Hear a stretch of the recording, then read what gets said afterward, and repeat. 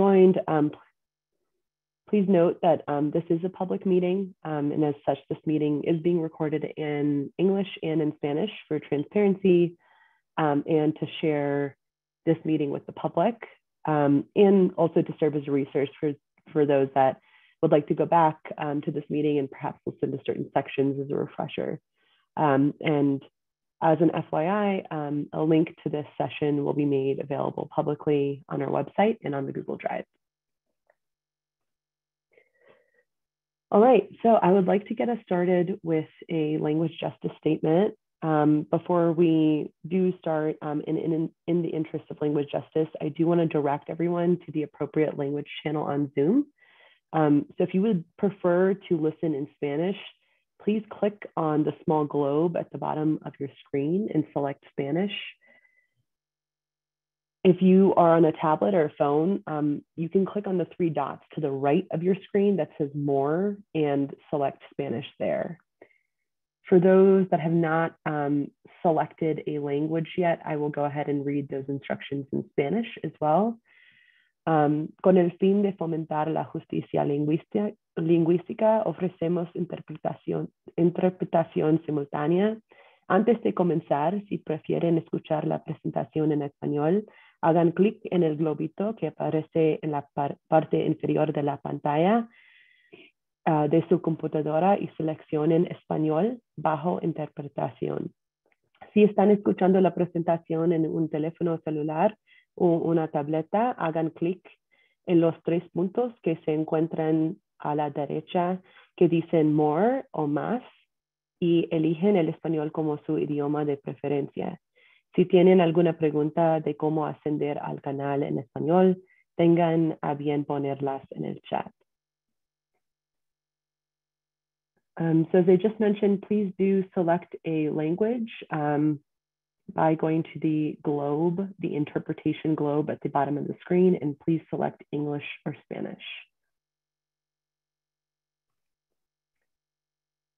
All right, so in that same vein, I just want to emphasize that as an organization, we are committed to language justice. This is a two-way commitment. We are really fortunate to have Rosario and Maite, our two interpreters for today's meeting. But having interpreters is, not the end-all be-all. It is not necessarily enough to ensure the meeting is accessible in Spanish. So every person who speaks shares the responsibility of making the meeting accessible by speaking slowly and clearly. Spanish, like other languages, expands by 20 to 25% beyond English. So that means that for every word or syllable you say in English, our interpreters, in this case, Rosario and Maite, will have to say 20 to 25% more words or syllables in Spanish. So for example, in English, we often refer to disproportionately impacted communities as DI communities. But to say the same thing in Spanish, the interpreter will have to say las comunidades afectadas de manera desproporcionada. Another good example is legal or technical language. So subpoena, for example, is orden de comparecencia in Spanish. So you can kind of get a feel for how long the words become. Please also do keep in mind as you speak and remember to please speak slowly and to pause often. Additionally, if you plan to read a statement that you've already written out, please send that to our staff in advance so that interpreters can review it and pre-translate it where appropriate. If you're speaking too fast for the interpreter to keep up, we may put in a reminder to slow down in the chat. And then also, please also keep your camera on when you're speaking if possible, so that Rosario and Maite can see your body language so they can read your lips. That is really helpful for the interpreters. Lastly, speed isn't the only factor that ensures language justice. Remember that using language in terms that are not commonly used will make the meeting less accessible for everyone.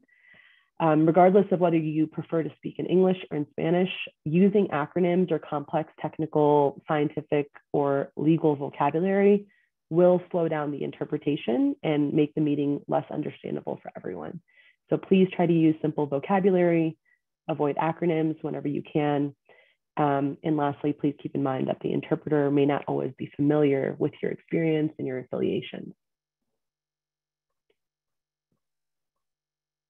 All right. So with that said, Rosario and Maite, as I mentioned, will be translating this meeting into Spanish, and the Spanish recording will be available as well.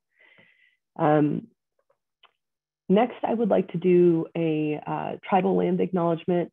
As we welcome everyone to today's meeting, I want to pause and acknowledge that what is now Colorado includes the land of the Ute, Arapaho, Cheyenne, Dene, Lakota, Apache, Puebloan nations, and many tribes, and that the sovereign tribal governments of the Ute, Mountain Ute, and Southern Ute Indian tribes still reside in this state. And these tribes are the original stewards of these natural areas. We want to take a moment to honor and respect these original stewards of the environment and their relationship with the land. It's also worth noting that we will be discussing how the task force can work to address environmental injustices for Indigenous communities later on in the agenda today. All right, and then it seems like a lot of people here are all too familiar with using Zoom, but I just want to touch on a few Zoom housekeeping notes. One, as I already mentioned, please do keep your camera on. I know that this is a long meeting. We're starting post-lunch, and or maybe some people haven't even had lunch yet. But if you could keep your camera on, especially when you are speaking, one, for our interpreters, but also just to encourage engagement and have the members of the public see you, that would be much appreciated. Just doing that, it shows that you're actively listening and engaging, and we are asking you all here to not multitask to the best of your ability. And then please do not admit anyone to this meeting. Joel is currently our primary host. The host will be switching to Natalie later on in the meeting. As primary hosts, they will be admitting people into the meeting. So you don't need to worry about that, even if you see somebody waiting in the waiting room. One way to participate, in addition to just coming off of mute, is to raise your hand. You can do that by going to the Reactions tab at the bottom of the screen, and there's a button there that says Raise Hand, and you can see I've just enabled that button. To lower your hand, you would go back to the same place, and that selection would now say Lower Hand. And by clicking on that, you would end up lowering your hand. Please also feel free to communicate via the chat box that is open to everyone. And we will probably more actively be using that with members of the public during the public comment session, which will start at 5 p.m. I want to also note that for the public comment session, we have that scheduled from 5 to 6:30. It is possible that we may go beyond that time, beyond 6:30, if we get kind of an influx of people that do want to provide public comment. And I ask that folks that are task force members to please stay on if you are able to. All right, so with that, I would love to get us started with a quick icebreaker. And kind of have something silly and fun planned for us. And can I get a just quick head nod that you can see my screen? Okay, great, thanks, Joel. This icebreaker is called the Cliffhanger. And this is really just meant to be a fun way for us to kind of loosen up and enter this space, get our juices flowing. As I mentioned, this is likely an after lunch session for many of you. And so I thought that we could kind of start it off with just something very brief and fun. So this icebreaker is called the Cliffhanger because we're going to just share something really quick about ourselves without any additional context. So a cliffhanger could be, I once shook hands with a world-renowned rock star, or I learned how to use a fire extinguisher this weekend. So basically providing a quick fact or tidbit about yourself that it can be as exciting or uneventful as you would like it to be. But the thought around the cliffhanger is that you leave people with questions that you can't quite answer because that's all you're able to share. So you only get the tip of the iceberg. I can go ahead and get started. Let's see, I probably should have thought of a really good cliffhanger before starting this meeting. But I'll go ahead, and my cliffhanger is, I once almost got eaten by a wild animal. So that's my cliffhanger. And I will go ahead and pass it off to the person that is in the top right of my screen, which is Tyson. And Tyson, once you go, feel free to popcorn it off to somebody else. And again, this doesn't need to be crazy exciting. It can be exciting or it can be uneventful, just a really quick tidbit about yourself just to get our juices flowing. Tyson Johnston, and I spent last week in Central America. Awesome, thanks, Tyson. You want to pass it off to someone else? Oh, sorry. I will pass it off to Rosario.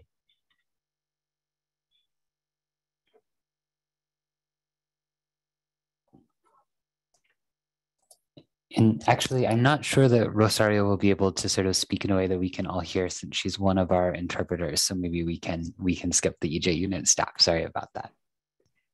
Yeah, sorry, I should have specified that. We can stick to task force members. And if anybody needs a refresher on who task force members are, there is an EJATF acronym that is at the end of every task force member's name. So that kind of makes folks easier to identify.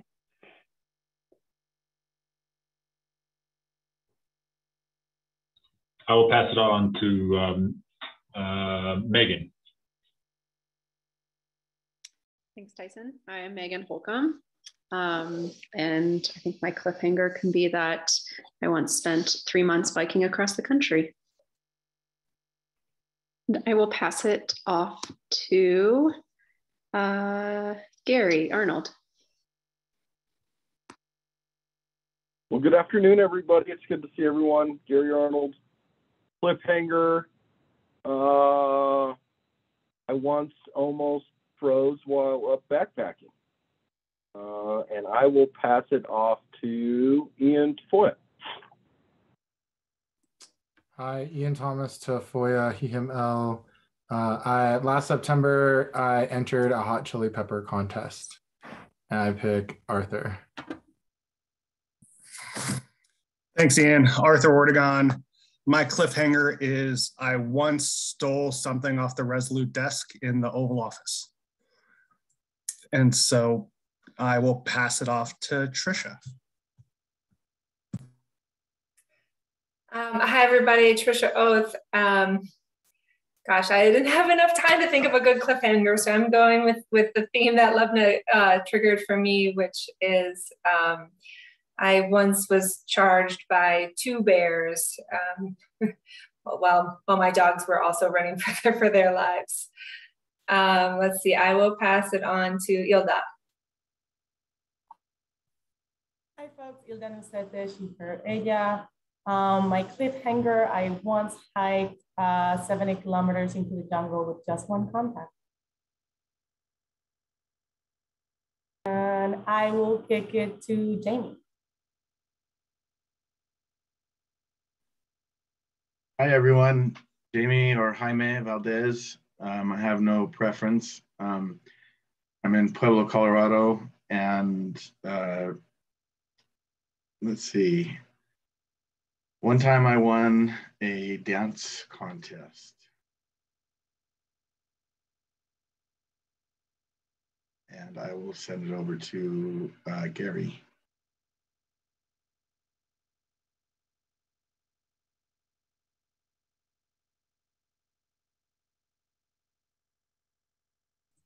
Gary won already. I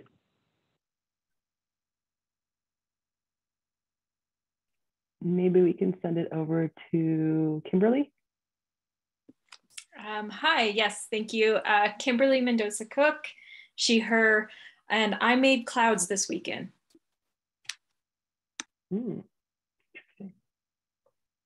And I will pass it on to Sheila.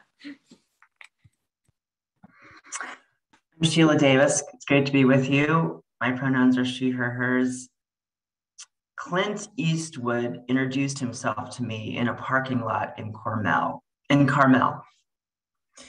I'm going to pass it off to Marcia Nelson. Thank you, Sheila. Marcia Nelson here.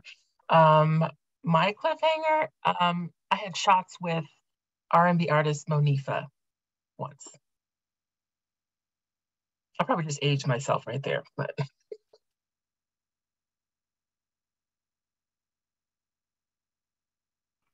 And maybe we can pass it on to, let's see, Dominique.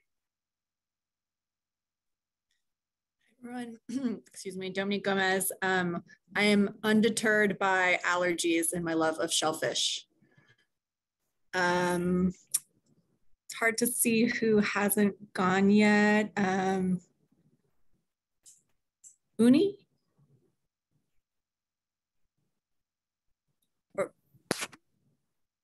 Hi, am I here? My cliffhanger is I'm booked on a 15-hour nonstop flight in the middle of March.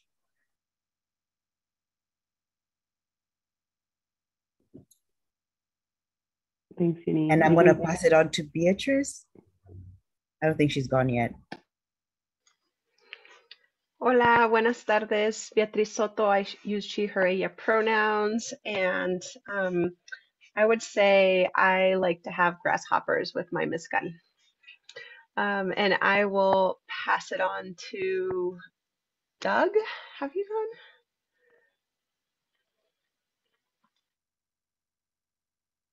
Hi, I'm sorry. I just sent a note in the text box. My mother passed away a couple weeks ago, and I'm working on a family emergency, so I have it on. But I got other things I'm having to attend to at the same time, so I'll pass. Thank you. Okay, maybe we can pass it on to Mara. Hi, everybody. Mara Bursey-Witchar, and my cliffhanger would be at the top of a ski jump hill at the Winter Olympics and what that looks like.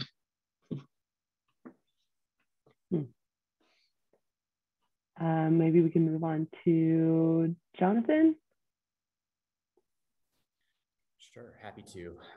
Jonathan Asher, he, him, and my cliffhanger is I've climbed to over 20,000 feet on a few times. I have no idea who hasn't gone yet, so would love any assistance in popcorning. Mira, have you gone? Not, no. Mira Fickling, she, her, hers, and my cliffhanger is I have a rare mammal meat allergy that was profiled on Radiolab. Interesting. Robin, have you gone yet? I haven't. Hi, everybody. Robin Willie here. First, I just want to say I love that Cliffhanger movie from back in the day. That graphic is excellent. And my cliffhanger is that I've started seeing a Chinese herbal practitioner. And so every day I'm taking a tea of powder and I have no idea what's in it. Wow. Nice. And I don't think Renee's gone yet. She's here. Hello. Buenos dias, Kualitlanetsi, or Kualiwali. Good morning. One of my cliffhangers was my son proudly got a black eye this weekend. And another one was I once waited on Eddie Vedder's table and Eddie Vedder at Austin City Limits dressed as Xena the Warrior Princess. Those are awesome. Let's see. Is that everyone?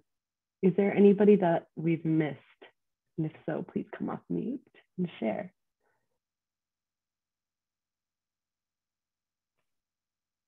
Okay. I'm not hearing anyone.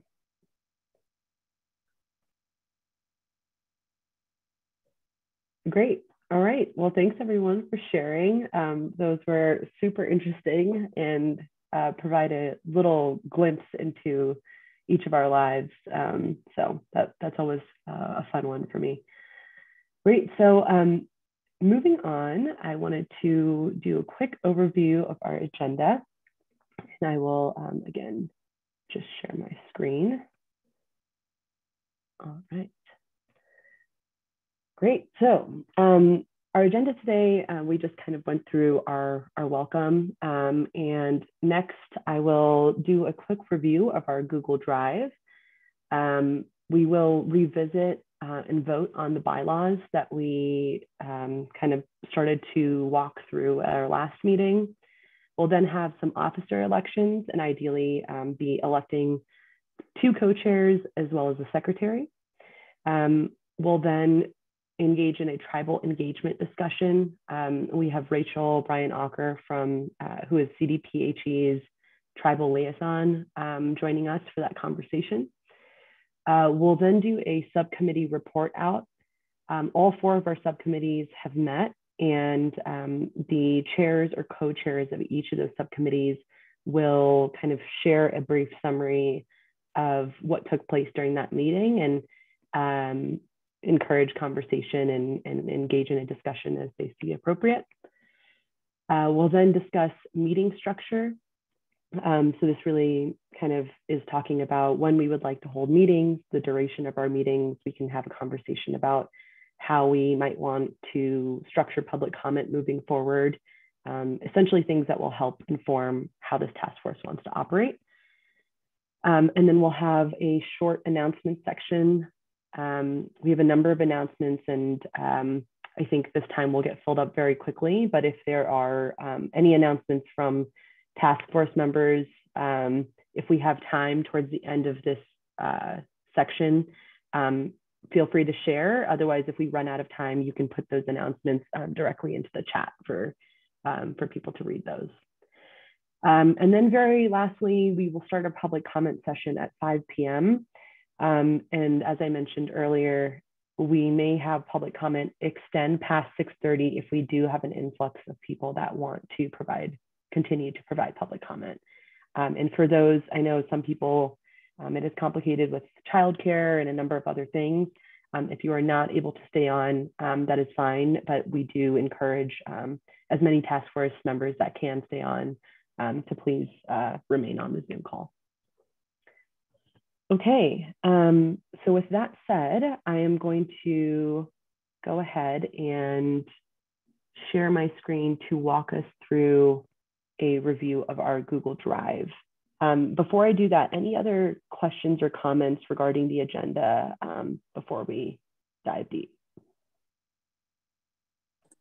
Hey, this is Ian. I just wanted to see if there was anywhere on the agenda we wanted to discuss any of the public comments that also came in that were written.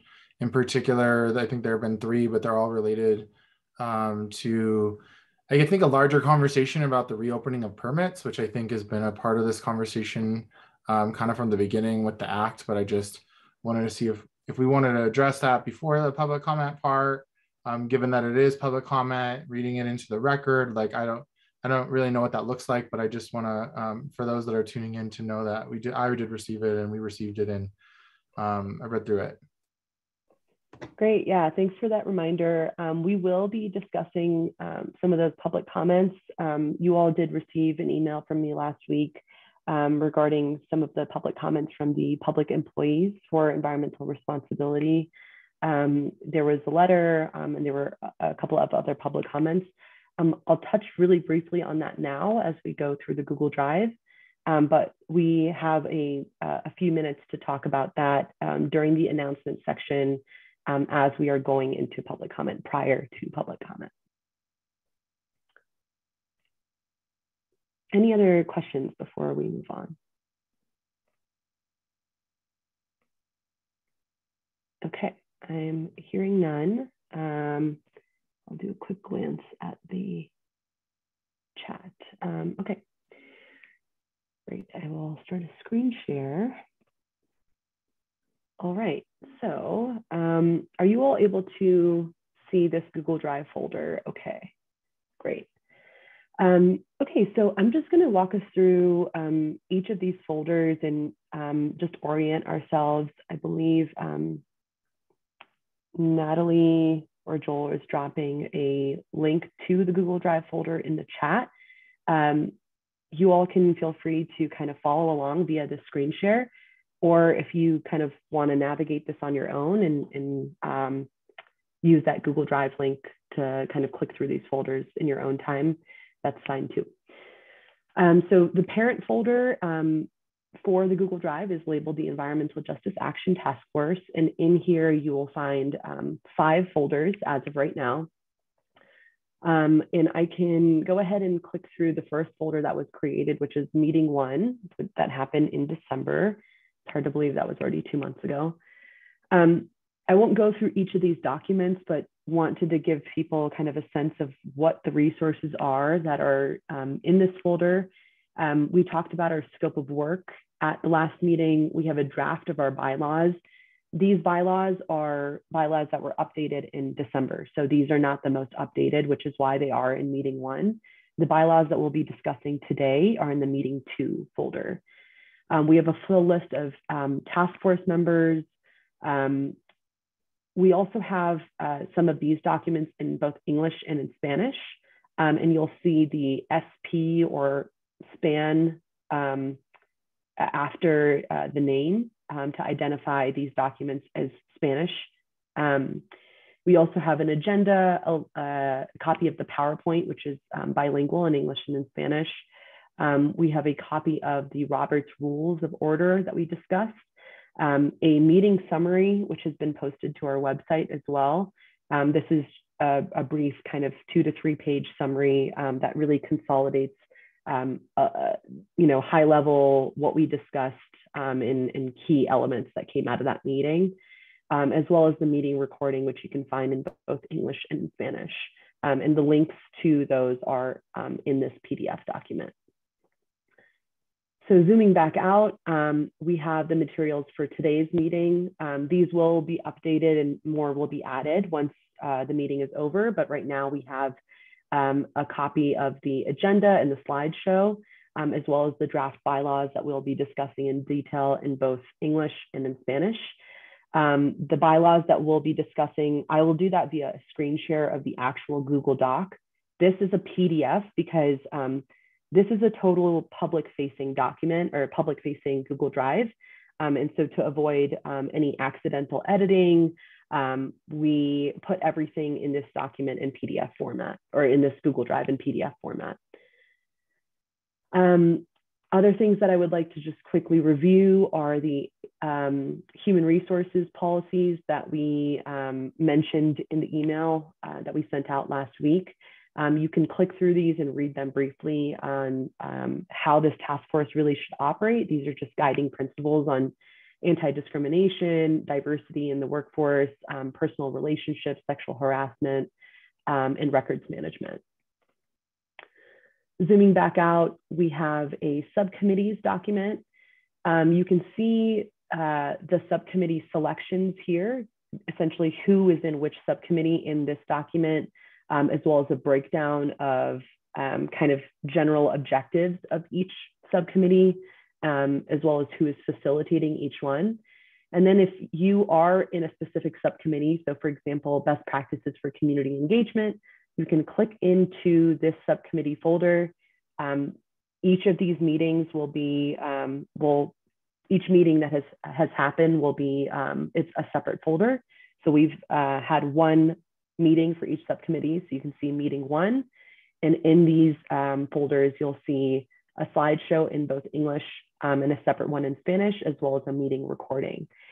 We have also developed a summary, like a 1 to 2 page summary of each of these subcommittee meetings, and that summary will be dropped into this folder as well. We'll be discussing those summaries later on in the meeting today. The reason they haven't been added yet is because we may make some subtle changes or tweaks. And so I wanted to wait until those summaries were finalized before adding them into the Google Drive. All right. And again, I won't go through every single one of these, but you can see how the folders have been arranged by subcommittee. Lastly, we have a public comments folder. The public comments that we have received so far are related to air pollution permit concerns. If you click inside here, you'll see a series of documents. So these are the letters that we received from the Public Employees for Environmental Responsibility, or PEER. You'll see those documents in here. If you zoom back out, there are a couple of other public comments that have been provided. We will continue to post public comments here so they're all in one place so that we don't lose track of any of these. So that's kind of a broad overview. I want to take a moment to pause and kind of get some feedback from you all. This is your Google Drive. This is meant to be a resource for the task force members. And I'm expecting to kind of receive some feedback from you all. For example, in meeting one thing that I flagged is that, you know, maybe it's not the easiest way to find Spanish versus English documents, and kind of creating labels in Spanish, or maybe creating a separate folder that has Spanish documents. So I just wanted to open it up, not to just only talk about the bilingual aspect of some of these documents in the Google Drive, but just generally, if there are any points of feedback for EJ unit staff on ways that we can improve the organization of the Google Drive, or if you'd like to share any preferences at this time. So thoughts, questions, concerns, feedback.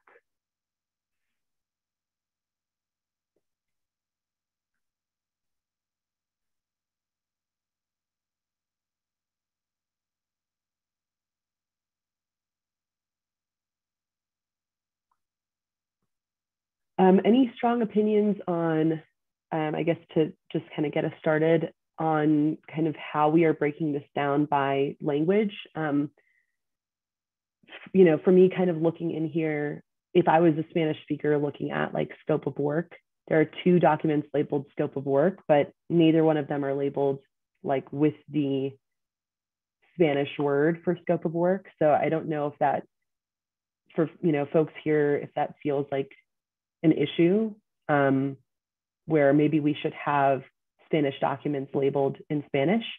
I can also see that could potentially be confusing as well.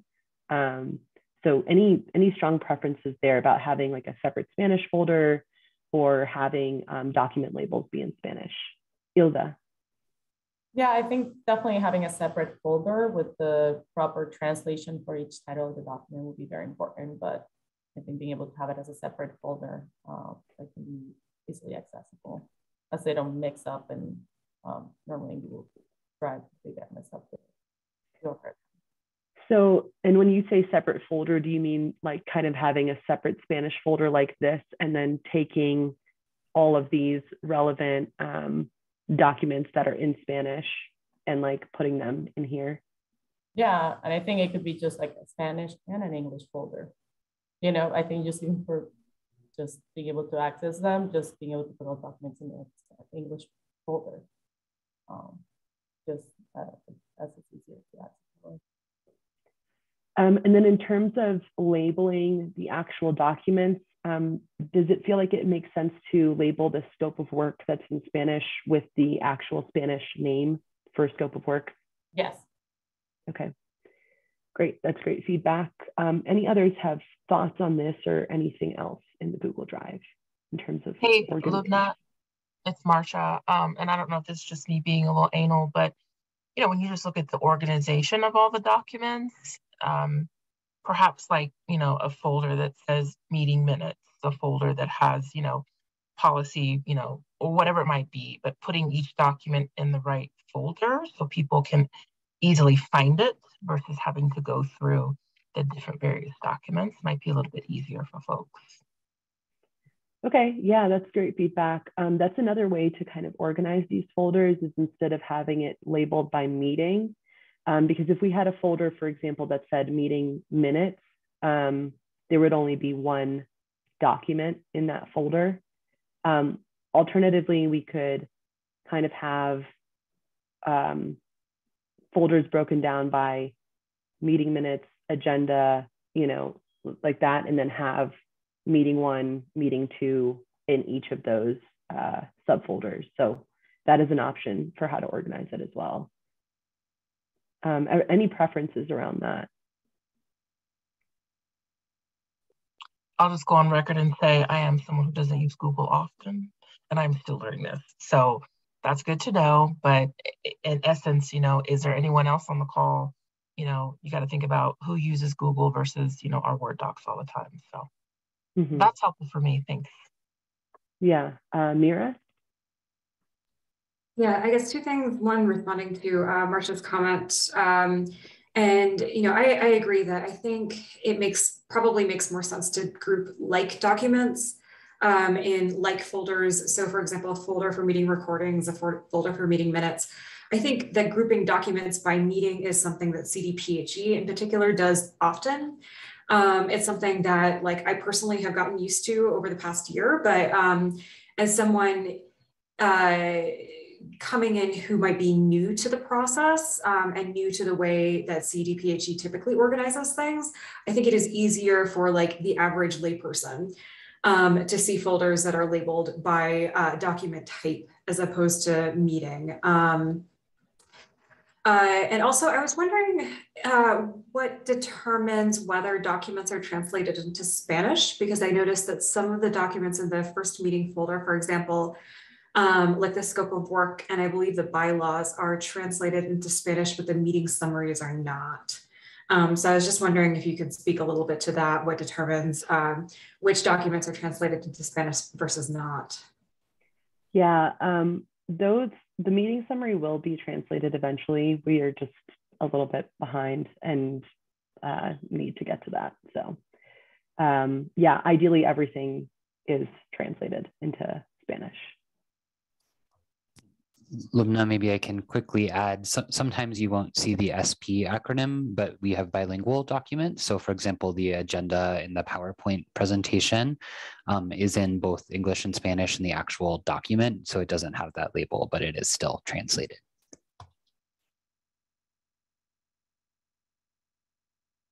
Thanks, Joel. Megan? Sure, I'll just echo Mira a bit on organization and running long-term meetings. Even though there's not many documents right now, I would advocate for documents together because meeting 1, meeting 5 doesn't mean much to even us after a while. But if you're looking at agendas, you can see the entire history of agendas in one folder or the entire history of presentations in one folder, and that's a bit easier to find things going backwards. Awesome. Yeah, it seems like that's kind of a growing general consensus. So we'll definitely take that feedback. Jaime, I think I saw your hand raised. Did you lower it? Did you have anything you wanted to share?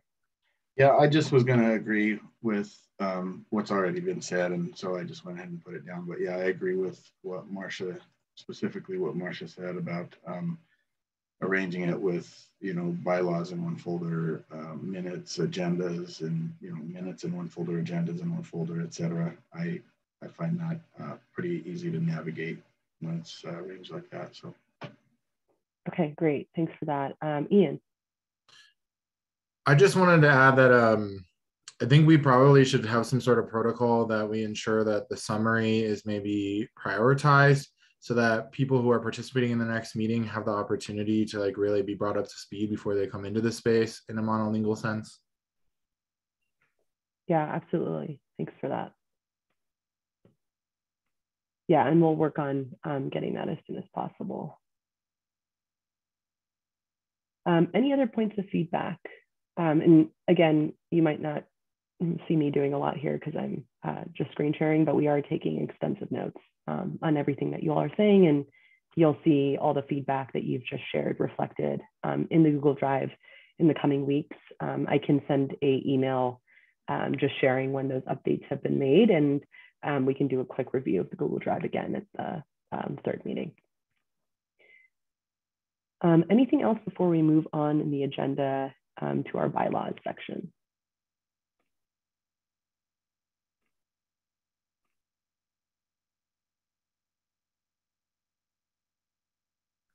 Okay, I am hearing none. Excellent. Thank you all so much for your feedback. Much appreciated. That just helps us kind of gain a better sense of what you all, you know, how you want things prioritized. And as we're going through this and you are using the Google Drive and you don't think that something is organized in the way that it should be, or you have any feedback for me, please do email me directly, and I'm happy to address any of those comments or concerns.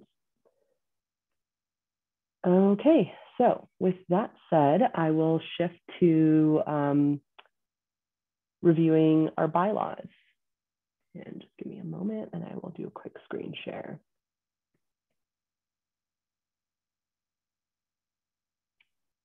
Oh, sorry, Mira, go ahead. I just want to jump in because I saw a comment from a member of the public in the chat asking whether the public folder, yes, I see Joel responded. Thank you. Yeah, sorry, I can just say that out loud too. So for members of the public, it is a public folder. You can click the link that I just put in the chat if you'd like to access the documents.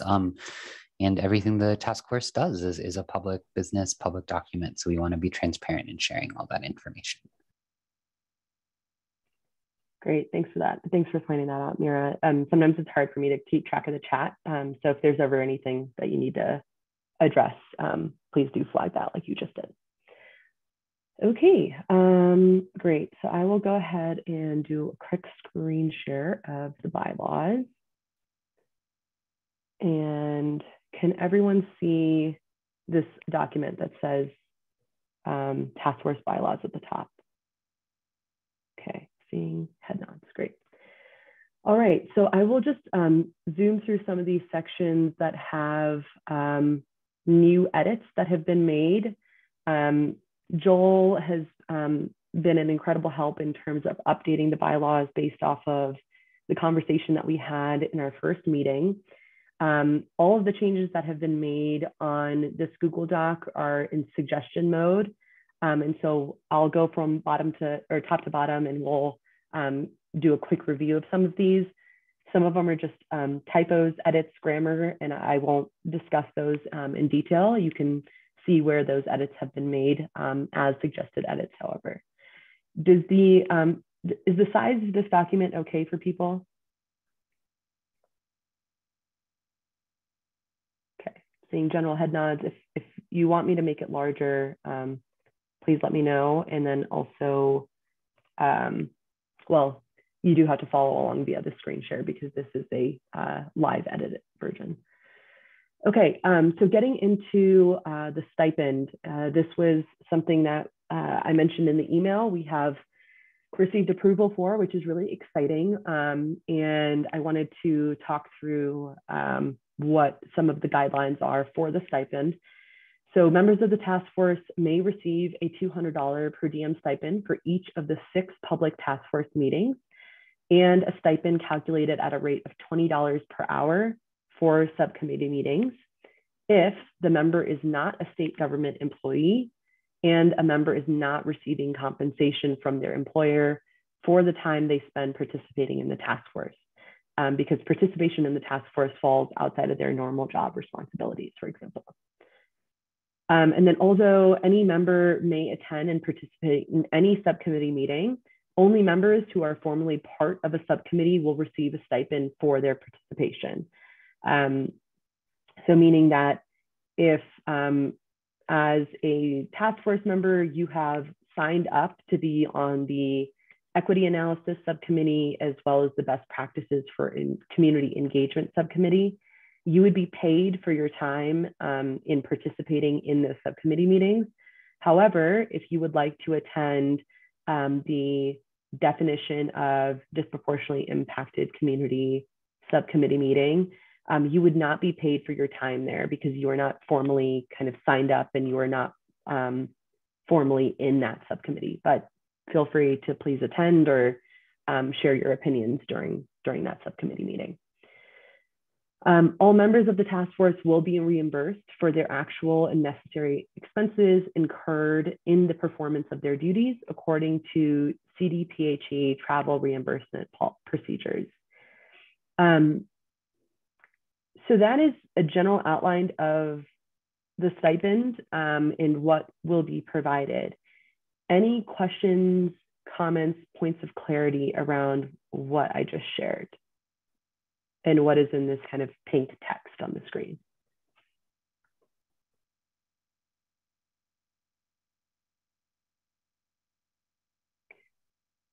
And it's worth noting that in the last email that I sent out, I did provide some instructions on how you all can start to receive these stipends, again, for non-state government employees.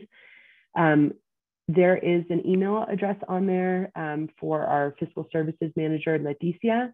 There are 2 forms that you need to fill out in addition to a blank check or a voided check or a note from your bank.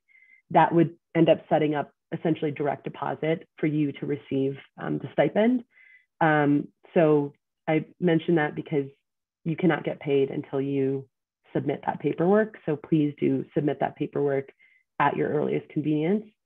If you have any questions about how exactly to fill out the paperwork, you can also contact Leticia directly. All of that contact information and those instructions are in the email that I sent you last week. And if you don't have that, let me know.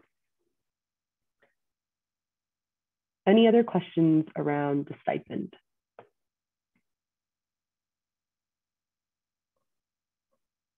Okay, I am hearing none. Cruising on through. Officer roles, from the last meeting, we talked about having a chairperson. We've updated this to 2 chair people. There was also suggestions about having a secretary that could assist in taking notes and kind of be that person that's on the task force, but kind of helping assist in the way that the EJ unit staff is assisting. We also talked about having at least 1 chairperson for each subcommittee. All of the chair people for the subcommittees have been elected. Every subcommittee has 1 chair, aside from the equity analysis subcommittee, which has 2 chairs, just because that is a slightly larger subcommittee. And we've just updated the language to make sure that the co-chair people and the secretary language is consistent throughout this, this officer section of the bylaws. Regarding roles of chair people, the chair people will work with the department staff and the other chairperson in developing and disseminating meeting agendas. And the idea is that we would do alternating turns of presiding over the task force meeting. So I have been playing a major role in facilitating these meetings. And the idea is that after today, the co-chairs would meet with the EJ unit staff, and then we would kind of come to a conclusion about who would be helping kind of take the lead on facilitating meeting number 3, and then who would be helping take the lead on facilitating meeting number 4. And there would be kind of this alternating pattern of which chair would do that. Regarding the secretary of the task force, their role would be to review, edit, and revise meeting minutes drafted by department staff and work with the staff and the co-chairs to circulate meeting minutes prior to each task force meeting, presenting meeting minutes at each task force meeting for review and approval by other task force members, and to answer any questions about meeting minutes. Again, as like Ian mentioned, the summary for this task force meeting 1 went out just a few days ago, and it also hasn't been translated yet. And so these are things that, in terms of having chair people and having a secretary, will really increase our capacity to make sure that we are getting those materials to you all. Any questions here regarding officer positions, co-chairs and secretary?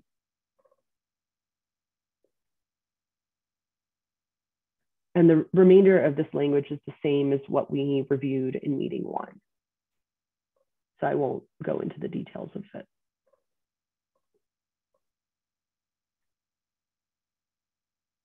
Okay, I'm not seeing any questions or comments. I'm going to move forward. All right, meeting quorum. meetings and quorum. The only thing that we've added here, which we talked about a little bit during the first meeting, are Robert's rules. So the task force may conduct meetings by generally following Robert's rules of order, but it will not be bound by Robert's rules of order and may be more informal as circumstances permit. Robert's rule of order, there was a cheat sheet that we added to the Google Drive that was kind of supposed to be like a quick way for us to learn a little bit more about Robert's rules for those that aren't familiar. And again, this is not set in stone, it's just a guiding principle. Okay, moving on to this quick sentence regarding Colorado Open Meetings Law and Colorado Open Records Act in relationship to roles in the task force. We just mentioned here that consistent with Colorado Open Meetings Law, task force members will not communicate to one another about public business of the task force outside of a publicly noticed meeting of the task force or one of its subcommittees, except for purely procedural conversations between co-chair people about the agenda for future meetings. This is really meant to just make it easy for people to communicate, so that if there's like something minor about the agenda, like a change in timing or moving something in the agenda, that we wouldn't have to call a full-blown public meeting in order to make that change. Any questions so far before we get into decision making?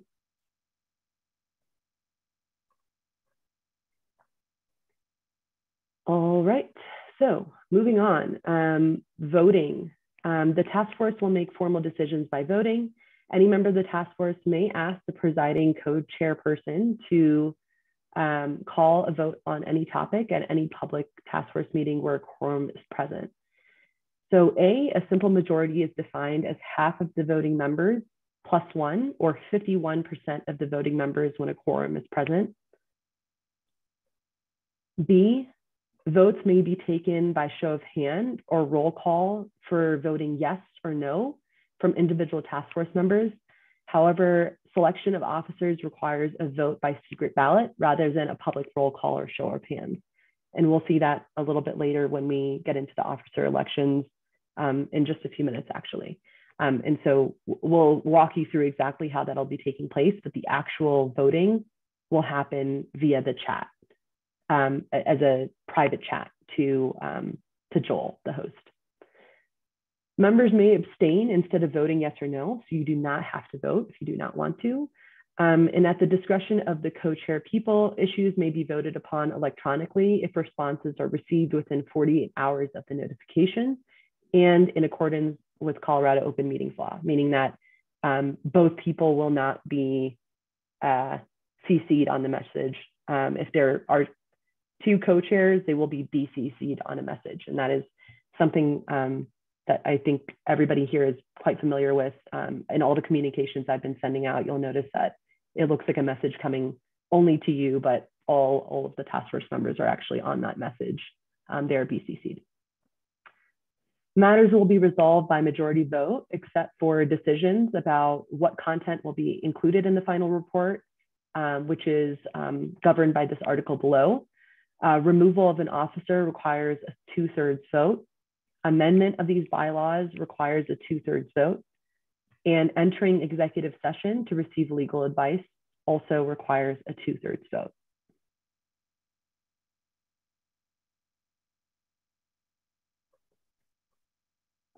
Votes for content to include in the final report.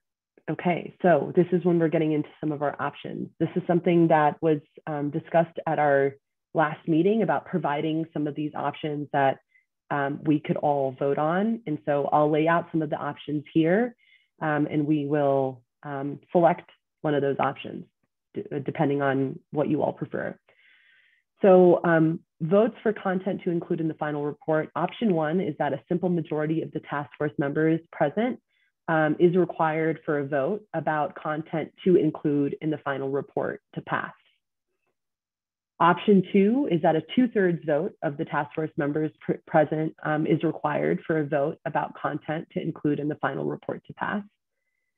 Option 3, a three-quarters vote of the task force members present is required for a vote about content to include in the final report. Option 4, full consensus of the task force members present is required for a vote about content to include in the final report.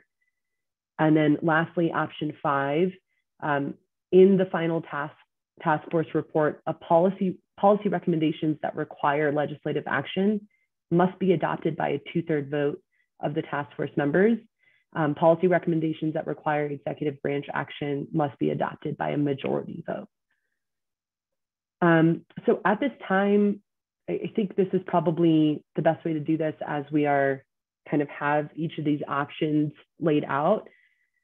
And Joel, if you could kind of assist in kind of how we want to do this process in terms of kind of by, if we want to do it by show of hands or roll call.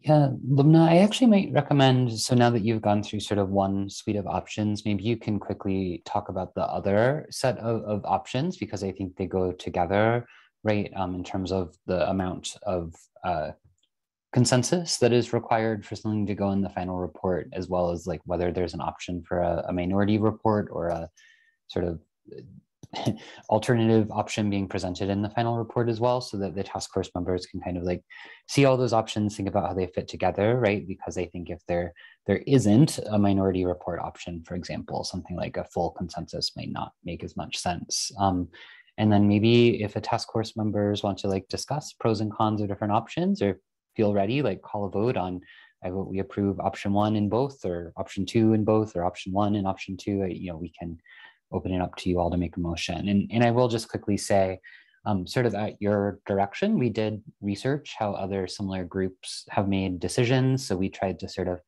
reflect those alternatives in here. In particular, we brought in some decision-making processes used by the governor's oil and gas task force back in 2015.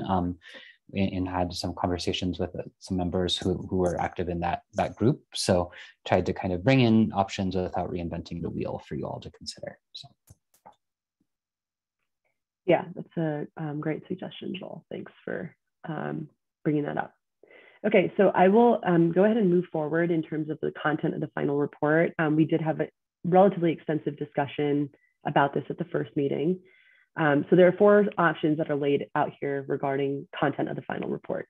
Option 1 is that the final task force report will not reflect the number of votes or degree of support of the task force for any content that is included.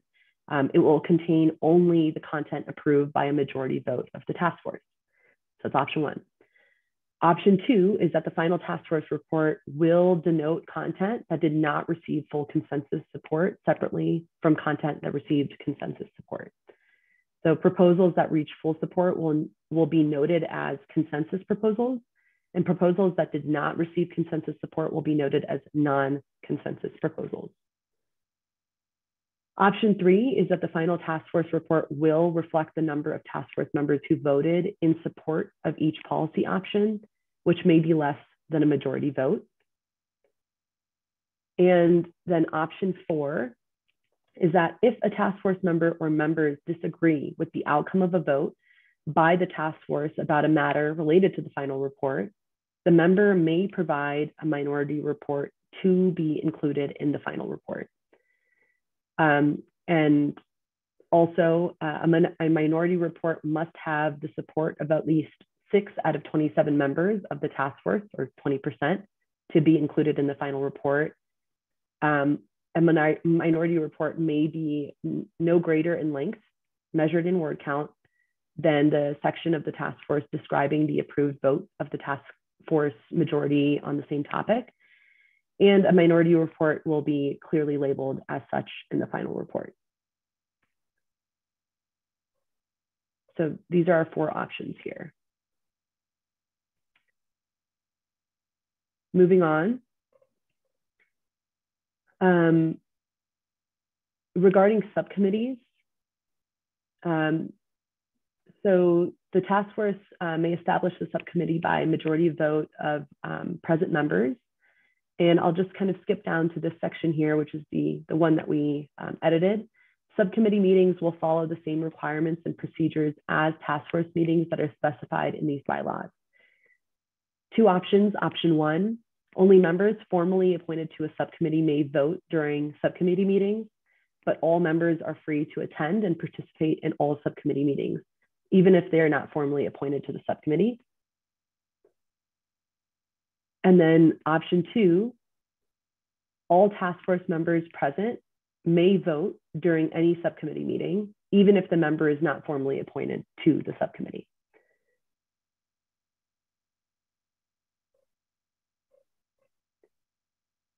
Okay, in terms of adopting and amending bylaws, this is the only update that we made here. Bylaw amendments must be approved by a 2/3 vote of the task force members present, not 3/4 as we had discussed last time. Okay, so that kind of takes us to the end. I will scroll back up to the initial options that I outlined.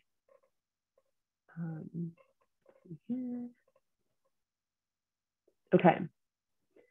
So votes for content to include in the final report. I'm trying to just make sure that this is pretty easy to see. Okay, so we have all 5 of these options outlined here, and would like to engage in a discussion around this about what the preferences are here about options 1 through 5. And you know, I don't know if we want to maybe chat about this first before kind of jumping into a vote, but that is an option. Yeah, Tyson. The only question I have, it seems like most of these revolve around the task force members present, and I understand that there's a need to have a quorum for meetings and things of that nature. However, for voting purposes, as far as putting things in the final report, would it not make sense to have a certain amount of all task force members, regardless of what the meeting number is? I mean, I would hope that at least for the final report, we're including kind of everybody as a head count, whether they can make it to the meeting or not. But if we want to include some in the final report, you know, I would be in favor of like 2/3 of the task force, regardless of the members present. And that doesn't seem to really be an option. So I just wanted to ask that piece. Yeah, thanks for bringing that to our attention. So that would almost be like a, I guess like an option 6, right, Joel? That in terms of like kind of laying it out that way. Yeah, it's sort of up to you all, right? Like maybe what I might recommend just for a process is that after you all kind of choose the threshold you think is appropriate, you can also decide whether, to Tyson's point, you'd like it to be 2/3 of the task force members versus like members present. Does that sound all right? And then we can kind of get whatever option you all prefer on both those fronts built in as the final option for you all to approve the bylaws. Does that sound all right, Tyson? Yeah, and I just to clarify, I'm just really talking about the final report piece, because I think it is critical from a final report that, you know, we really have as much input as possible. I'd hate to see final report be passed by, you know, 7 of 10 members when there's 27 of us. You know, obviously that's not a quorum, but you know, you get my drift as far as the final report seems to be a little more onerous, or should be a little more onerous on us to be there, be present, and make our vote at that point in time.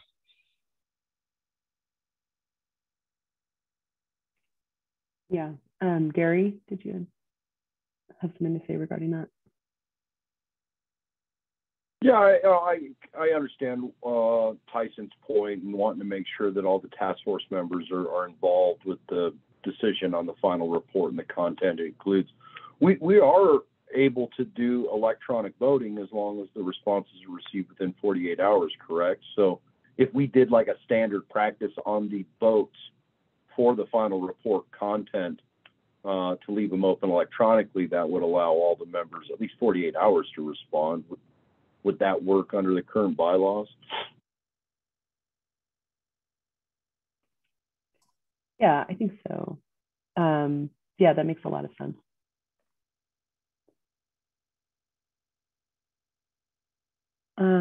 Okay, so kind of in terms of moving forward in terms of these options, do we want to do any sort of like live editing of the options that are laid out here, or?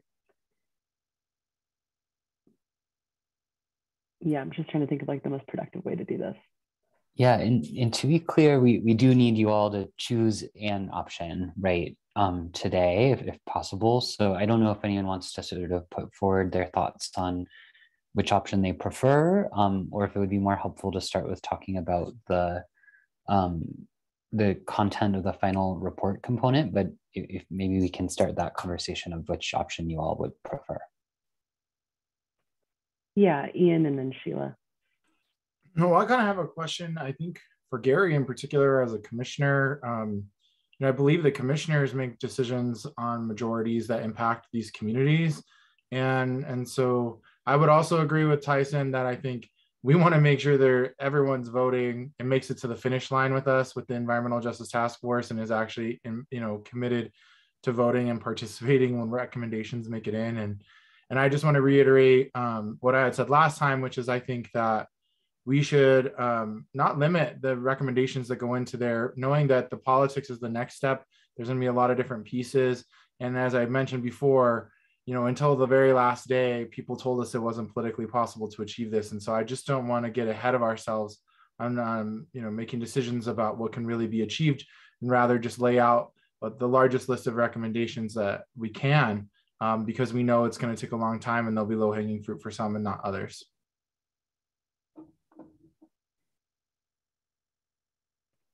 Thanks, Ian. Sheila?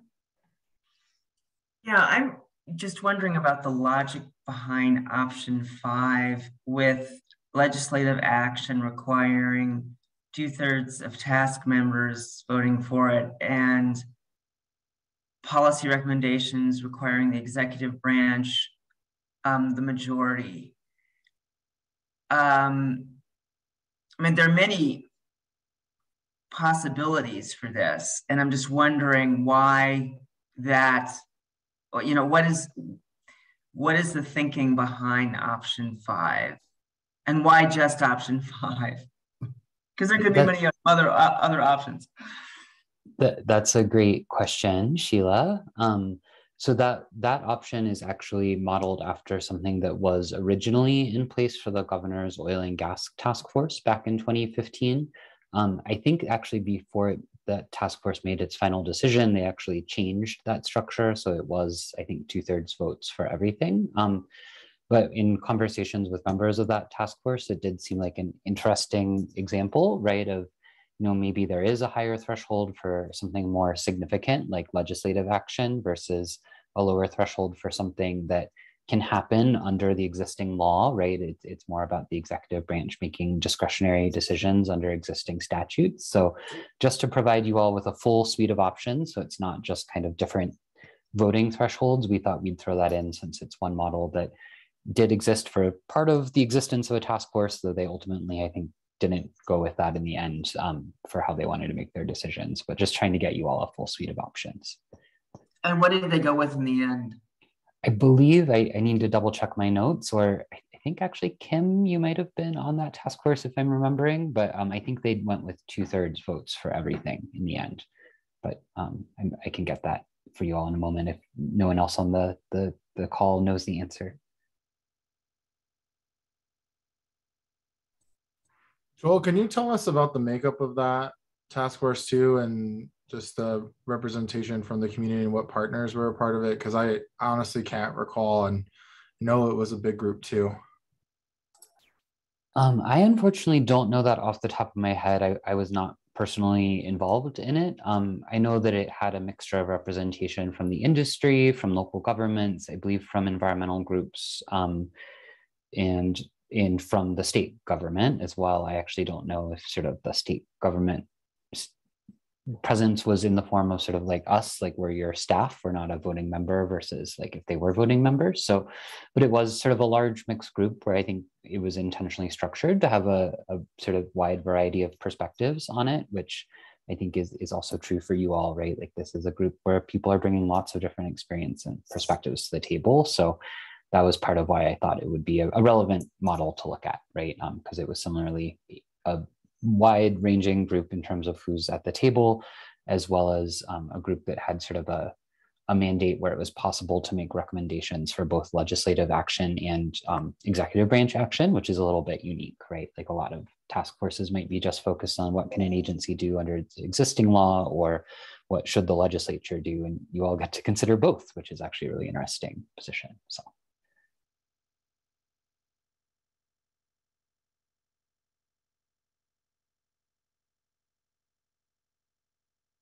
Before I go digging back in my notes to find the answer to Sheila's question, I do, Ian, maybe just to kind of move us forward in the discussion, I don't see anyone else has their hand up. I think maybe if I can interpret what you were saying before, I think that might be, you're advocating for option one then as sort of a lower threshold. Okay. Yeah, that's what I would want to see happen. I'm just popping in a story here. I'm not sure if this is the right one of this 21-member task force, but environmental groups, which doesn't even include environmental justice groups, I think all the time found the overall process that says an overall failure through that process. So I'm not sure if that's the right one or not. That's just the first one that came up when I Googled in 2015. So that's just some perspective that came from people who were involved in the process, I think.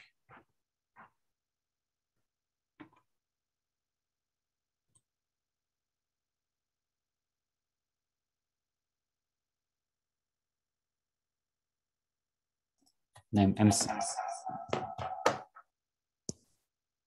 apologize. I was enabling the interpreters to switch off for a moment, so I may have missed part of what you said, Ian, when I was in the Spanish channel enabling that. But thanks for sharing that. And certainly we're not saying you have to follow exactly the process that this task force did.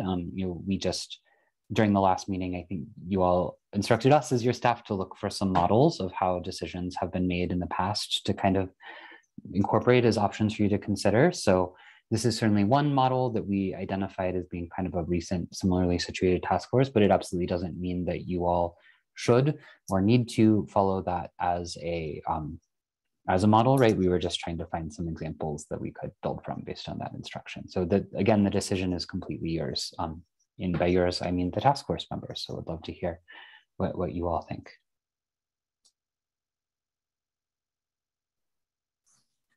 Yeah, Arthur, and as you raise your hand, feel free to just come off mute. Perfect, thank you. I kind of disagree with Ian's assertion that we want to kind of throw in as many recommendations into this report as possible. I think it dilutes our work that we're going to do here, right? If we throw the kitchen sink in, I don't want to limit, to Ian's point, limit the possible, right? We want to be able to put forward good policy that we believe is going to make a difference. But if we kind of have this lower threshold and put in all these recommendations that we can come up with, then there can be cherry picking on the back end. Whereas we are the task force here, the subject matter experts, to really kind of put forward what we believe is the best practices and the goals and what we think we're going to be striving for. So if we kind of set this really low threshold and put every idea that we can get over that, minimum threshold, I think those policymakers on the back end who read it are going to just kind of be like, oh, I like this one, I like this one, like this one, versus the policies that we are all kind of rowing in the same direction, being like, these are the right policies. And so I just kind of want to, once again, it goes back to my point from the last meeting of, if we create this like big document and it isn't really user friendly, it's not going to really move the needle and push the ideas that we developed on this task force. Thanks, Arthur. Gary? I would agree with the Arthur statements. I think when we put things in the report and that content that has consensus from the group, it's going to be taken I think it just carries a little more meaning with whoever's receiving that report, whether that be the governor or the legislature. In my experience on the governor's emergency task force was, it's tough to get consensus and expect that group, was made up of various business and labor folks, and probably nobody's terribly surprised that they tend to disagree on some things. And so when they could reach consensus on recommendations, I think that carried some significant weight. That being said, ultimately what we did in that report is we did include some recommendations that just could not receive consensus. And that was because some of the folks felt very strongly that they needed to be shared and somebody would actually have the opportunity to review them, but they were clearly noted in the report as not being consensus recommendations. And so, my opinion is I think we do need to strive for consensus. I would be open to including, however we call it, non-consensus items if there's task force members that really feel strongly about something being noted in the report. And then I think the group is left to deciding what is consensus. Is that 2/3? Is that 3/4? Is that all? All I think is somewhat difficult to reach, on tough issues. And so, personally, I think that 2/3 or 3/4 makes more sense to find consensus on items, and then leave open the possibility if somebody is adamant that they want to add a non-consensus content that's just noted very clearly in the report. Thanks, Gary. Robin?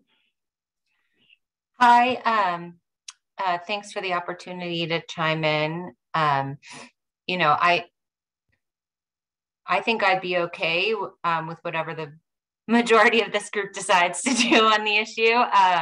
But I just wanted to offer that my mind was going sort of where Gary went, which was to have, just sort of include everything that gets a majority or more, and just note, right, what the level of consensus was. Like, I wouldn't call something that got a majority a non-consensus position. I think we talked a little last meeting about including like minority positions, right? Something that got a majority of the group wouldn't be a minority position, but, we could include like full consensus, super majority consensus level type positions. And then it might limit the impact of Arthur's concern, which is that there's like too many things to allow for sort of cafeteria style implementation, right? It would sort of indicate something that got like full or super majority consensus isn't really like a recommendation, in the same way that maybe something with, 51% of the vote might, not that it's doesn't have important persuasive value, but that it maybe doesn't have the same level of persuasive value as something that got super majority. So, but it would still be consensus, right? Because it got over 50%. So that was just what I was thinking. But that's sort of where Gary started to go. So thank you. Thanks, Robin. Renee? Hello, loves. My biggest concern is that EJ should not always be repeating the same mechanisms if we're really going to be environmental justice in this space. And to me, I think we need a full consensus, honestly. We need to stray away from industries being able to drive the agenda. And oftentimes, even with 2/3, that is what ends up happening because they already have more influence in the space. So being really mindful about how we're also dismantling mechanisms where we've already left out certain voices in this way is going to be helpful in how we're restructuring it here.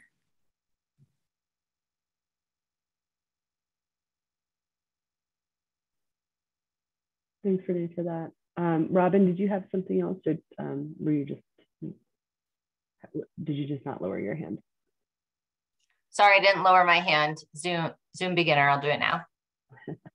No worries. Jonathan.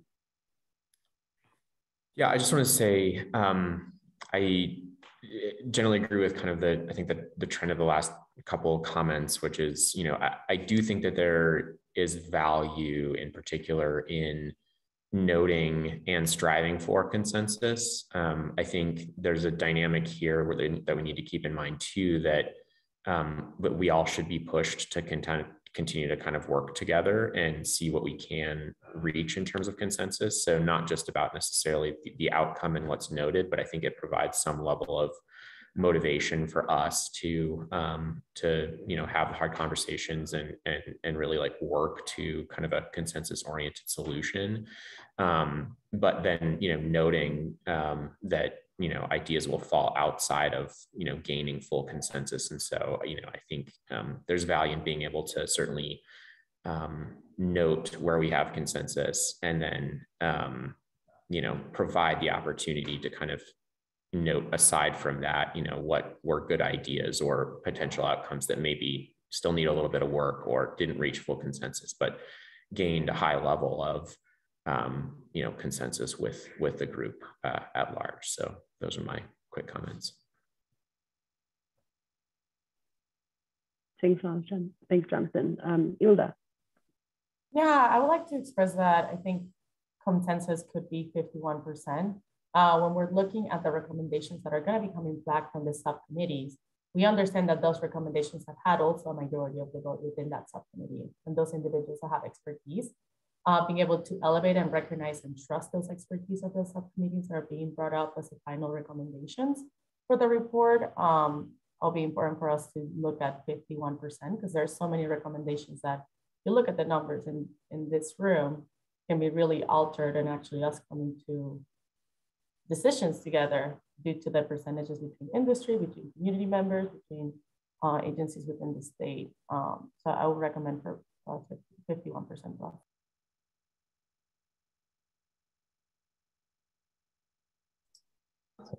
Thank you, Ilda. I don't see any more task force member hands up. I guess I might invite someone to make a motion if you all feel ready. And yeah, Ilda, I'm actually having a hard time hearing you too. I had to turn up my audio, so I don't know if you're able to speak more loudly next time. That was a little hard to hear, but I think I heard you were advocating for the 51% threshold. But yeah, I guess I would just try to see if anyone wants to make a motion on an option they'd like. And sort of, I'm hearing a lot of folks kind of combining this section 3, which is votes on content to include in the final report, in section 4, which is sort of the content of the final report and whether there should be a minority report option or something to sort of reflect the degree of support that it gets. So I guess I would say it's fine to make a motion that's like, I support option 1 of a 51% threshold combined with like will reflect what percentage of support it got or something in the final report. So Joel, can I add a quick comment before we move on to vote? of course, yeah, I'm pushing us to make a decision, but it seems like probably there's more discussion to have. So please go ahead, Beatrice. Yeah, so as a member of a disproportionately impacted community, I feel like a lot of times we don't have a lot of voice in spaces in these commissions in the past, and this is why this task force and we were giving a seat in this space, and how our communities are directly being impacted, making sure that regardless of where we go, I would also like to see, maybe part of the report is where disproportionately impacted communities feel or vote about certain issues, and maybe recording where agencies or industries are disagreeing with disproportionately impacted communities. And I don't know how everybody feels about that, but I think it's really important to understand and really give power to what disproportionately impacted communities feel about these issues, without just like blurring it all in like it's a consensus, when maybe there's a very strong stance on disproportionately impacted communities and how they feel about certain issues.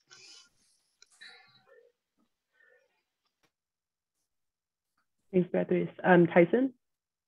Yeah, and a little bit to piggyback on what Beatrice said, we're all here from different industries. We all have different backgrounds, but we are here for the disproportionately impacted communities and what we can do. So regardless of what industry is, we got to make sure we're wearing like the correct lens when we're doing our job on this task force.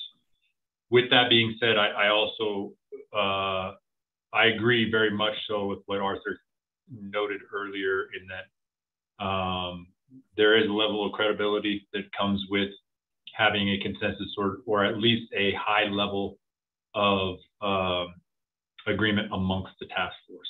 If we're all wearing the same lens and we're all looking at this for the benefit of the people who deserve it, and we're looking at it from a macro to a micro view, and we're taking the information in, you know, one of the subcommittees' job is to come up with the best way to communicate with those communities and make sure that we're including their voice in this.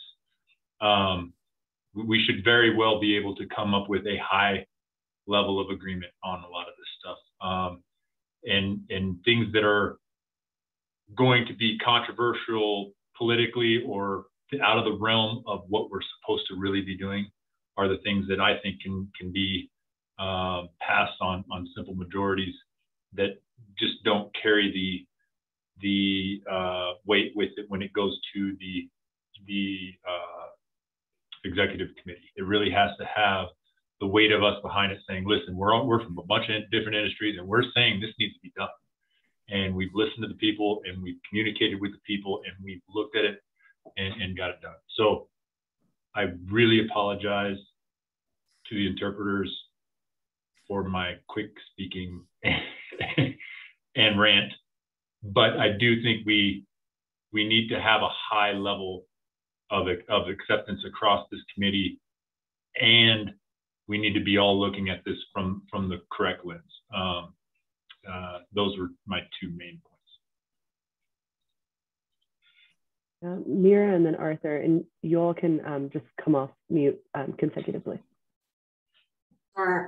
Yeah, I guess let's get a little bit into the next question, which is how we note disagreement among the task force. But I do think this is a good opportunity to piggyback on what Beatrice said. Yeah, there is value in noting vote counts on various recommendations, which was one of the options that was presented in that section.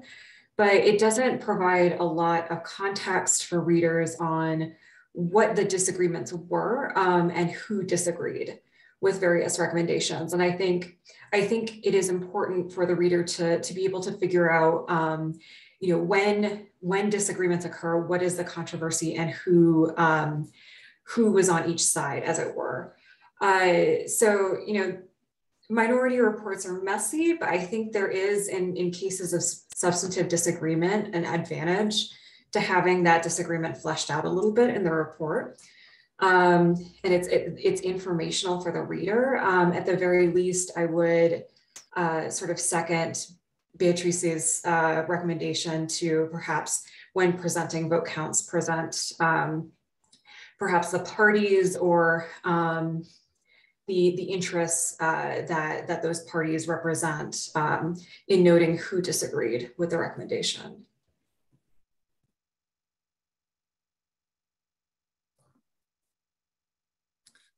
Agree with that. And I'm willing to make a motion to move things along, as I know Joel was interested in doing.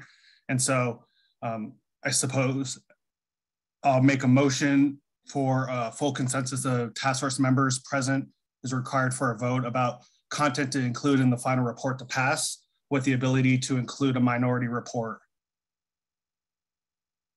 And I don't have that language in front of me because that screen's not there, but with the ability just to include a minority report. So Arthur, I think I heard you say option 4 from this section 3, which is a full consensus. And then I want to pause for just 1 second. Is that of the task force members present, or to Tyson's earlier point, is that of task force members? I hate being the arbiter of Tyson's great point earlier, but I think the task force members present probably is the easier logistically. And so open to an amendment to that motion for that, but I think I'll read it as how option 4 is written now But I think the inclusion of a minority report is important to your point earlier that this vote with the minority report kind of go in unison. Okay, thank you, Arthur. So then, Lubna, if you don't mind scrolling down, Arthur, I just want to make sure everyone understands your motion. So I think, are you saying that you would sort of advocate for, again, option 4 above as written, so sort of just task force members present, and then option 4 here as written, which is sort of allowing a minority report with sort of the voting thresholds outlined here. That's what you're making a motion on? That is the motion I am making. Thank you. And does anyone want to second Arthur's motion?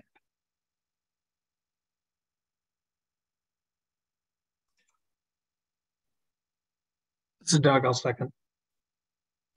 Joel, could someone put the motion in the chat?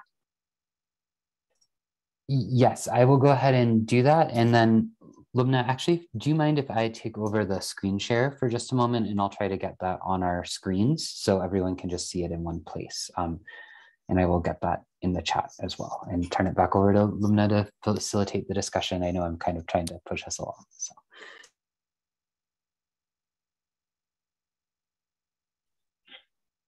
And mine's just a quick question in regards to the actual motion, because I was a little confused on, because it said we wanted a consensus, but then there was an option for minority reports if we didn't get consensus. I was just confused on what the threshold is exactly to get something onto the final report.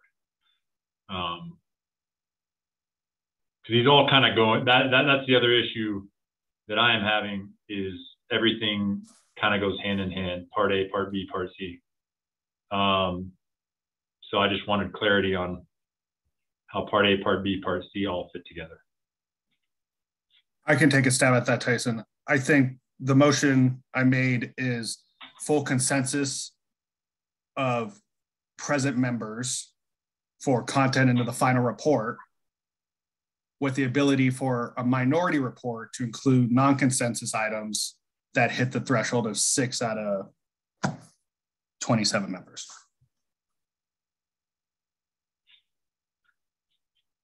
So if an item gets more than 6, but not a full consensus, it would be included in the minority report.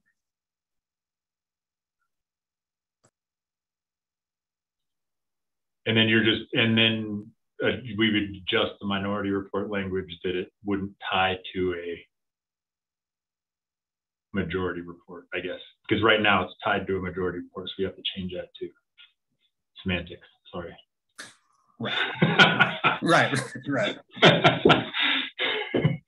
One would just be the task force report, whatever we call it, and then it'd be like whatever we title. It doesn't even have to be minority report, but whatever it's titled at that point.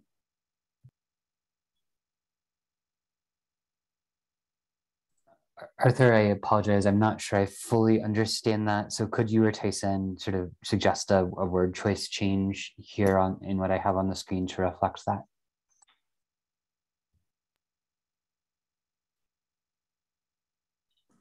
I think you just removed B. Sorry. Yeah.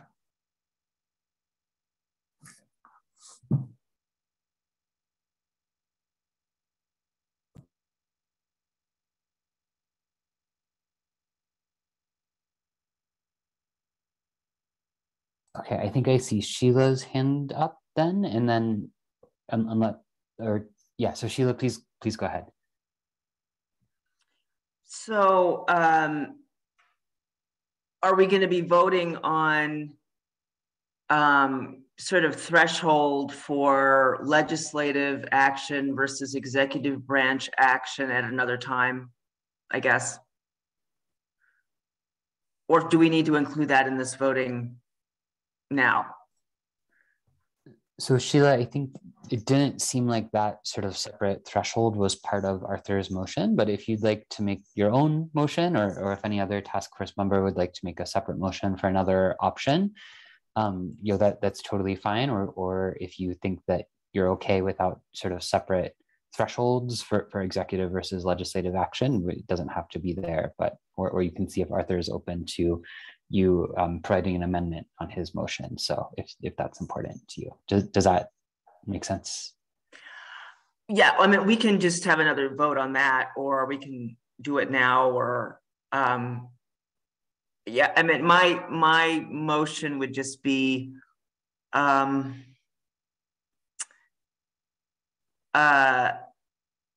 you know, a threshold of maybe 2/3 for both legislative and executive branch.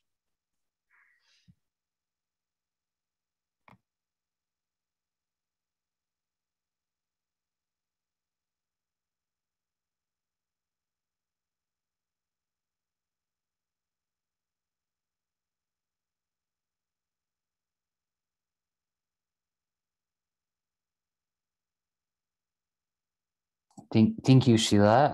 I made that update there. And then, Sheila, did you also want to include in your motion in a sort of option for reflecting what happens in the event of sort of a lack of full consensus or sort of a minority report option, or did you just want to kind of leave it at just that? Yeah, yeah, that's it. I just wanted to add that piece of it because there's language about, you know, the minority report already written that I think is fine. I mean, there are various options, so. Okay, so I think we have a motion from Sheila for sort of just the vote threshold. Before calling on Tyson, Ian, or Gary, does anyone want to second Sheila's motion? And then we can kind of see if there are other motions or options people want to put on the table, and then we can start moving towards voting. So are there any seconds for Sheila's motion? I'll second Sheila's motion. This is Uni Blake.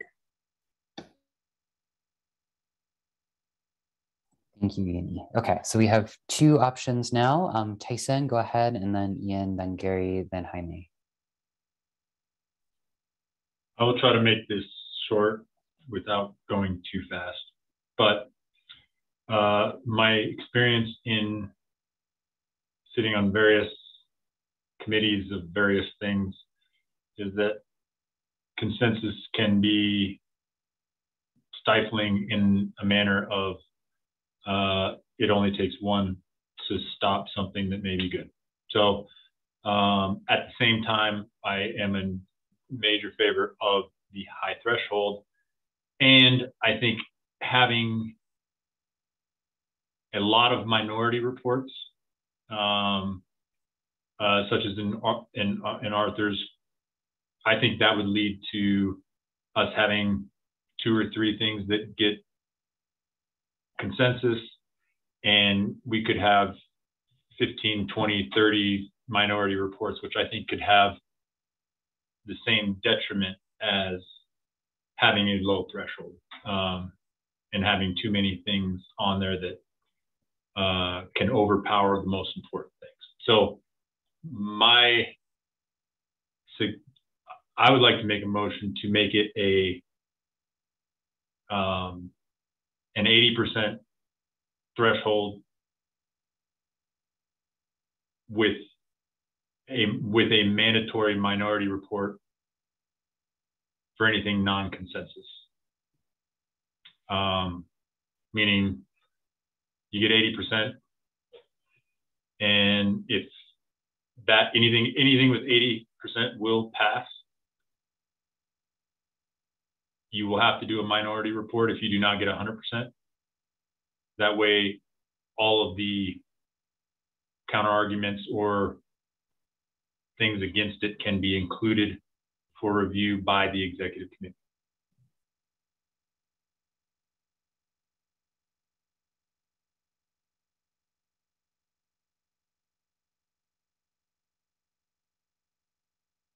And that also keeps the minority reports limited to opposition to a past motion or a past final report. So we don't infiltrate this thing with a ton of minority reports that will dilute the impact.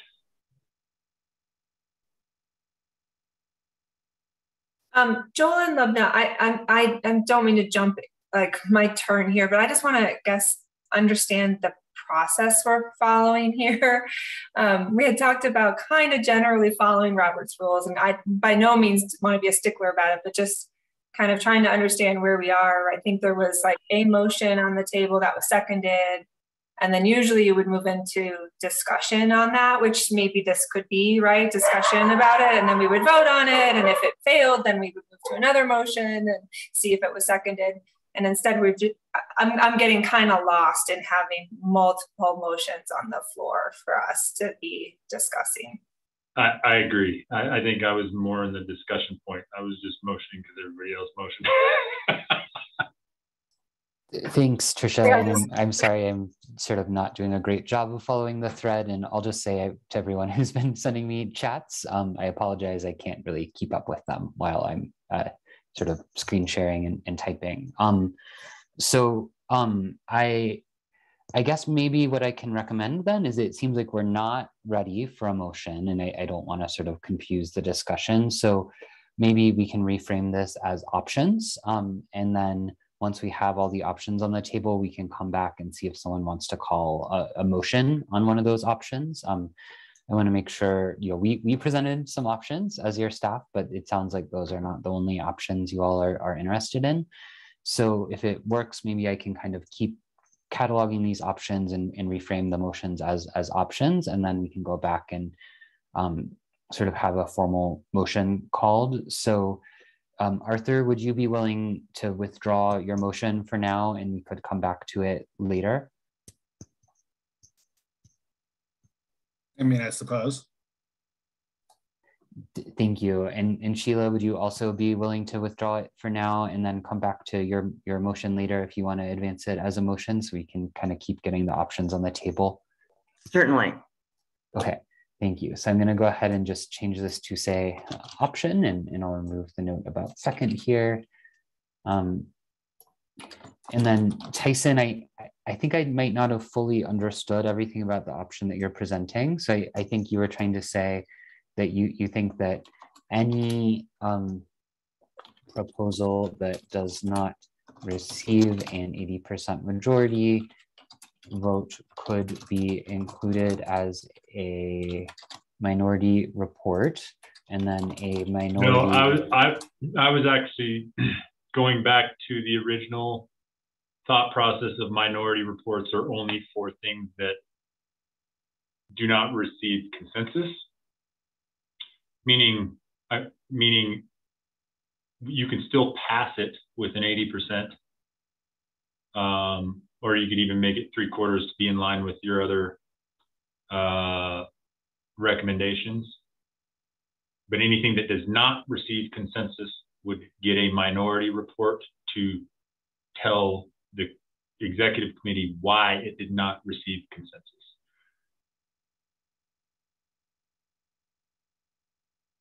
And this would be 80, and I go back because we do have the ability to vote within 48 hours. I think you need to make this the entire committee. Everybody has to vote. You can't sit out on a vote. You need to vote. And you need to be, which I don't see as an issue, because I think we're all committed to this enough to make sure that we put in a vote, and there should never be an issue for that, in my opinion. Jason, I'm so sorry. I feel like I'm not understanding this very well. So you're saying that you think full consensus of all task force members, including option for electronic vote of absent members, is required for a vote about any content to include in the final report to pass, and anything that does not receive full consensus, 100% support, may be included as a minority report. Is that what you're saying? The second sentence is correct. I'm saying 80% is needed for a final report to pass. And anything that does not receive consensus will have a minority report with it. So if you pass it with 85%, there needs to be a minority report. If you pass it with 95%, there needs to be a minority report. If you pass it with 100%, no minority report needed because there is no minority opposition. But that way, anytime we pass something, let's say it passes on 80% exactly, the executive committee will see why the other 20% did not vote on it and what the questions, concerns, and issues were. Thank you, Tyson. I think I understand now, and I think I finally got it right. So you are saying 80% threshold for a vote, but anything that does not receive 100% threshold can have a minority report. So thank you for that. And then you've mentioned the executive committee a few times, and there is no executive committee. So I think, are you just referring to like the legislature or the governor's office, like the recipients of the final report? That is correct. Whomever will use this final report for legislative action, rulemaking, so on and so forth, will have not only the information on whether it was consensus or not, but also why people did not vote for it. Okay, thank you, Tyson. I appreciate that. Okay, Joel? Ian. Oh, Joel, I had a question. I heard Tyson say it must be included in the as a minority report if it receives less than, instead of may. Yeah, was that correct, Tyson? Yes. Okay. Thank you, Emily. I appreciate you jumping in there. Okay, Ian, you have waited a long time. You are next, so please go ahead. Well, I want to ask a clarifying question with the option 1 that says like members present. If we had in our bylaws that you were allowed to electronically vote, would that count as present, or would you need to like amend that option to allow for electronic voting? Because either way, that's kind of what I'm getting at. I agree, and as I said before, we need to have everybody voting.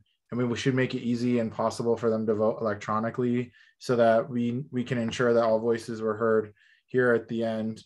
I do like option 1, as I said, so I'd like to move a motion for 51% of the total task force members. And again, whether it's present or they're all including the ability to electronically vote.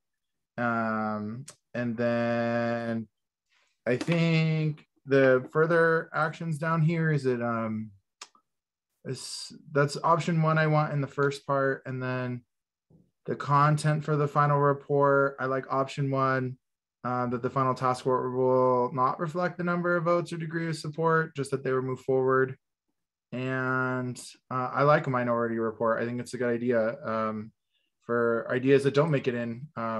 So that's what I want. I'd like 51% not labeling, and the ability to have a minority report.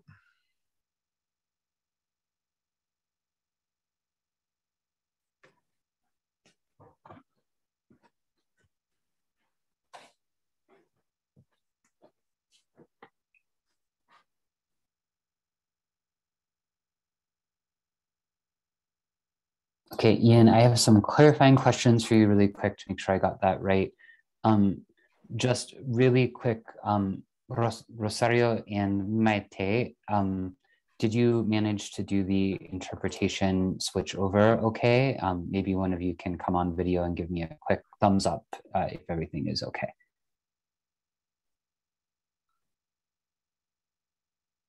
Okay, thank you. Sorry about that. Our interpreters are switching off every 30 minutes, and I just wanted to make sure we got that switch over enabled. Okay, so Ian, I think your option is full consensus for something to be, no. Okay. 51%, that's what's option 1 was, and your sorry. A basic majority is what your first option was. And then when I say present, I want to know if present includes the ability to electronically vote, or if we specifically call it out like you did in Tyson's motion. I think it probably wouldn't convey that it includes an electronic vote unless we specify that.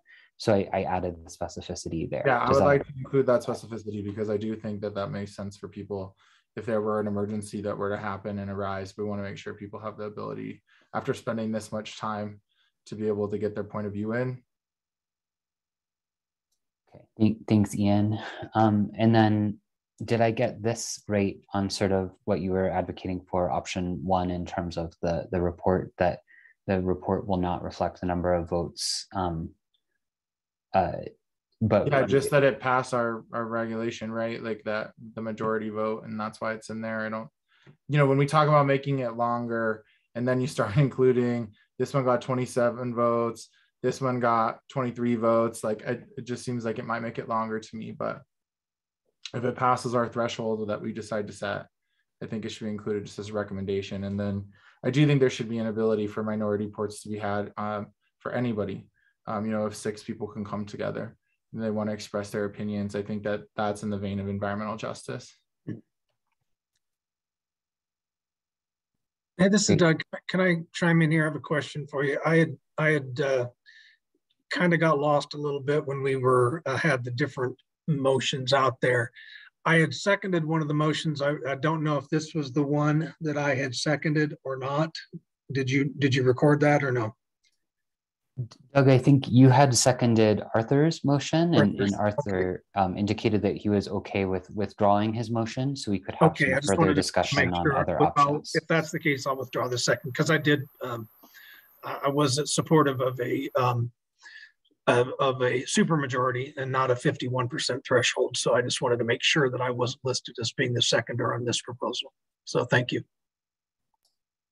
Okay, thank you, Doug, for that clarification. And I apologize, we're learning as we go, and this is complicated in terms of kind of having a vote of lots of folks on different options. So Ian, just to make sure we have everything reflected, is this sort of correct for how you would like to have the minority report option? Yeah, the way that you had laid it out in the language before, yes. Okay, thank you. So I'm just picking from the options that you had already given us, yeah. Thank you. Okay, so next I think we have Jaime, and then Mira had her hand up. So Jaime, go ahead. Yeah, can I start out with a clarification question for Ian? Ian, it sounded like you were advocating for the most open policy on voting possible, as far as like allowing people the ability to vote, even if they're not present at a particular meeting when a vote is being taken. Okay, that was my question right there. That present was throwing me off. Yeah, that's exactly right. I want to make it possible for people to vote electronically so we can ensure all the voices are included. Okay, that's... If an emergency were to arise or someone couldn't be present, like I said, if you put in a whole year of work and then something comes up and you're not able to vote, I want to make sure that doesn't happen to anybody. Okay, now that I see Joel's edits there, that's helpful. So I just wanted to throw my support behind Ian's option. I think that the higher the thresholds that we're setting, the more likely it is for a small minority to hold up progress as we're trying to work through these proposals or whatever we might be voting on. And I think the point that Beatriz brought up really resonated with me. I feel like the whole reason we're here is for disproportionately impacted communities like mine. And if there is a situation, if a situation arises where this task force is about to pass something that disproportionately impacted communities are strongly against, I think that there needs to be note made of that. And with all due respect to, any folks who are here from the fossil fuel and or utility industries, those of us from disproportionately impacted communities, I mean, again, with all due respect, you'll just have to understand that we feel we have good reason to have a lack of trust there. And so I think that there needs to be some avenue to make sure that disproportionately impacted communities are heard throughout this process as a top priority. Jaime, maybe I can pose a question to you. I think that what you just suggested is a little bit different than Ian's proposal, and that Ian had suggested that the final task force will not reflect the number of votes or degree of support from the task force for any content that's included. And I think what I just heard you say and what Beatriz said earlier is that you actually do think the report should list which task force members voted yes and no on each proposal. Is that correct?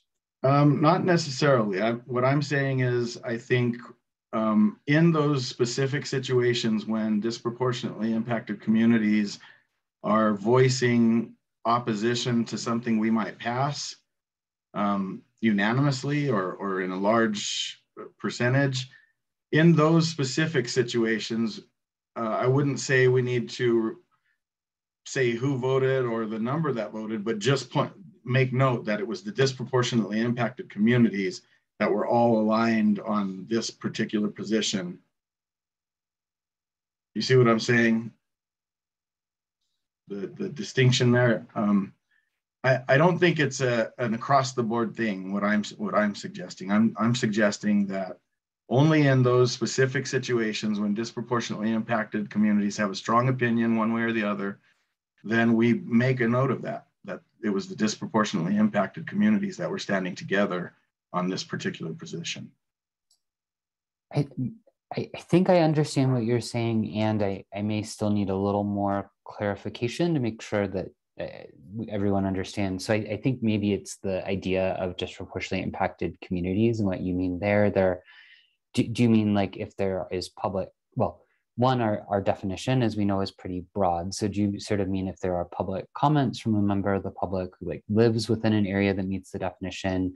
There are some task force members who are appointed to represent the interests of people of color, others who are appointed to represent the interests of DI communities in different congressional districts. I guess I'm not sure who exactly you mean by DI communities when you, sorry, I just did what we warned you all against, what you mean by disproportionately impacted communities. Any and all of the above. Public input, I would include that public input, representatives on this committee or this task force from the specifically appointed to represent disproportionately impacted communities. And yeah, I think all of the above.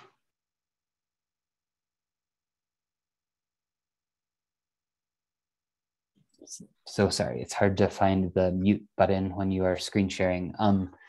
So I guess, Jaime, I think that's still a little different than the option that Ian proposed, in that has sort of the task force report won't reflect the degree of support from the task force. And I think you are saying that you think it's relevant whether some members of the task force support or don't support certain content being in the final report. So would you like to sort of make an amendment or sort of a Jaime option in addition to Ian's option? Yeah, I would offer just a minor amendment saying something like, in the event there is strong support from members of the public and or members of this task force representing disproportionately impacted communities, in those situations we would just note that there was disproportionate support from disproportionately impacted communities one way or the other.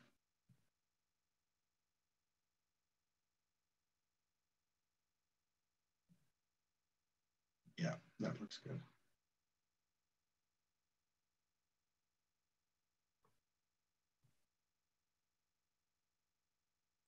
Ian, would you like to sort of accept that amendment to your option, or would you like to suggest that maybe Jaime's option be a different option that sort of is an option, a separate option for us all to consider?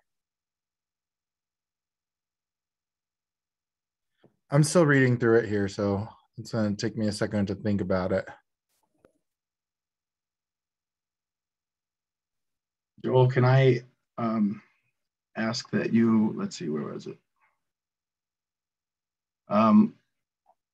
Towards the beginning where you say, unless there is strong support from members of the public, Can you make that and or members of the task force?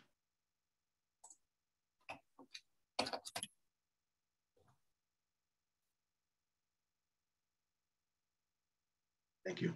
I guess I'm interested in how that would work functionally. I guess I'm not opposed to it, but I'm trying to think about, like, would the public make a request to have it listed? Is that what you're saying?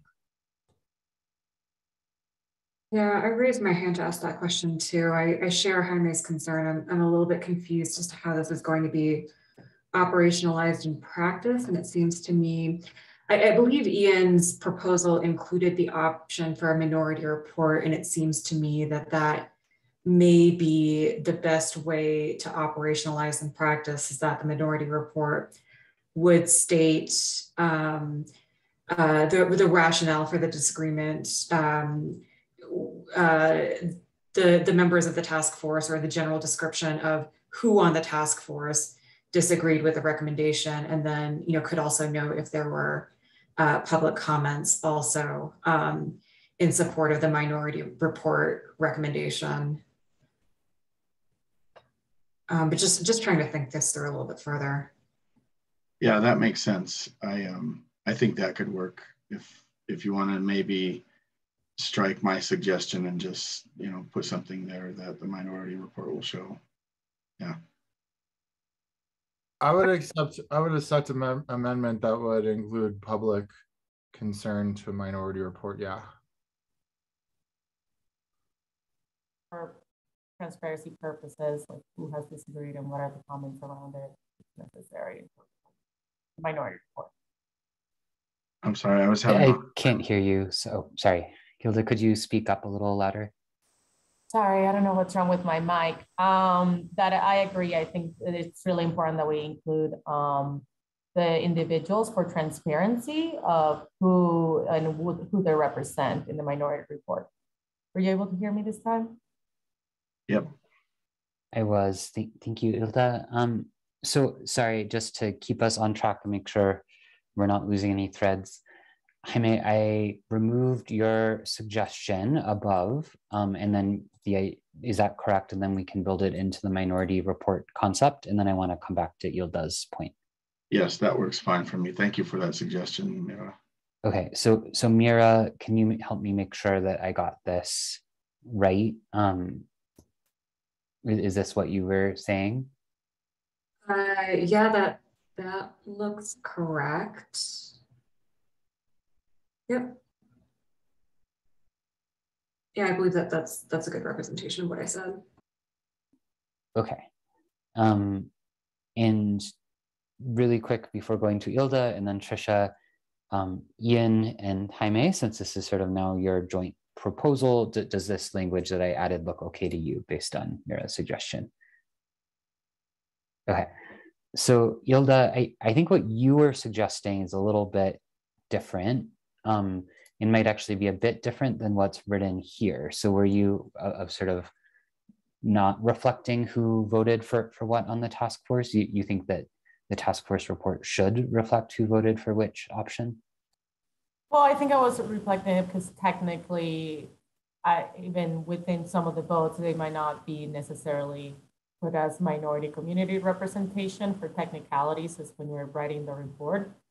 Like if we were to show 3 minority community members or disproportionately impacted community members, that's where I'm trying to get at the technicalities of how we represented in the minority report. Were you able to hear me? It was a little quiet, but I think I heard you. And I guess I think that what is proposed from Mira, so again, minority report is not referring to the identity of the people who were not in the majority, right? It's just saying that it's less than 51% in this option. And I think the way that Mira wrote it out is just, or what I heard her say and what I wrote here is just that it will note which members of the task force supported it. I do think that trying to draw that distinction of who is and isn't a disproportionately impacted community among the task force members is maybe not an easy or worthwhile exercise. So for example, many of our state agency staff might personally identify as a member of a disproportionately impacted community. Some of folks who have an industry seat might also identify that way.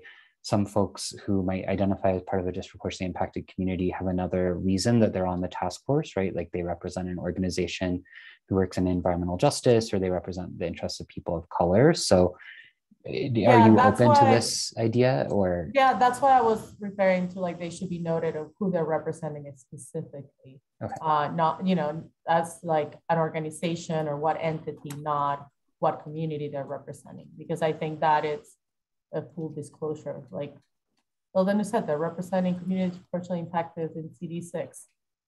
You know, it's actually representing how we're highlighted even in our title within like the website of who we're representing, how we got appointed by it.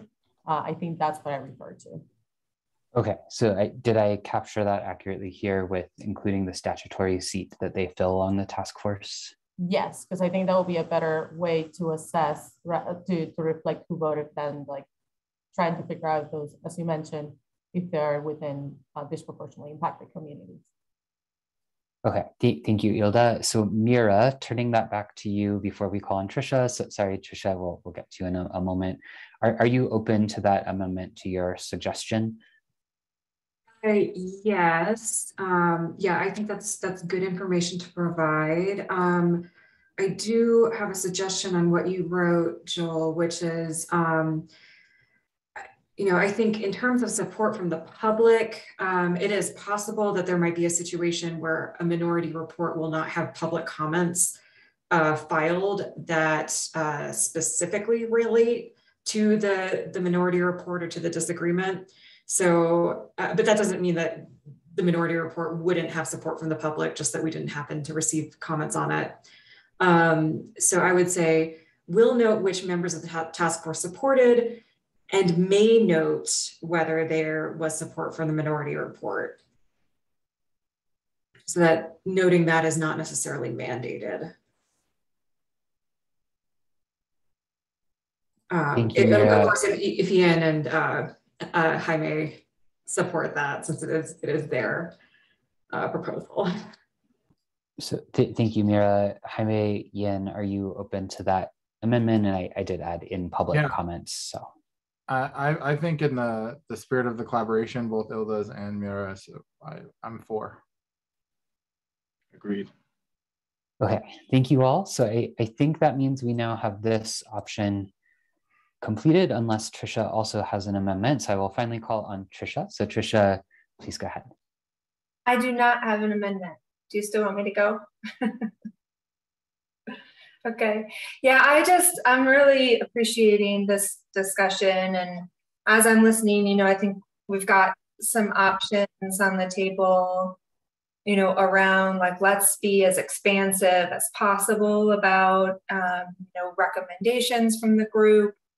You know, kind of on, I'm going to say one end of the spectrum all the way to some options that some other task force members were speaking to around like full consensus, you know, and listening to kind of the pros and cons on the various approaches. I guess it kind of strikes me that, you know, there's also an option on the table that Sheila mentioned that would be a bit of a compromise, right? Which is kind of like more of a 2/3 majority. So it's, you know, not the most expansive, but wouldn't require really everybody to be on board, which is a really high bar, right? Like having full consensus. I think consensus would be great. I hope we, you know, I think this conversation is illustrative, right, of the group really trying to think through the work that's before us. And so it just is striking me. This is really a comment, not an amendment or anything other than just to kind of say, you know, that's appealing to me as a potential compromise land, maybe a sweet spot between kind of the various perspectives, perhaps, you know, partnering it with, you know, including minority voice in the report would also be helpful. So just a comment for the discussion, and I'll pass it on. Thanks, Trisha. Gary, do you want to go ahead? Yeah, thank you. So, you know, I appreciate Trisha's comments, and really mine is along the same lines. You know, I think it's hard. You know, I want to say I really do appreciate the discussion and everybody sharing their thoughts, but I think it's hard to get like every option and each section of each option to a spot where everybody's kind of good and we can kind of get to a motion. So I think maybe it would make sense if we just take kind of the one, I think, main piece first and say, can we focus on making a motion and just determine what consensus means? So is consensus 51?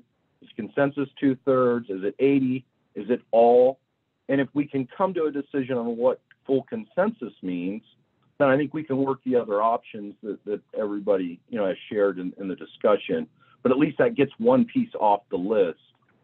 And so that would be my recommendation now, that we just look at, can we get to a motion on what consensus means, and then look at the other parts of the option.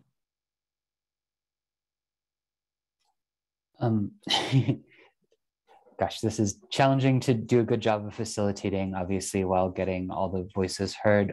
Arthur and Tyson, would you like to go ahead and jump in, or would I guess each of you prefer that we sort of revisit Gary's point and see if the task force wants to take a vote on that first option? I was going to dovetail off what Gary was saying and actually try to make a motion for the consensus part, because it seems like a lot of the conversations on the minority component, and I think we could split them. And so I'm willing, and as Tricia and others have said, I think that is a good compromise of like the 2/3. And so I would like to make a motion, trying to follow Roberts here, right? A motion that consensus to include content in the final report requires a 2/3 vote of members present and electronic votes allowed to include in the final report.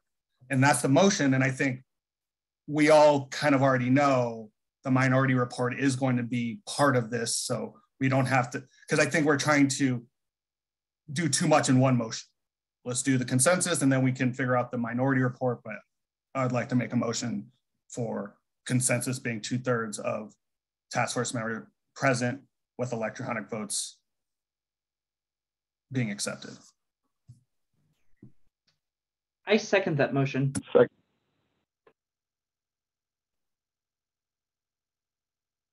Okay, we have a motion and a second. So I think we can proceed through roll call vote. Tyson, I see your hand is up. Are you, or we could, I guess, go into a discussion about that before we take a roll call.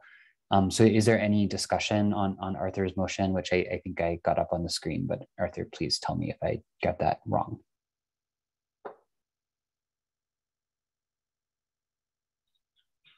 Quick question. I didn't want to raise my hand because I don't want to act like it's a vote. So I'm still confused on the electronic voting. Would it not just be 2/3 period of the entire task force and electronic voting is allowed? Or is it 2/3 of present? Because remember, electronic voting can be, at least the way we discussed it earlier, could be delayed based on somebody who couldn't be there for the physical meeting. So, I raised my hand because I wanted to suggest that we just make all of these the full task force and then just implement an extended period for voting electronically and just get rid of the whole present thing.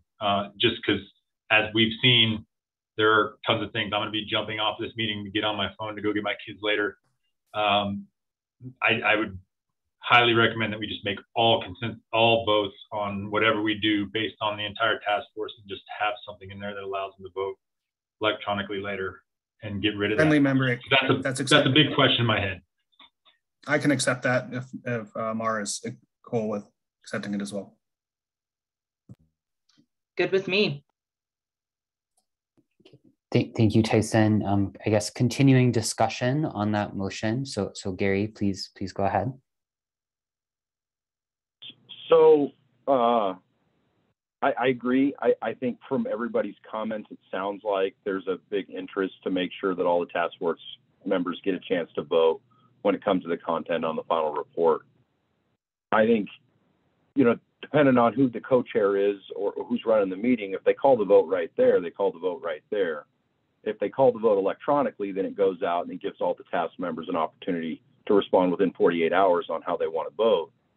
And so, you know, my proposal for a friendly amendment on the current motion on the floor would be consensus constitutes 2/3 of the task force members, as clearly the definition, and that any vote on content to be included in the final report be conducted electronically, and then that clearly makes it available for all task force members 48 hours to vote on it. It keeps it fairly clean and simple on the motion. And so that would be my friendly amendment proposal. Thank you, Gary. And just to clarify, we are only discussing the voting threshold for the final report. It didn't seem like any task force members had comments on sort of votes on other like procedural matters that are not the final report earlier. So Arthur, are you open to that friendly amendment that I am. All votes on the final report will be electronic? I am. Okay.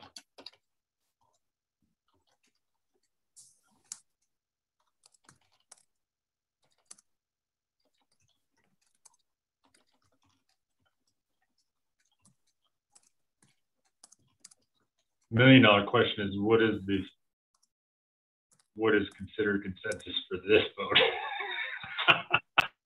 So what we have for the bylaws as a whole that we put in the bylaws is majority vote for the initial content of the bylaws, and then a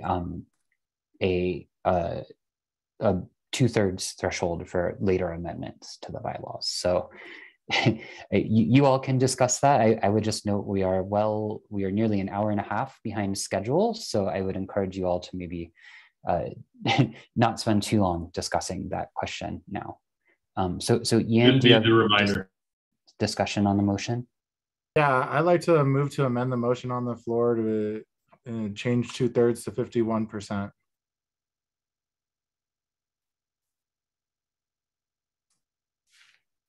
And that would require a second from someone in the community. And I think we'd go into that part of it as I understand Robert's rules. Second.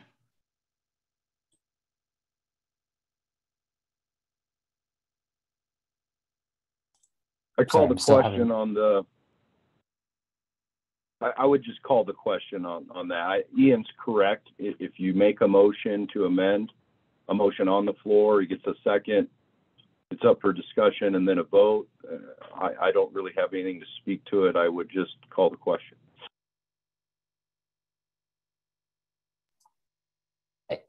So maybe just so everyone understands, perhaps we can just call the question, like Gary said on Arthur's motion, if you do not think that 2/3 is a good idea, which I think is what I'm hearing from you and Jamie, Ian.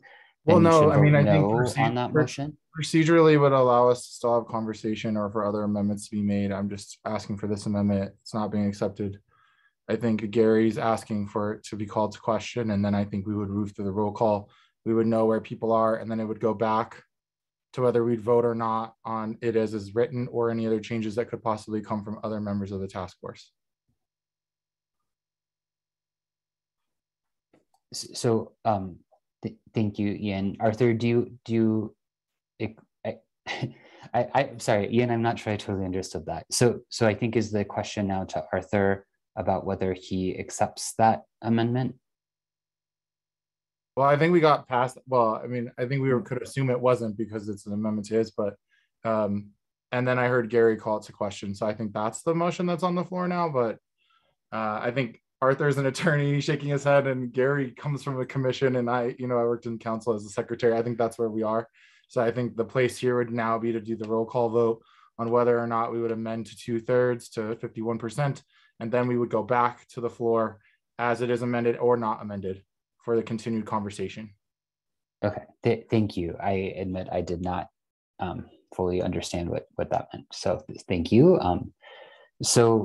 Okay, so I think it seems like we will now be voting on the question of whether to amend this motion, which is to be 51% rather than 2/3. So I will now call a roll call. If you vote yes, that means that you would support amending this motion to be 51% rather than 2/3. If you vote no, you do not support that amendment. So is that is that consistent with your understanding, Ian? Correct.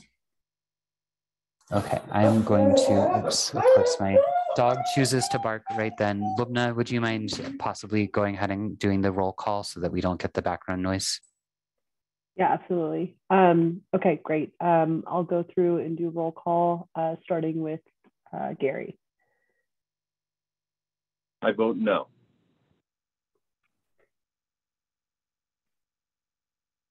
Sorry, I just want to make note of these. Thank you, Gary. Tyson? I vote no.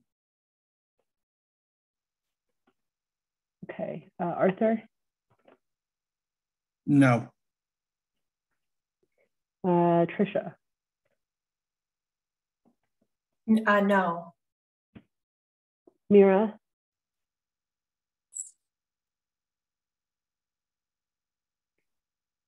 I didn't catch that, Mira. Yes. Okay. Ilda?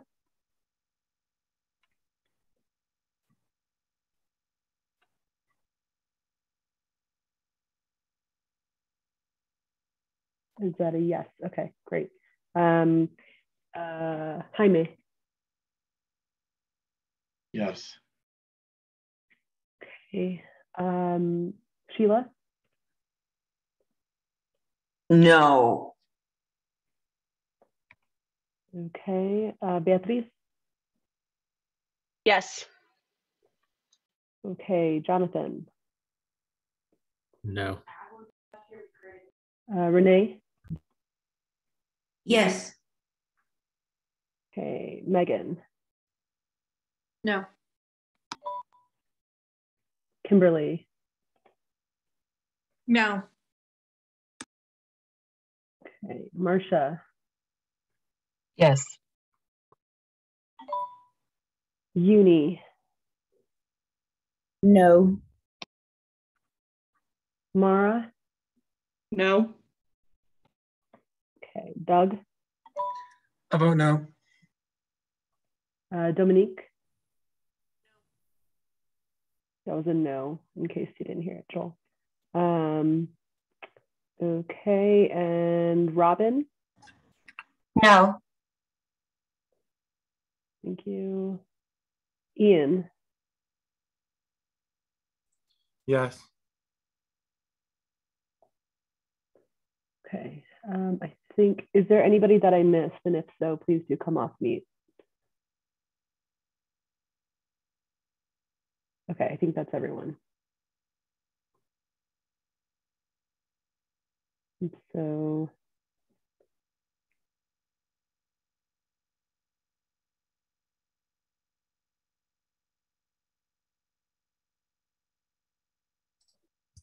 I believe that means there are more no's than yeses. I think I counted 13 no's and 6 yeses. So, and I can get that on the screen so everyone can see it.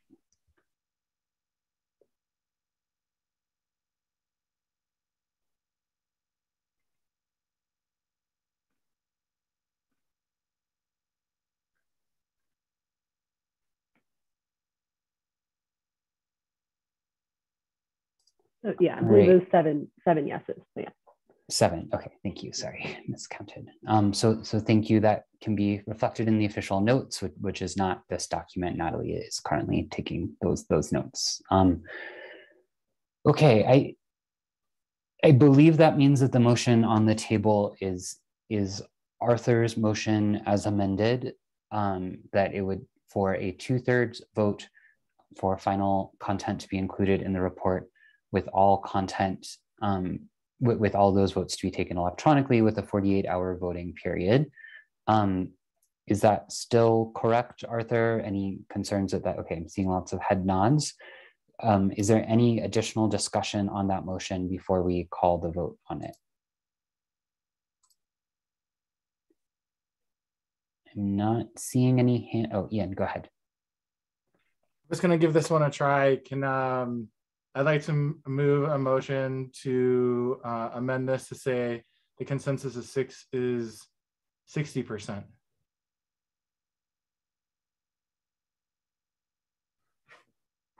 Is there a second for that amendment?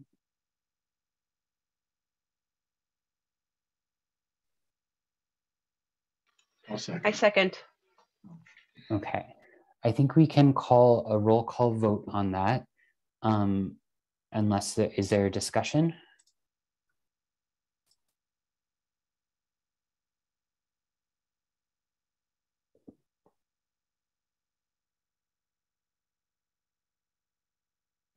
Okay, I'll go ahead and do a roll call on that. Mira, before we start. Just a suggestion that, okay, so 66% of 21 is 13.86 and 60% of 21 is 12 point something. So I feel like we're getting into, I feel like we're getting into fractions that I'm not sure, again, whether there's like I'm not sure how we're operationalizing this. So there are 2 task force members absent today. Jordan Beasley is ill, and Mike Wilsap had a baby this weekend.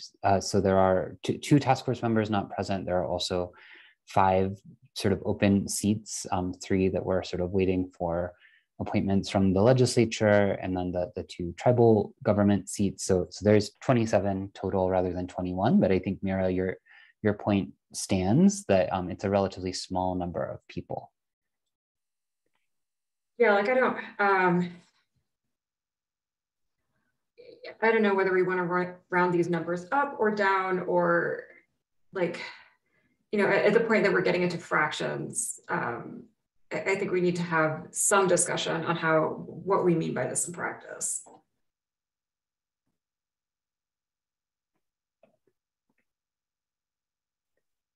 Pretty sure it's everything over the threshold, correct? Whatever that threshold is. Yeah, can I chime in a little bit on this? Some of you don't know, I used to be in the legislature. We had 2/3 requirements for certain joint resolutions that we passed. And, you know, that in the House, it required 44 out of 65. That was actually 67.692 whatever on into affinity. So, but that 44 was a number that was just over 66 2/3 percent. So, so I do like sticking with a number like 2/3, and it would just be, you know, 2/3 of whatever the number is, whatever number it take to get us over 66.67%.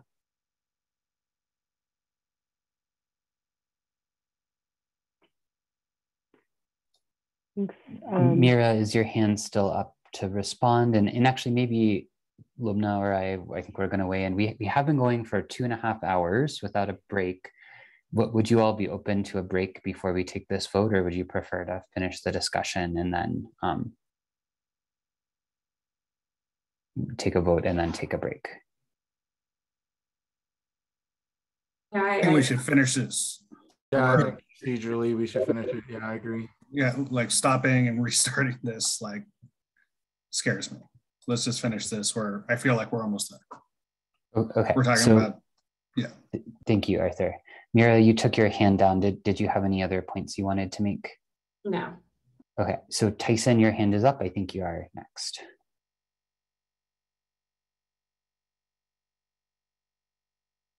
You're not. You're muted, Tyson. I was just researching the differences between supermajorities and 2/3 majorities, and after having this discussion, after going through this back and forth, Arthur, I think that, you know, we originally had discussions about consensus and where that sits, higher percentages. I think that the legislature understands the 2/3 majority very well. I think we've all seen as the differences of opinions that getting there is a high bar. I don't think that that's a problem. I think that's a good thing, because it's again, we're gonna have to bear down and really get to the bottom of these things. So You know, it's something that the legislature will understand as something that's, if we hit 2/3, they're going to understand what we went through to get there. They're going to understand what it took to get to that point. So I am definitely in favor of that 2/3, that we will take the vote on the proposed amendment and go from there. Thank you, Tyson. Any other discussion on the amendment? And if not, Lubna can walk us through the roll call. Do you not see any other hands? So Lubna, why don't you walk us through the roll call? And again, the vote is whether to have a 60% threshold rather than a 68% threshold for votes on what would go into the final task force report. So if you vote yes, that means that you support a 60% threshold. If you vote no, that means that you would, well, that you don't support a 60% threshold. So Lubna, why don't you go ahead and call the vote? Okay, great. I can also just copy paste the order below and populate, if that's okay, Joel. And if you would like to, you could step away for a second and I can record if that's helpful.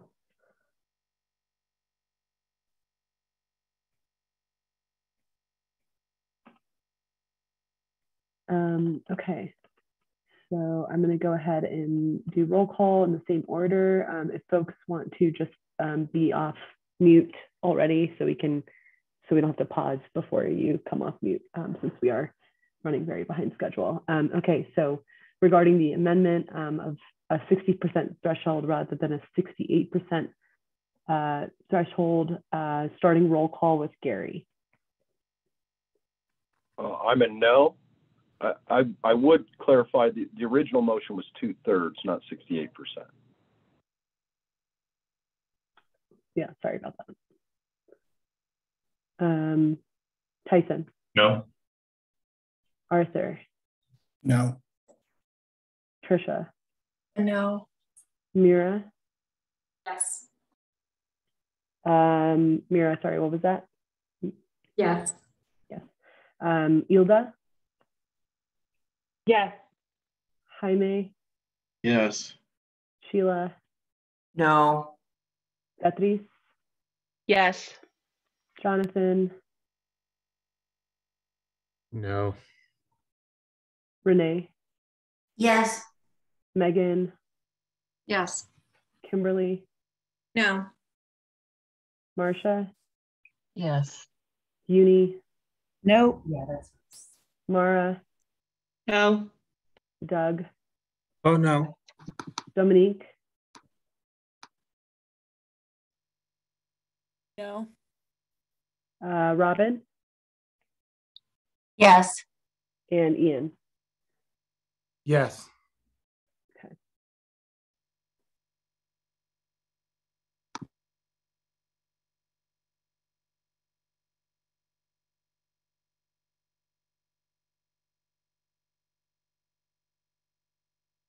I believe I count. Oh, go ahead. I'm counting 11 no's and 9 yeses. Is that what you got, Joel? Yes, that is the same count that I got. So that vote would not carry.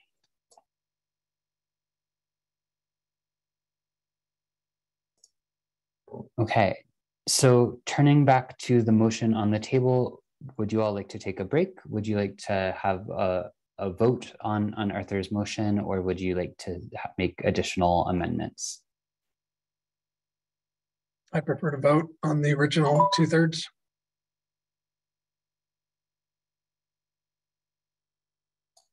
I'm not. I called a question.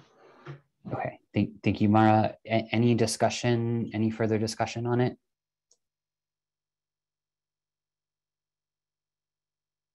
Okay, I don't see any, so let's go ahead and do a roll call. So Lubna, this is again, so this motion is for the wording on the page. So again, that is a 2/3 vote of task force members being required for a vote about contents to be included in the final report. All voting on both what will go in the final report would happen electronically with a 48-hour threshold. Let me just, okay. So Lubna, are you ready to start the roll call? You are muted. Okay, great. Starting with Gary. Yes. All right, Tyson. Yes. Arthur. Yes.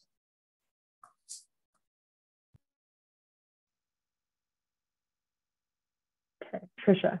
Yes. Nira. No. Ilda. No. Jaime. No. Sheila. Yes. Beatriz. No. Jonathan. Yes. Renee. No. Megan. Yes. Kimberly. Yes. Marcia. Yes. Uni. Yes. Mara. Yes. Doug. Yes. Dominique. Yes. Robin. Yes. And Ian. No.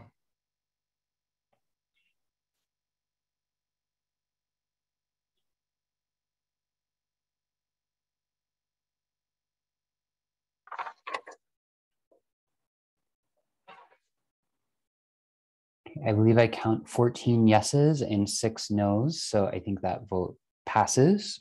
So that would be what we would include in the bylaws is this option for sort of a majority vote. I think we do still need to finish this discussion in terms of how to approach the minority report. I might again propose a break because we have been going for quite some time and see if we could maybe take 10 minutes, then come back at 2:50. Not too long of a break since we are pretty far behind schedule. Does that sound okay to the full task force?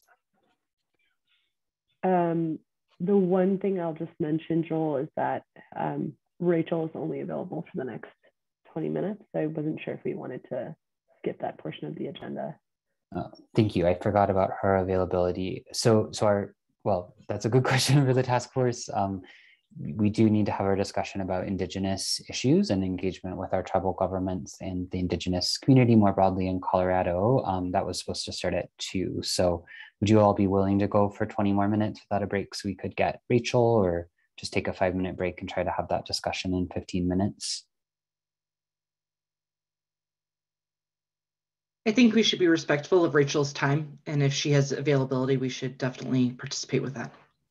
Great, thank you. So let's turn it over to Lubna. Do you want to go ahead and kind of introduce Rachel? Is she in the meeting, or do we need a moment to get her in? We need a moment to get her in. So let's maybe take like 2 minutes. Break. Yeah, and everyone can go off camera, get a glass of water, and then try to be back in about 2:43. We'll see you all then. Yeah.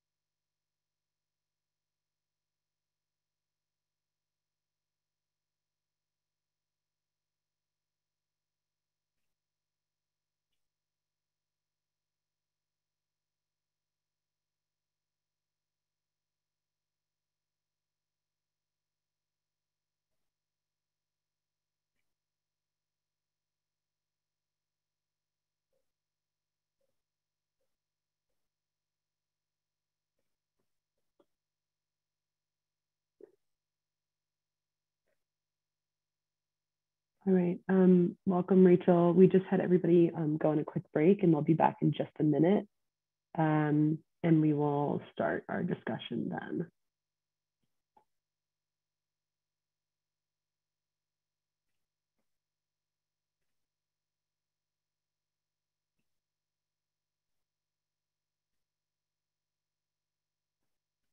And for our interpreters, we will be starting at what is labeled as the 2 to 2:30 time slot, obviously running behind this schedule and out of order, but this will be the tribal engagement discussion that we will try to cover in the next 15 minutes.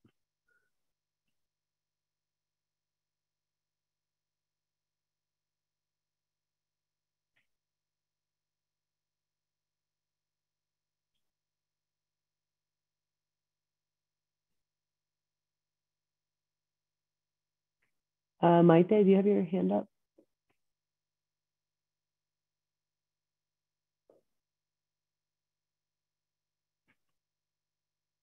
Okay.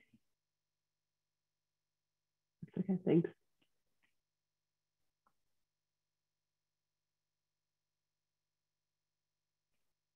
Yeah, and Rachel, feel free to turn your camera on and come off mute at any time, and we'll get started in just a moment.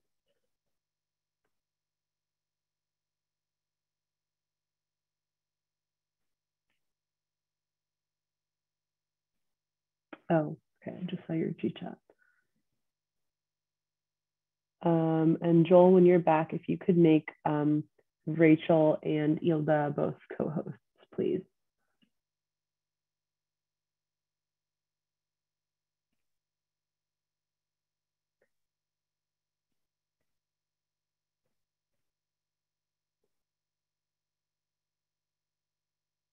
See, I don't actually, I think Ilda is still a co-host and Rachel should be now. Okay, and then Rachel, are you able to come off mute? It doesn't look like suddenly able to. Okay, cool.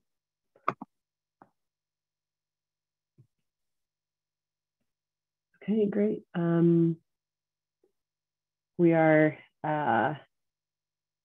shifting gears quite a bit here. I know that we're very behind schedule in terms of the agenda. We had not allotted, definitely did not allot enough time to discuss the bylaws. So we can circle back to that and kind of talk about how we will be rearranging the agenda moving forward. Rachel Bryan-Acker, our CDPHE's tribal liaison, is joining us now and is only available until about 3 p.m. So we did want to just take this time to have a few minutes to talk about tribal engagement, as this has been a reoccurring conversation for a lot of the task force members and kind of a concern for many people. Joel, if it's okay with you, I'll kind of turn it over to you and Rachel to kind of lead us in this discussion. Thank you, Lubna. And I think I'd just like to start our discussion by providing a little bit of context. And as you all know, Indigenous voices are critically important to the discussion of environmental justice, not only in Colorado, but throughout the world. And the history of environmental injustice in Colorado really does begin with the laws, policies, violence, and treaties that resulted in the transfer of land from tribal nations that were the original stewards of what we now call Colorado to European settlers and conquerors. But the reason that we are talking about this today is that the story of Indigenous people and environmental justice is not just a historical story. It really is a present-day reality. And within Colorado's boundaries, there are two sovereign tribal nations, the Ute Mountain Ute tribe and the Southern Ute tribe.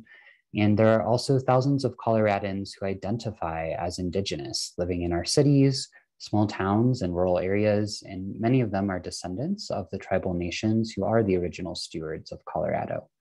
Colorado's Indigenous communities do face significant health inequities compared to white communities across a variety of health indicators. And with that context in mind, it's no surprise the legislature provided 2 seats for representatives of tribal governments on the task force, 1 seat each from the Southern Ute and Ute Mountain Ute tribal governments. So starting last summer, shortly after the Environmental Justice Unit was created and the Environmental Justice Act was signed into law, I started working with Rachel Bryan-Acker, who is here with us today, CDPHE's tribal liaison, to reach out to both tribal governments about their appointments to the task force. Despite our best efforts, neither tribe has made an appointment yet. We remain hopeful that the Mountain Ute tribe may still appoint a member. The tribal government has numerous priorities that they, like all governments, are working to balance. And our priorities in state government might be different than our sovereign tribal government partners at any time. And that's okay. States cannot regulate tribal conduct because tribes are sovereign. And while it's important to keep a seat open for the tribe on the task force, neither tribal government has an obligation to appoint a task force representative. So as for the Southern Ute Indian tribe, at the end of 2021, the tribal government informed CDPHE that it did not intend to appoint a member to the task force. So although we may not have representatives from either tribal government on the task force at this time, we might still be able to solicit input from our sovereign tribal government partners on the work of the task force, in addition to ensuring that we conduct robust outreach to Indigenous communities throughout Colorado.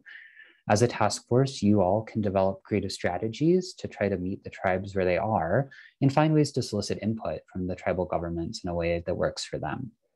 So Rachel has met with both Ian in his role as chair of the Definition of Disproportionately Impacted Community Subcommittee, and with Renee and Beatriz in their roles as co-chairs of the Equity Analysis Subcommittee. And I'd now like to turn it over to Rachel to summarize some of the ideas that we discussed for getting tribal input with Ian, Renee, and Beatriz, and also see if Ian or Renee or Beatriz or other task force members have ideas or suggestions for what they'd like to add. So Rachel, I'll turn it over to you now. Thanks, Joel. As Joel said, I'm Rachel Bryan-Acker. I am CDPHE's tribal liaison. I'm a citizen of the Tlingit and Haida Indian Tribes of Alaska, and I have grown up here in Denver. And my role at the department is really to facilitate and steward the relationship that we have with the two sovereign tribal governments here in the state. That is the Southern Ute Indian Tribe and the Ute Mountain Ute Tribe. And to really ensure that we are interacting with those partners in a way that is sovereignty affirming, that recognizes that we have a formal government to government relationship with them, and that is respectful of their standing as sovereign tribal governments in this state. So that's a little bit about me and my role. As Joel mentioned, I've met with some folks from the task force over the past couple of weeks. And what I would encourage in this situation, particularly with Southern Ute, who have let us know that they do not want to appoint a task force appointee, is to think creatively about how we can bring the work of this group and this body to them, rather than requiring them to come to us, to really make sure that we're soliciting engagement from the tribes in a way that makes it easy for them to do, does not take too much of their time or staff time or energy in a time when there are a lot of competing priorities. But that hopefully still gets you some of the feedback that I know the task force needs in order to make appropriate recommendations to the state legislature in the future. So that's my sort of general recommendation.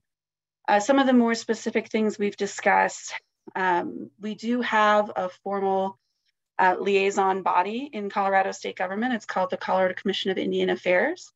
That liaises with the two tribal governments as well as at-large Native communities in the state. So one avenue could be taking the work of this task force to the Colorado Commission of Indian Affairs, perhaps requesting some time on an agenda for one of their upcoming quarterly meetings, and sort of presenting the work thus far and soliciting some initial feedback from tribal partners in that venue. That might be an option. Also with Southern Ute Indian Tribes specifically, the state has a state tribal environmental commission that is born of an intergovernmental agreement between the state of Colorado and the Southern Ute Indian Tribe. So another option might be bringing the work of this task force to that commission and presenting to that body and soliciting feedback.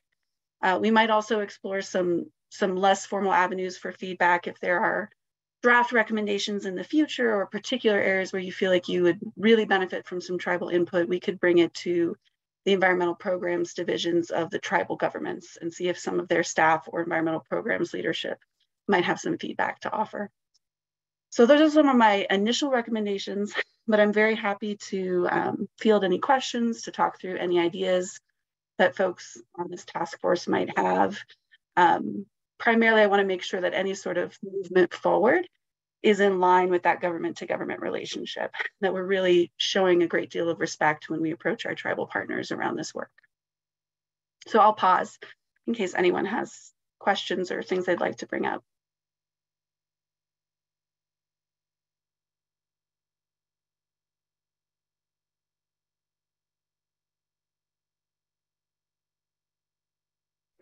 Yeah, Ian. And yeah, I just wanted to jump in and say I really appreciate, Rachel, you taking the time to meet with us and talk through these critically important parts. I think it's really interesting to learn too that one of the tribes already had an environmental justice kind of advisory group, environmental advisory group that we could go and speak to. So I think, you know, there are opportunities there. I think one thing that they made clear to us was that they were under-resourced, and I think there's ways in which recommendations can move forward to leverage resources so that they can be more involved in environmental justice conversations and environmental conversations. That became really clear. But I know that our time is short, Rachel, but I was wondering also if you could talk just a little bit about allotment and also the fact that we're a relocation city, because I think that historical context also plays into this conversation. And I know prior to the shortened conversation, I had requested that to be discussed. Yeah, I'm happy to, Ian. I'll try not to give a TED talk because I know we have limited time. So as Ian mentioned, one of the big issues that plays into our relationship with the Southern Ute Indian tribe is that they are a checkerboard reservation, which means during the allotment era of federal Indian policy, their reservation was broken up. So it is not an intact reservation of sovereign federal trust land. So they have fee public land right across the street from tribally held land, which creates a lot of jurisdictional complications, which is why we have an environmental commission specifically with the Southern Ute Indian tribe and the state of Colorado. It was created through an intergovernmental agreement, which said, since it is so complicated to determine the jurisdiction within the reservation boundaries, we are going to have a body that is half state appointees and half tribal appointees that works together to build regulations primarily around air quality, but there is some potential for that to be broader for the reservation as a whole. So it is a collaborative body that exists primarily due to allotment era politics. Ute Mountain Ute has an intact reservation, so there is a different kind of relationship and a different kind of jurisdictional framework with that tribe. What was your other question, Ian? I'm so sorry. Relocation. Yeah, relocation and how they're, you know, they play a part in this historical narrative of breaking up tribes. Absolutely. So also, as Ian mentioned, Denver was a relocation city during the federal era of relocation, which was a program that sought to assimilate Native Americans by moving them off of reservations into large cities around the country, usually with a lot of large promises, and those were not usually delivered upon. So a lot of Native people moved to cities like Denver, and Denver was a designated relocation city from reservations all over the country, from tribal communities all over the country, and created some of the intertribal communities that we see in Denver and Colorado Springs today. But it's important for folks to understand that that wasn't necessarily a natural migration, that the federal government had a very active role in relocating people off of tribal lands into large cities in order to encourage them to be better capitalists and to assimilate more to American culture. Ian, does that satisfy what you were hoping for? Yeah, I really appreciate you taking the time. I mean, there's obviously so much from all the different acts and treaties and things, but I think it's just important for people to know. And Renee often brings up this intertribal indigenous perspective, my family as well. And I just really appreciate you, one, taking the extra time with us, helping us think through the best ways from your background on how we can reach them. And then helping us enabling it, hopefully going forward. So I'll let Renee go after that. Thank you, Rachel. I appreciate you for always taking your time in this way as well. And as Ian already touched on, it's kind of because it's such a transformative space and really understanding that Indigenous communities have been spread out in Denver in urban spaces that are not documented often. just a quick question, I guess. Would you recommend that possibly even another subcommittee to address tribal nations and indigenous communities in urban and rural spaces, because it is so transformative, because it hits on so many cumulative impacts as well? Thanks, Renee. I know that is something we talked about too when we met. And, you know, I wouldn't recommend one way or the other, just because I know that's a decision that the subcommittee would make. I could see some value to it, particularly because outreach to Native communities is so complicated, right? There's formal tribal outreach, which we are really obligated to stick within when we're reaching out to sovereign tribal governments. But then there is outreach to the vast majority of American Indians, Alaska Natives living in this state, who are more often than not, living in urban areas, who come from an incredible variety of tribes and communities, cultures, languages. It's complicated and incredibly diverse. So I wouldn't consider it a waste of time if this group decided to create a subcommittee to focus on that specifically. And I would be interested in how I could be supportive to you all as you move forward with that, with the caveat that I am 36 weeks pregnant, so my support would have to happen probably in the next few weeks. Congratulations then, and thank you. Just because I want to expand on the fact that, as you mentioned in the last meeting, that Indigenous communities also do not always look at themselves as disproportionately impacted communities, and we're not monolithic. And just because you involve one Indigenous identity doesn't mean they speak for all, in the same way that one community impacted doesn't speak for all disproportionately impacted. So referencing that, I think it would be really suggestible that if, again, we're going to look at this as a transformative space of environmental justice, also being transformative and not doing the same mechanisms of just outreach, but a legitimate subcommittee that addresses this issue multidimensionally. Yeah, and thanks for bringing that to the conversation, Renee. And just want to express that EJ unit staff are fully supportive of supporting a tribal engagement subcommittee, and kind of working through that with the task force members who are interested in participating in that. So that is definitely on the table, and we can work to make that happen if that is something that's of interest to the group here. I would make one recommendation, that rather than calling it a tribal engagement subcommittee, you perhaps framed it as Indigenous community engagement or something along those lines, just to differentiate from the kind of engagement that's required when outreaching to Native communities at large in the state, and the kind of engagement that is required when we're reaching out formally to the Southern Ute Indian Tribe or the Ute Mountain Ute tribal governments. And I'm sorry to interrupt. That's also because the Cheyenne and Arapaho, whose homelands these are not here. And if we're going to actually reclaim and rename some spaces where we can still involve and involve those tribal identities, being authentic there too is why is a good way to differentiate, and why Indigenous is also different in urban spaces. Yeah, thanks, Renee and Rachel. Tyson. I was just going to add that it may have an effect on how things are being approached as well. And again, I don't know how the CDPHE is going about the outreach to include Indigenous representation on this task force, but it may be helpful to get some outside source help in the best way to approach that, because I think without any representation there's a big piece missing of this task force itself, and that needs to be resolved quickly. But just a secondary thought on the participation factor.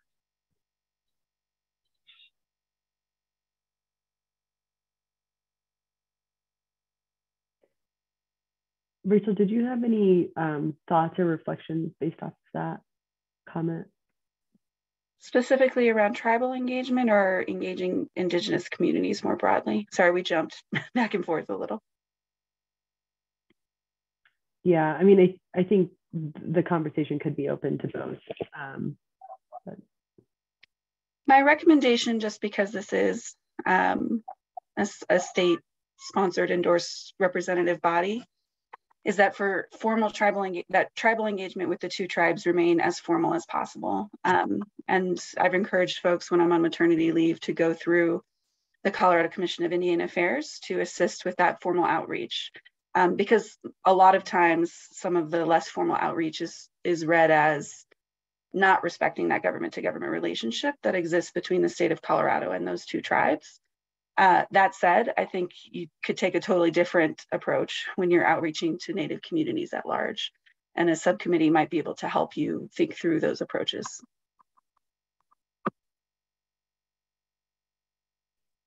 Yeah, Ian.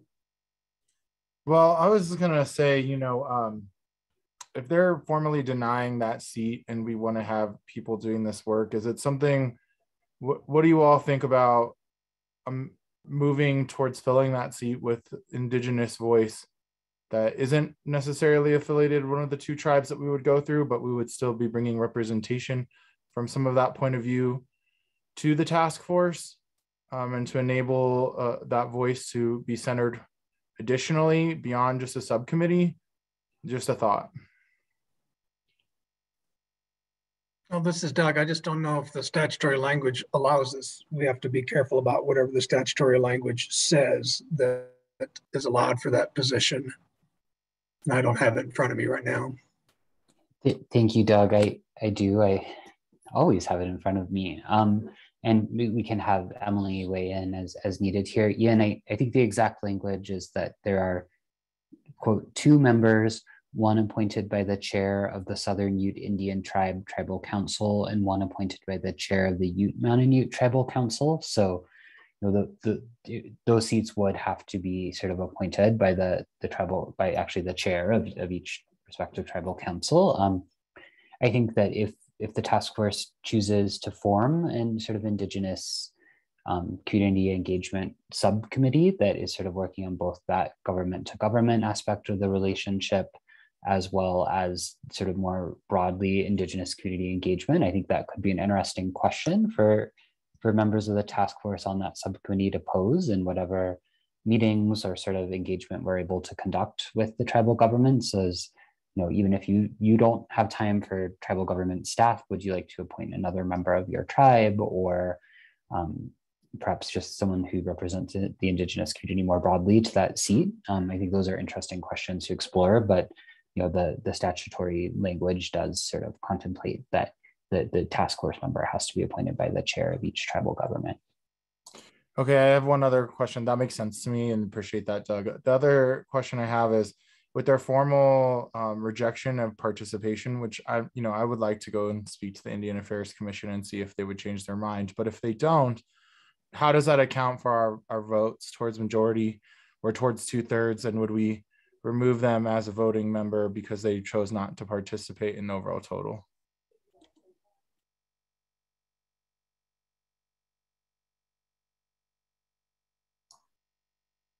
I will try to answer, and this might not be the best answer off the top of my head. I think when I had initially put the word present in, I think I was sort of contemplating that issue, right? That we might not have all appointments on the task force, either from the two tribal governments. And I'm hopeful that the legislature fills the remaining vacant seats, but it hasn't yet. So I think that's a good question. And maybe when we go back to talking about the bylaws, we can make sort of adjustments to the language as a group there to sort of reflect whether that 2/3 is out of the 27 total, or the 2/3 that you all voted on just now is out of sort of the actual seats on the task force. So 26 if Southern Ute doesn't appoint a member, or 25 if Ute Mountain also doesn't, or even less than that if the legislature doesn't sort of appoint folks to those other seats. Does that sound okay, Ian, to revisit that in the bylaw discussion, and then rather than taking the time with Rachel now? Okay. Mm-hmm.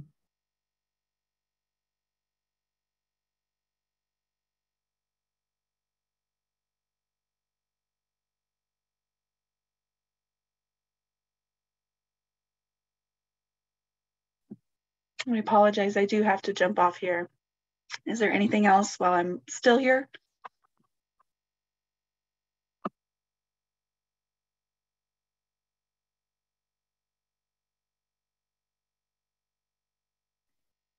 So Rachel, I think we will let you go, and then just as a quick follow-up, I think it would be great if we went ahead and suggested a motion on creating a fifth subcommittee related to Indigenous community engagement, and then see if we get a second and do a roll call.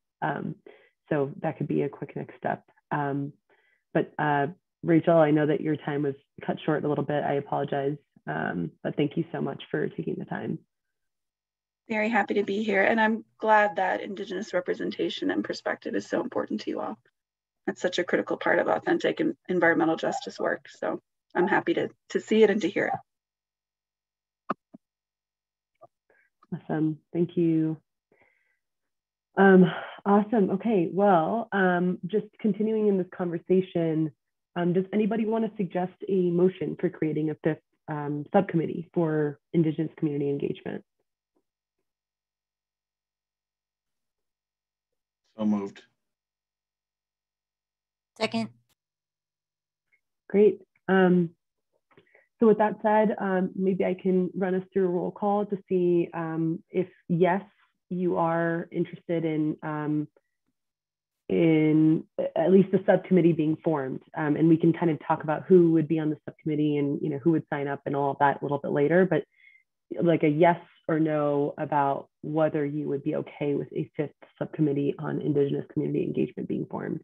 And before we start, I will turn it over to Dominique for a second. Yes, just briefly for discussion, I just want to make sure I understand the exactly what the purpose of the subcommittee would be. I'm generally supportive, but I want to make sure that we're not taking anything away from the other subcommittees. And so often if you pull something out, then making sure that it's still appropriately considered on the other subcommittees as needed. So particularly, I'm just concerned because the subcommittees don't seem to interact with each other very much. So if anyone has thoughts on what the specific purpose of this subcommittee would be, that would be really helpful. Yeah, Renee. I get up with this one. Honestly, it's because the Youth Mountain Youth has sovereignty, and you can't really push initiatives that might, especially if they don't already see themselves as disproportionately impacted communities, but Indigenous communities and other cumulative impacts might not have the same interests, might also not be influenced in the same industries. Youth Mountain Youth in some spaces was also very aligned with extractive industries in those spaces. So it's also different viewpoints.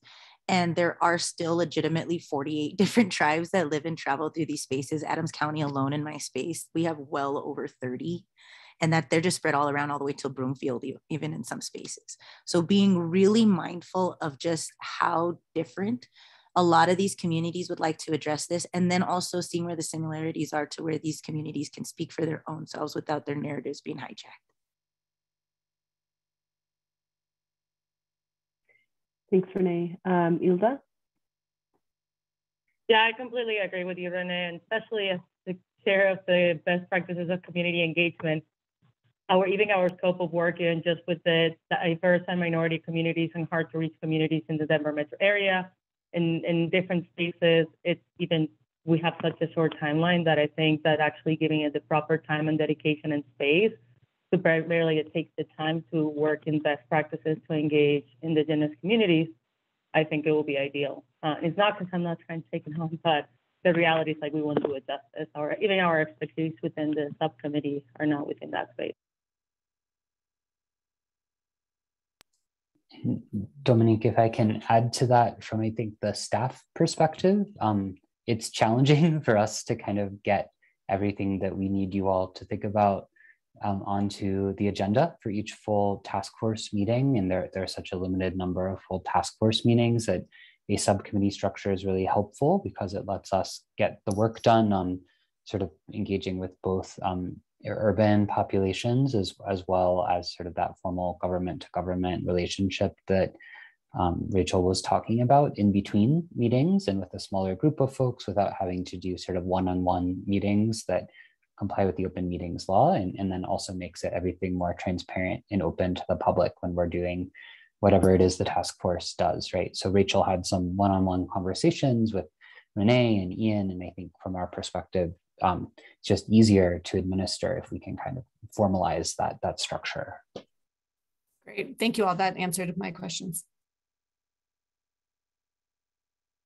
Any other like questions, comments, discussion points before we move this to a vote?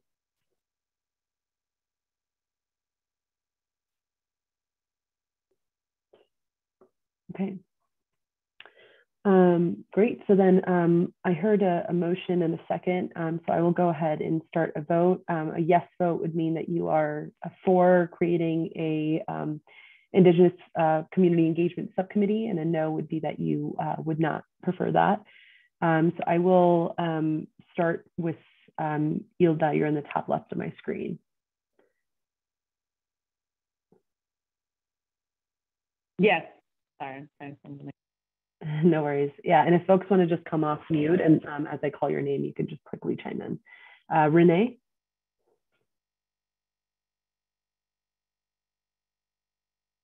Renee, I do not see you coming off mute. Sorry, can you please repeat? My internet is really screwed up right now. Yeah, no worries. We're just taking a vote to see whether we would like to create a 5th subcommittee on Indigenous community engagement. Okay, I think I heard yes. Dominique? Yes. Tyson? Yes. Ian? Yes. Sheila? Yes. Jonathan? Yes. Gary? Yes. Sorry, my headphones just died. Give me one moment.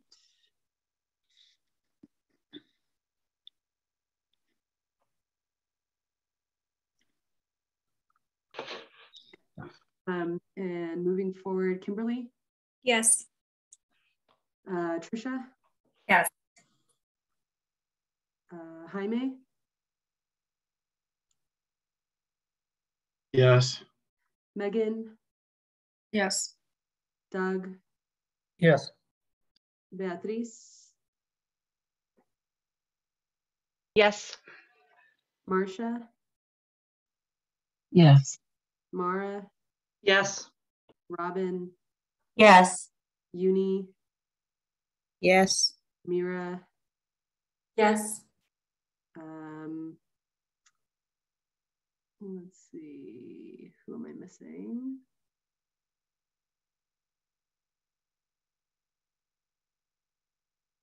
Did I miss anyone?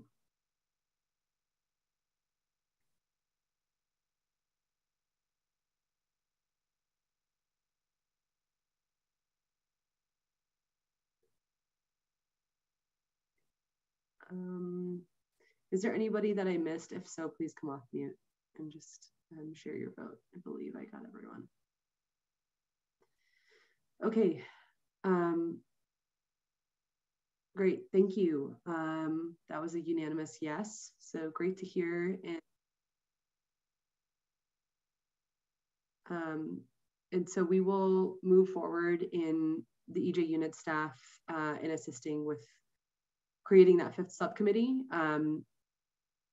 Do we want to take a moment to just, I'm trying to think of what is in the best interest of our time, but if there are anybody that want to just drop in the chat or verbally come off mute to express their interest in that subcommittee, just trying to streamline this.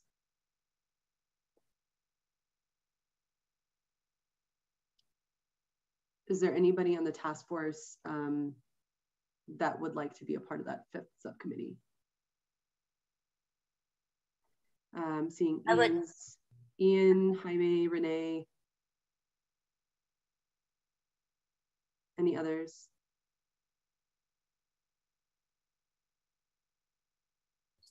Sheila volunteered in the chat. Oh, yeah. Sorry, Ian, go ahead. Okay. Oops, so the same thing. So Ian, Jaime, Renee, Hilda, and Sheila. I have recorded your names. If there are any other members that I did not call on, or if you just need some time to think about it and you want to see, as we kind of start to form this subcommittee and share out more information, I will share that out to the full task force. So you still have some time to kind of decide on that. but I have recorded those names that of folks that are interested. Thank you. Okay, so Joel, is there anything else that you wanted to share before we wrap up this portion of the agenda? No, I think that was all. So should we go back to the sort of discussion of the bylaws and go back to the sort of options for decision making? Yeah, so I wanted to propose kind of a adjusted agenda based on what we have. Let's see here. Do folks need another break right now before we jump back into the agenda? Okay. So are people okay with coming back at 3:30? Is that a sufficient break for folks?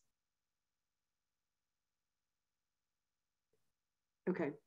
Yeah, we have been going for a really long time. I know that we powered through, but we do want to continue this conversation. So yes, let's go ahead and take a break and we'll return at 3:30 p.m. Thanks everyone for your patience and flexibility.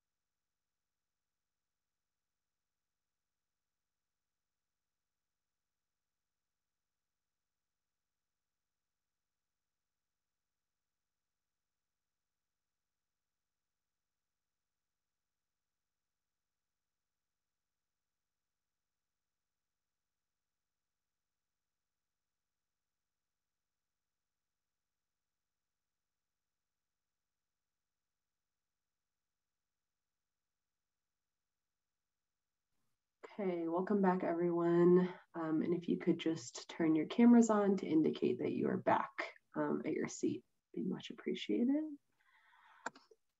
Okay, jumping right in, because we are running quite a bit behind schedule, we are going to rearrange some things. One of the only ways that I imagine, and by the suggestion of one of our task force members, that we can get back on schedule is to perhaps not do subcommittee report outs. Subcommittee summaries already exist. Each of our chairs have those summaries. And what I can do, I can send out the summaries for each of those subcommittees in an email. And task force members can read through them this week on their own time. So again, just as like a very quick update, and I will actually do a very brief screen share so that you all can kind of see what I'm talking about. But we've had 4 subcommittee meetings so far. So each of the subcommittees has already met, and we have 4 upcoming subcommittees that have already been scheduled. And I will go ahead and just share when those meetings are happening. So if you see here, and these will be posted on our website, and I can also send out an email with this information. But all of the kind of second round of subcommittee meetings will be happening the first 2 weeks of March, starting on March 1st with the best practices for community engagement subcommittee. That said, I will, as I mentioned, I'll send out the summaries for all 4 of these subcommittee meetings that has already happened. People can get caught up before we start to meet again in March. Okay, and then as a proposed agenda or like an amendment to the agenda, we will go ahead and kind of condense the agenda that we're having here. Oh, and are folks able to hear me okay? Okay. So in terms of an updated agenda, I thought that we could talk now until about 3:50 about our bylaws and really kind of getting through to a vote on a number of these things that we kind of left off at about an hour ago. We'll then get into officer elections. We do really want to elect our co-chairs and our secretary for this meeting, during this meeting. And then for about 20 minutes, we'll talk about kind of formatting future meetings and then discuss announcements before we get into public comment. This is a really condensed agenda. And I think, you know, the only way to get through it is just to kind of hit the ground running. So I am going to go ahead and turn it back over to Joel.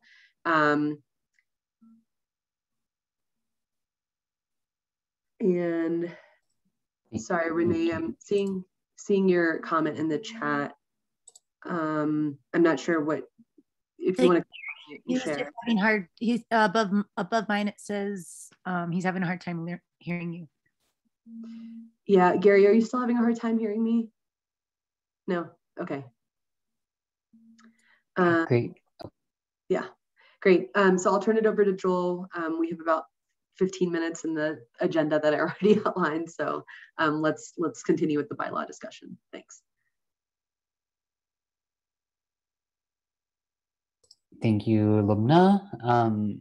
So what I would propose is, you know, we have sort of wrapped up the discussion on the voting threshold. So I did add that language into the relevant section of the bylaws with the 2/3 threshold. I did also add sort of this new Indigenous Engagement Subcommittee to the list of subcommittees in the bylaws. What I might recommend is that we revisit the sort of suggestion and motion that Ian and Jaime were jointly working on, which I've put on the screen here, related to the other issue, which is sort of what content to include in the report, and perhaps open it up for discussion with this language as a starting point. So does that sound okay? Are there any strong objections to that point?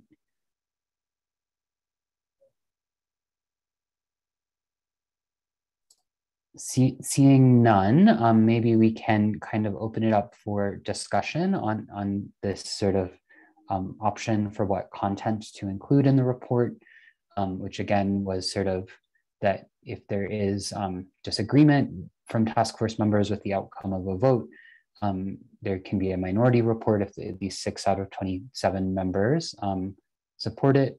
And actually to Ian's earlier point, I will maybe suggest a friendly amendment to what I think was text that we originally proposed as the EJ unit, and just say if at least 6 or if at least 20%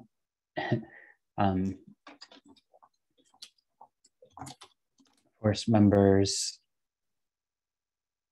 yeah, so that is that doesn't change based on sort of the number of folks who are present. We wouldn't want to set that 20% threshold at the wrong number if we don't ultimately get all the members of the task force. So then the next component would be sort of talking about the length of the minority report, that it will sort of be labeled as a minority report, and then that it would note the members of the task force who supported it, as well as the seat that they fill in the task force, as well as noting whether there was support for the minority report from members of the public and public comment. So that's just kind of a recap of all those pieces we went over earlier, and I'd love to open it up for discussion from the task force, and kind of maybe we can pick up where we left off in that earlier discussion.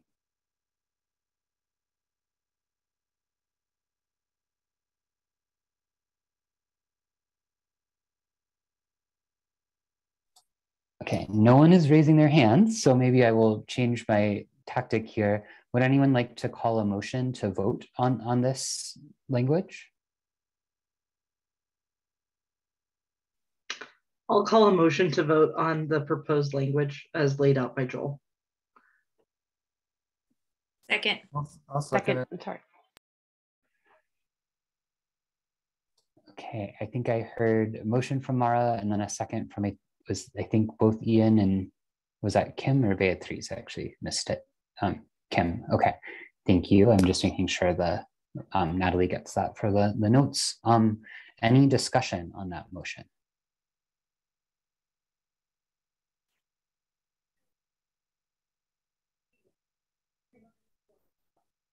Not seeing any, so Lubna, would you like to run us through a roll call vote?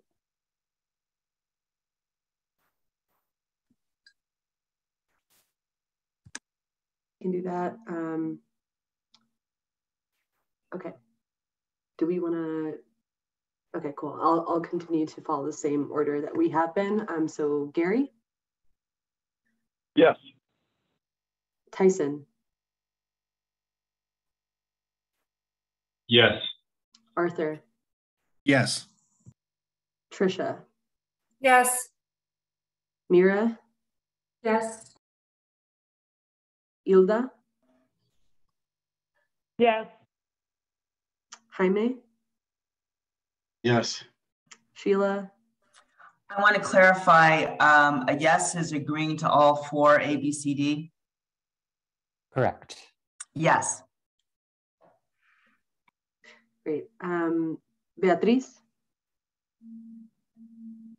Yes. Jonathan? Yes. Renee? Yes. Megan? Yes. Kimberly? Yes. Marcia? Yes. Uni?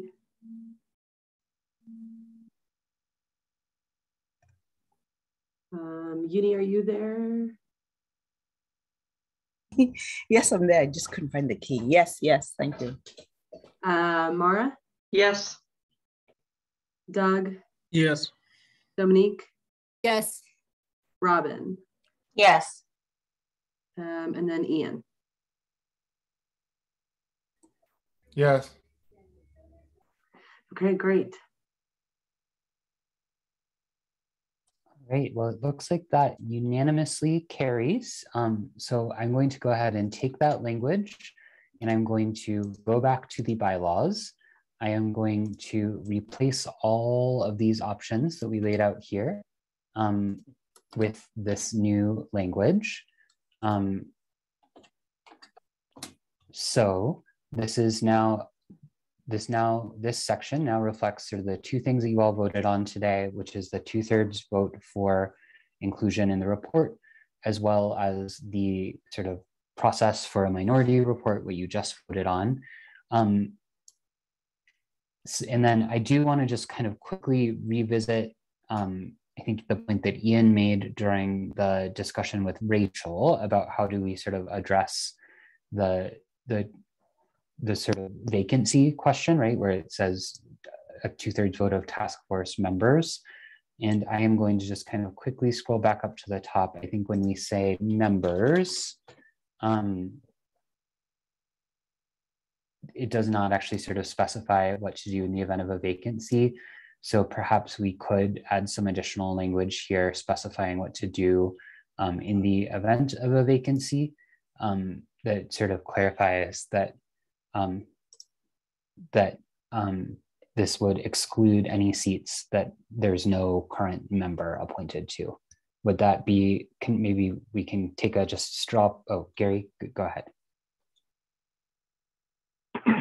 I would just, kind of bring up, I think ultimately we settled on some good language, ensuring that we have electronic votes so all the task force members have the ability to vote, but they still only have 48 hours to cast a vote. And so, I don't know if we really need any language. It's just going to be 2/3 of those that decide to vote.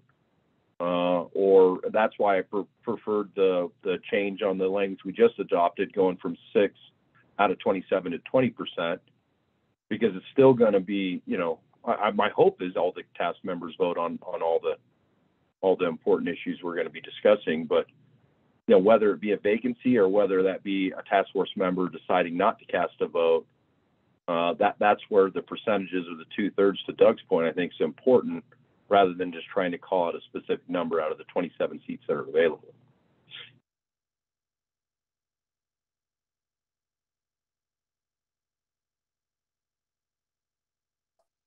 Thanks, Gary. So I think I hear you suggesting just leave the language as is, and I think that is also fine if that's what the task force you all think is appropriate. The denominator will sort of just reflect the number of votes or folks who weigh in. And again, we do hope we might be able to fill all those vacancies as we discussed earlier. Okay, so with that, I think that we can probably wrap up our discussion of the bylaws. So I think we've now gone through everything. You all chose options. No one sort of jumped in with any feedback on the sections that Lubna went through earlier. Do you want to point out that Gary found a typo for us to correct, which I did correct in this version, which is that we had an extra word "one" right here in Article 6. So that's now been corrected. So unless there are any further comments or discussion, I might suggest that you all call a vote on approving the bylaws and actually having the voting to approve, this version of the bylaws that reflects all the edits that we made since the last meeting. Ian, I see your hand is up. I still feel, what were you saying about vacancy and ability to fill vacancies? So here we were talking about this 2/3 vote of task force members and how we would essentially understand what the denominator is for that 2/3. As we know, there are currently essentially 5 vacancies on the task force: the 2 tribal seats, the local government seat, the representative DI communities in Congressional District 4, Brent Nation, had to step down for health issues last month, and we're working with the legislature on filling his seat. And then one of the initially appointed task force members, Camila Beasley, has not responded to any of our emails. And so we're working with the legislature to see about appointing a replacement for her. So hopefully those all get filled. I mean, the Southern Ute Tribe has told us it doesn't intend to appoint a member, but perhaps over time, the more that we engage with them through the Indigenous Community Engagement Subcommittee, the tribal government might change its mind, or to your point earlier, Ian, consider appointing perhaps a just member of the tribe who isn't part of the tribal government if it's really a sort of staff capacity issue. So I think I was just sort of speaking to, we don't know that we would have any vacancies when it comes time to make votes on what goes in the final report, but we do currently have, those 5 vacancies. So it's something to consider. But I think to Gary's point, this could essentially just be interpreted that the denominator is just however many task force members actually vote on the issue, even if there are vacancies. That makes sense. Okay.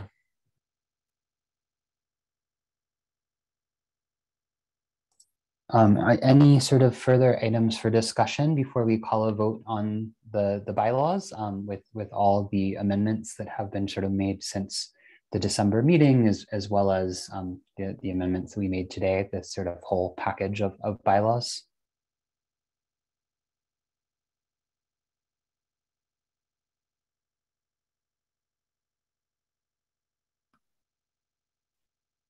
I would make a motion to approve the bylaws as amended. Second. Okay, we have a motion and a second from Gary and Arthur. Is there any discussion?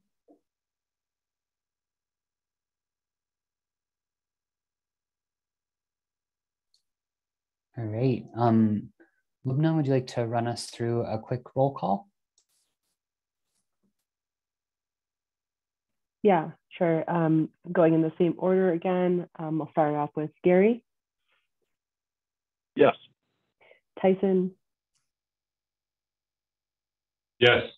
Arthur. Yes. Trisha. Yes. Mira. Yes. Hilda. Yes. Jaime. Yes. Sheila. Yes. Beatriz. Yes. Jonathan. Yes. Renee. Yes. Megan. Yes. Kimberly. Yes. Marcia. Yes. Uni. Yes. Mara. Yes. Doug. Yes. Dominique. Yes. Robin.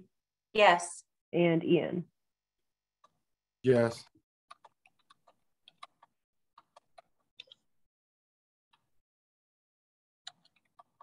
Great. Okay. All right, I think that concludes our discussion of the bylaws. And we will move forward and begin our conversation about officers and elections for co-chairs and secretary. Does that sound right, Joel? Anything else that you need on your end to wrap up the bylaws conversation? No, I'll just note that obviously Lumna and I will work on getting sort of the final version fully cleaned up for all task force members to see, and we'll get that out to you soon so that you can all see the final version you voted on, and we'll also get that in the public Google Drive folder so that the public can see it as well. Okay, great. Cruising on along. All right, so switching gears to our co-chair nominations and our nominations for secretary. It was at the request of numerous task force members that we keep the nomination window open until this meeting. And now that is quickly coming to a close. The nominations that we have so far for co-chairs, and I can drop this in the chat, Joel, if you're working on something else. I'll just do that. So nominations for co-chairs are Beatriz, Ian, Michael, Renee, and Tyson. And I wanted to see if there were any other nominations that folks would like to make at this time.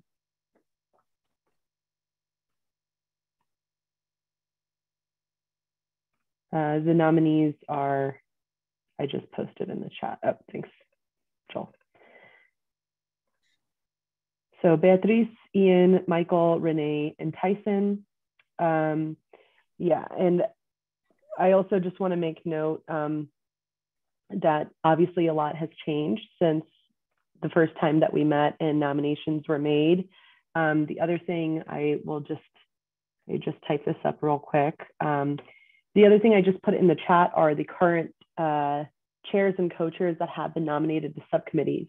So our chairs for the chair for the Community Engagement Subcommittee is Ilda. The chair of the definition of disproportionately impacted community is Ian. The equity analysis co-chairs are Renee and Beatriz, and the data and health disparity chair is Uni. That said, you are certainly allowed to run for co-chair of this full task force, even if you have been elected as chair for one of the subcommittees. You can be chairs of multiple subcommittees and the overall task force. Beatriz, I saw that you just removed your name from the nominations. So now the 4 nominees are Ian, Michael, Renee, and Tyson. Is there anyone else that would like to nominate themselves, nominate others, or would like to remove their name from the existing nominations?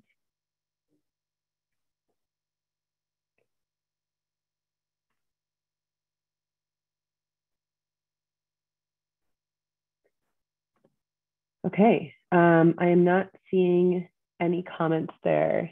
So at this time, one thing I would also just like to mention is that we are also accepting nominations for secretary, and we can kind of separate these two kind of elections out. But there are still no nominations for secretary. And so if there are any task force members that would like to self-nominate or nominate others for secretary in particular, please put that in the chat now. If you don't want it to be public, you can direct message Joel. I have a point of order question, Lubna. Just what if there are people who lose in the first election that want to run for the second, and so asking for nominations at that stage seems to make the most sense as not having anybody, but. Yeah, that's fine. We can keep that the nominations for the secretary open until after we've elected co-chairs. Is that what you're referring to? Yeah. Yeah. Yeah, I just wanted to plug that while we're going through the co-chair nominations or the co-chair elections to have in the back of your mind. So if there are any nominations for secretary, because we do not have any nominations at this time, please do share those with us. Okay, so with that said,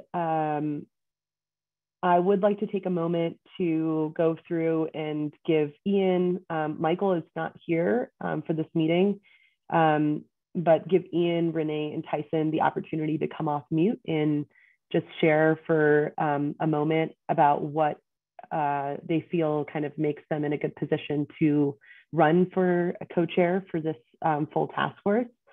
I can go ahead and start with Ian, followed by Renee, and then Tyson. If you could just come off mute and kind of share with the full task force what interests you in this position and why you feel well equipped. I just want to make sure, am I lagging? Because my camera's lagging on my end. Your camera is lagging a little bit, but your audio sounds fine. I'm wondering if maybe I should turn off my video just so you don't miss it. I'm going to do that. I'm sorry, y'all. I wish I could look at y'all while I did it, but I can see you on my end. Well, okay, so I'm really interested in running for co-chair because I've been working towards this moment for a long time. I've engaged in legislative work towards this goal, regulatory, both at CDOT, PUC, within CDPHE at the Water Quality Control Commission, the Air Quality Control Commission. I currently sit as on the Equity Roundtable for the Department of Natural Resources. And as you know, I've been involved really getting my start in fighting because I grew up in an environmental justice community, and I have seen the cumulative and comprehensive impact on my family, on my community members, and what permitting, planning, rulemaking, and the judicial parts branch play such a huge part in all of it. I think a leader who's seen many parts of it, including the NEPA analysis, having gone through that would be good. From a language justice perspective, I have over the last few years put on webinars in Spanish, Vietnamese, and Somali, printed materials and done outreach. I do come with a local government background, having worked in 3 branches of local government and spent time as a secretary of city council. And I think that's an important part as we move through this motions, is having that expertise. I think lastly, I've traveled across the state to meet with environmental justice communities over these years, and I have one more trip to really meet everyone. And I really want to bring everyone together. So many people on this task force I've worked with over the years successfully on many different kinds of rulemakings and permittings to advance the cause of environmental justice and engagement and outreach. And so I humbly ask for your vote.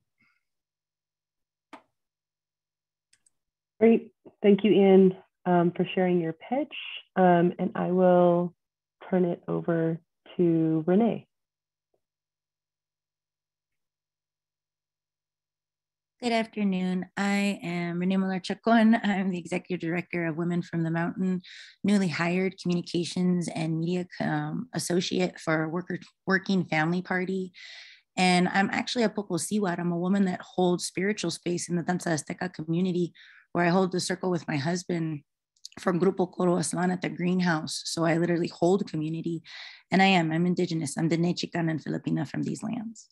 I do works directly in restorative justice. It started as just a cultural educator, specifically understanding how you can be an ally and accomplice in environmental awareness, first starting with missing and murdered Indigenous relatives, but it actually expanded into what is restorative justice, including the biosphere. I worked on SB 1266, SB 200, and other rulemaking and policymaking spaces. I ran for Commerce City Council this past fall, and I only lost by 168 votes. So for my first time, I would do it again to talk about restorative justice and what does that look like in not just defining disproportionately impacted communities, but eliminating disproportionately impacted communities. Understanding since Indigenous communities, what have we really done to our biosphere and our sources of life? And how, when we bring in new sustainable industry, do we not have the same mechanisms that have been predatory on those same communities and cumulative impacts of where I live in Commerce City, Colorado, actually Henderson, which was founded by the KKK. Then it was Irondale, then it was Commercetown, then it was Commerce City. So I also know a lot of the historical context of the spaces. I work in several Indigenous spaces, including the Native American Housing Committee. I assist the Missing and Murdered Indigenous Women Task Force whenever we can for sex trafficking and info in urban spaces.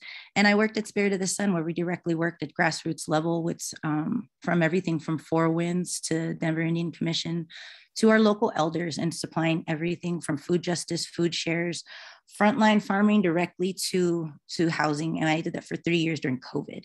So I do understand a lot of the different dynamics, and the complexities are very hard, but a lot of the solutions are very simple when we're really ready to act together. I do also humbly ask for your vote in any way that I can help in restoring our communities is especially important. Thank you. Thank you so much for that, Renee. And then Tyson, I will turn it over to you to share. Thank you very much. I'll start off first by saying my public participation has not been at the level of the two who had just talked. I'm very envious of what they've done, as well as thankful for that there's those people out there spending their time to do this. I appreciate the opportunity to do this. My background is I grew up in the rural community, so I understand the rural community, which makes up a large portion of our disproportionately impacted communities. But I also spend my current time working with minority communities in the urban areas, from education to working with Senator Coleman's energy cabinet, as well as several community leaders in trying to find not only space for equity and equality, but also trying to find space for advancement. I think that's a big thing that we need to not lose track of in our future, is how do we advance these communities to have the opportunities to grow themselves and become non-disproportionately impacted communities without, in a sustainable manner that they can do that. And my goal for being on this is to learn more, listen more. I like that Lubna mentioned that you will talk less if you are a co-chair of this, and I have a tendency to talk too much. So I see it as an opportunity to work with everybody, hear a lot about what everyone's doing, and hopefully just keep the agenda rolling and make sure that we are progressing towards what the ultimate goal of this is. And I do not have a personal agenda in this, but other than to come up with the best next step forward for these communities. And I think that's something that we really need to keep in mind. This is going to be a lot of work on ours, and a lot of work is going to be step one. And step one is one of many, many, many steps. So I look forward to the opportunity, whether it's as a co-chair or an over-talkative non-chair member. I will put forth my best effort to and energy to make sure that we reach the goals that we are set out to reach. And thank you for the opportunity. Excellent. Thank you. Thank you, Tyson, Renee, and Ian for sharing. Michael is still in for the running for co-chair, but is not here to share his pitch, but folks are still welcome to vote for him. Okay, so that said, co-chair nominations, Ian, Michael, Renee, and Tyson. At this time, I ask that each task force member queue up the chat and have a chat that goes as a direct message to Joel, not to everyone. Based on the bylaws, we are doing this via secret ballot. And please select 2 names, 2 co-chairs that you would like to vote for. We'll spend the next about 2 to 3 minutes doing this. If you've gone ahead and submitted your chat, and let me just put this in here, select 2 people, just so that's clear. So ensure that the chat that you are sending is as a direct message to Joel Minor. Please select 2 of the candidates that I just entered into the chat. If you've gone ahead and put those your votes in, I welcome you to kind of get off camera, and if you want to return back at 4:05 while we tally the votes. So go ahead and put in your votes. If you've already gone ahead and done so, feel free to step away for a couple of minutes while we tally the votes.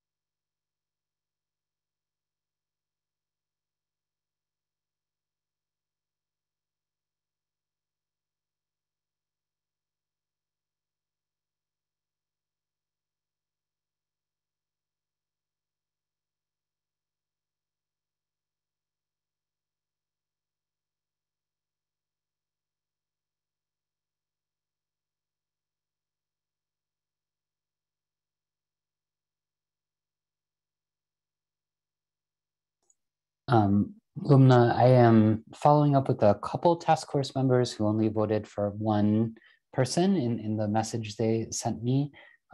So if I sent you a follow-up message to ask if you'd like to vote for two people, each task force member can take 2 votes.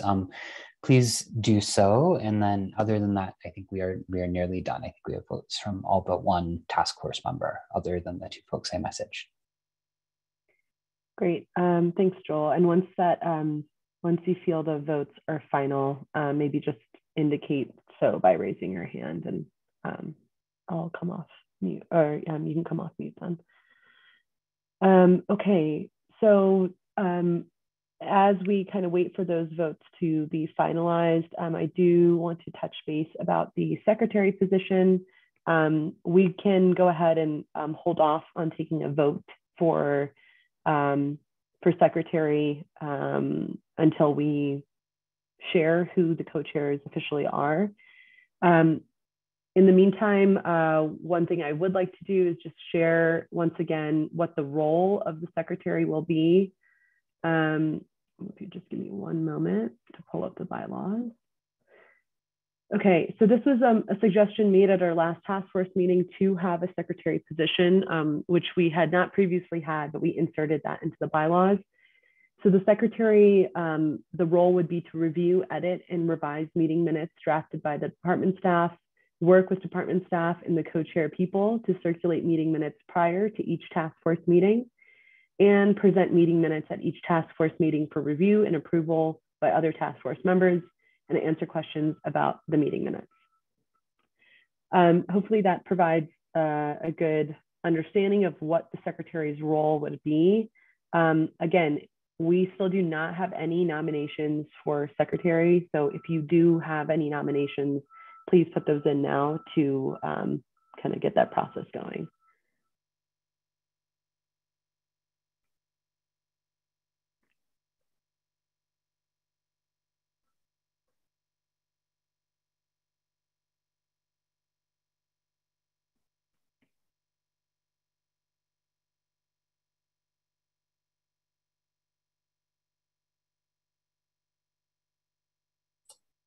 Lumna, I'm not hearing any, and unfortunately, we actually have a tie at the moment in the co-chair vote. So I do need the final task force member who hasn't voted for a second candidate to maybe send me their response. So not to put too fine a point on it, but Sheila, if you could send me your second vote. We only got 1 vote from you, so I would appreciate if you could send me your second vote via direct message, and that will let us hopefully resolve the tie. Yes, I sent you 2, but I'll resend.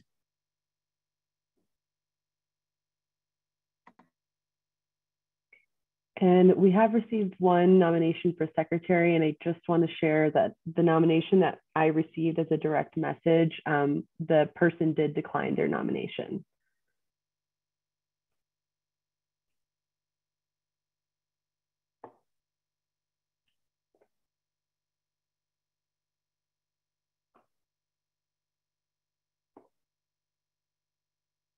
Okay, thank you. Sorry, Sheila, about that. I just scrolled back through the chat and saw that I actually did miss your second vote originally. I apologize. So we do actually have results now in the co-chair voting. So the 2 co-chairs who received the top votes are Ian with 13 votes and Tyson with 9 votes. So they will be our co-chairs. All right, congratulations. Awesome. So with that, Ian and Tyson, we welcome you as our co-chairs of the full Environmental Justice Action Task Force. I'm very excited to have those seats finally filled after a lot of anticipation, a couple months there. That said, any nominations for secretary, and you can make those public or as a direct chat to me. And if we do not have nominations, or if we do have nominations and those nominees have declined, we may need to revisit our bylaws. And we don't need to do a screen share, but just knowing that we revisit the bylaws and remove the officer position for the secretary. And that is something that I assume everybody here would be okay with if there are no nominations for secretary.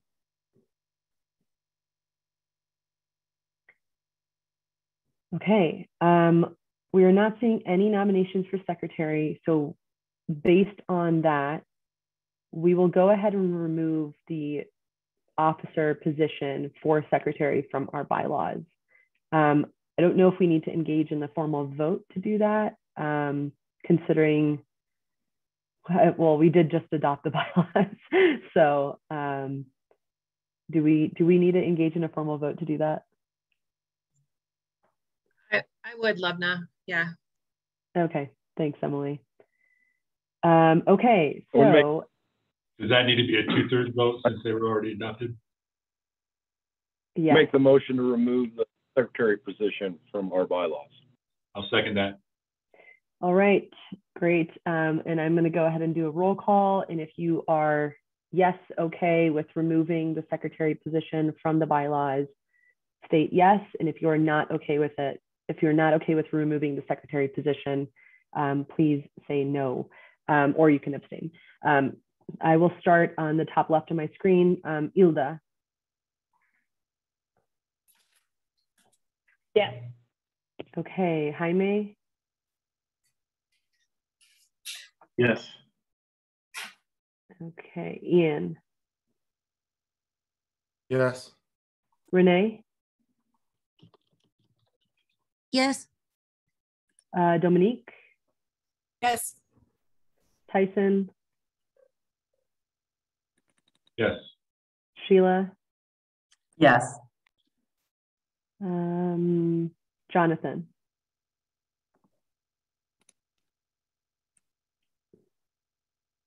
Jonathan, are you able to come off mute? Okay, I will circle back in just a moment there. Gary? Yes. Kimberly? Yes. Trisha? Yes. Megan? Yes. Doug? Yes. Beatriz? Yes. Marcia? Yes. Mara? Yes. Uni? Yes. Mira? Arthur? Yes. Okay, and I believe I got everyone.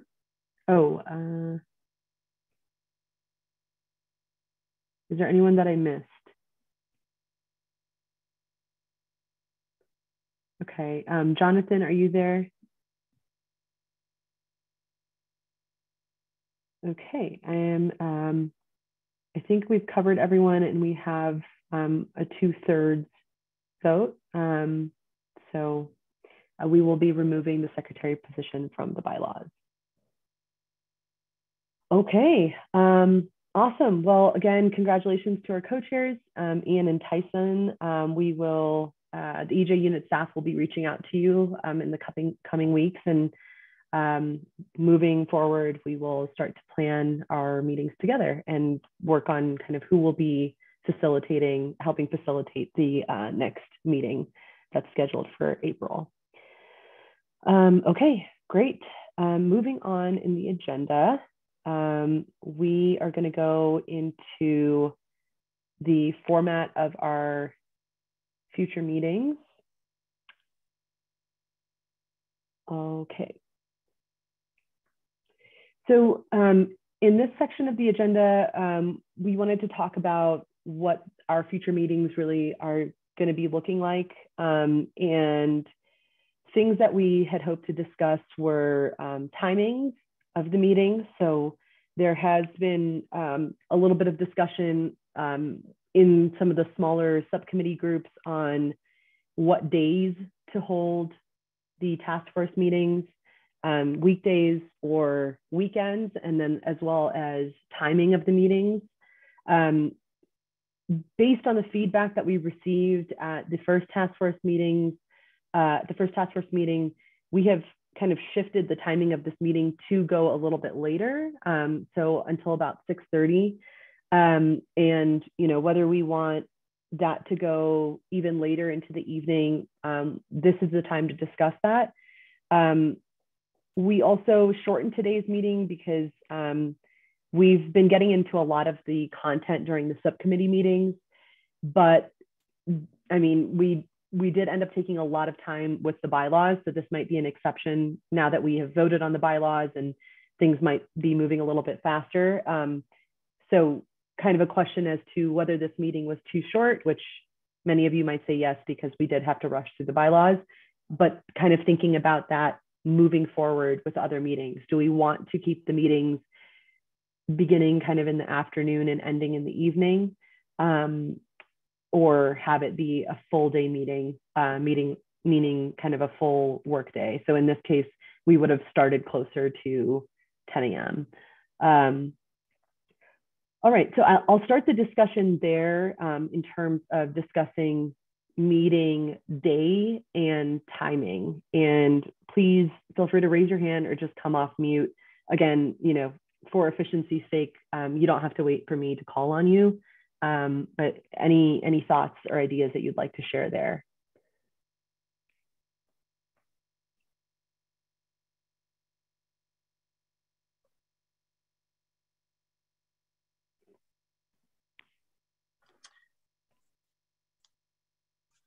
Yes, Gary.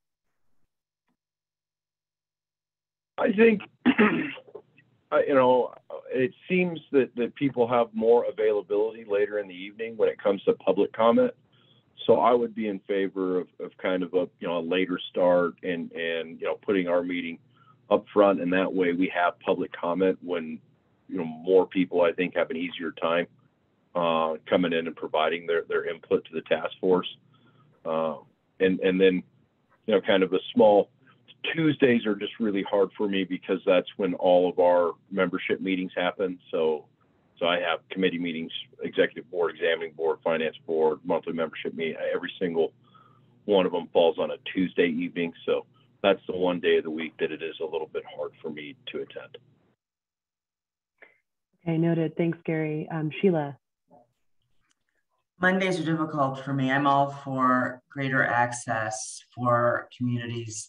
So if that means evenings, I'm fine. If that means Saturday, I'm fine. I know that's not, you know, optimal, but I want to make sure that we meet at a time where people can access our work. Yeah, thanks for that, Sheila. Ilda and then Arthur. Yes, I 100% agree with Sheila. I think one of the pieces is that how can we engage individuals that regularly won't have access to join the meetings during the work week. We also have them on the weekends. We can also extend the time. Because I know for many folks, being able to start at 10 in the morning one of these calls really ruins kind of your whole work day. So I will propose maybe not every month, but every other month, being able to hold a meeting on the weekends, Saturday or Sunday, longer meeting, 8 hours, 6 hours, you know, whatever it is needed to be extended. Okay, thank you. Arthur? Just want to voice that want to make it accessible for people to attend the public hearing. Normally Mondays and Tuesdays are really slated for local, like city council, county commissioners. So those who do engage at public hearing will probably already be booked up on those Mondays and Tuesdays. So something maybe in a Wednesday could make sense. I certainly can voice support for the weekend idea, like not every meeting, but certainly some, but like want to be conscious that like early of the week is really when a lot of government does its meetings and open meetings. So let's not try to schedule ours on top of those.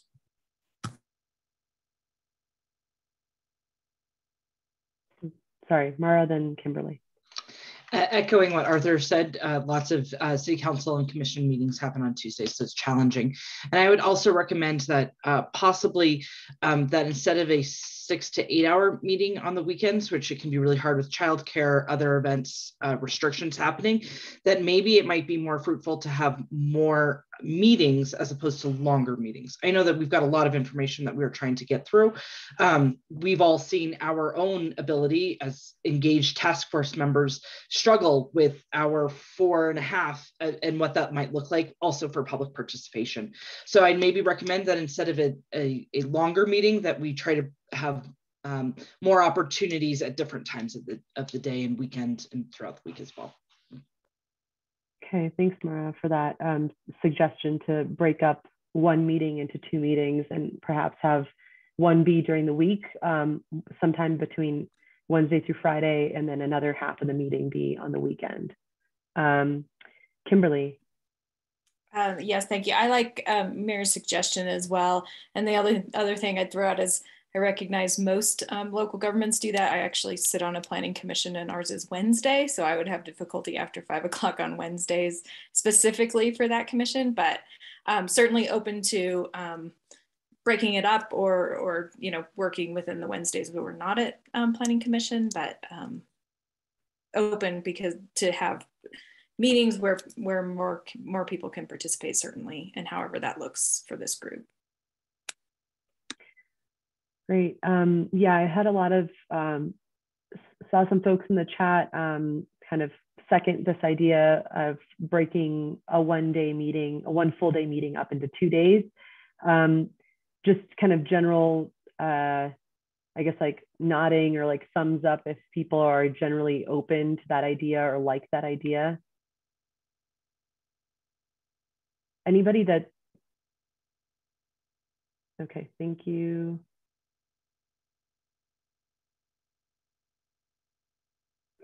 Great. If there's anybody that is kind of opposed to that, of kind of splitting a one-day meeting up into 2 days, if you have any opposition there, please do feel free to come off mute or share at this time. And you know, we're capturing all of this stuff in the notes, and you know, we may not decide on exact meeting times today just for the sake of time, but we'll process these notes and I'll send out some follow-up emails that folks can look at.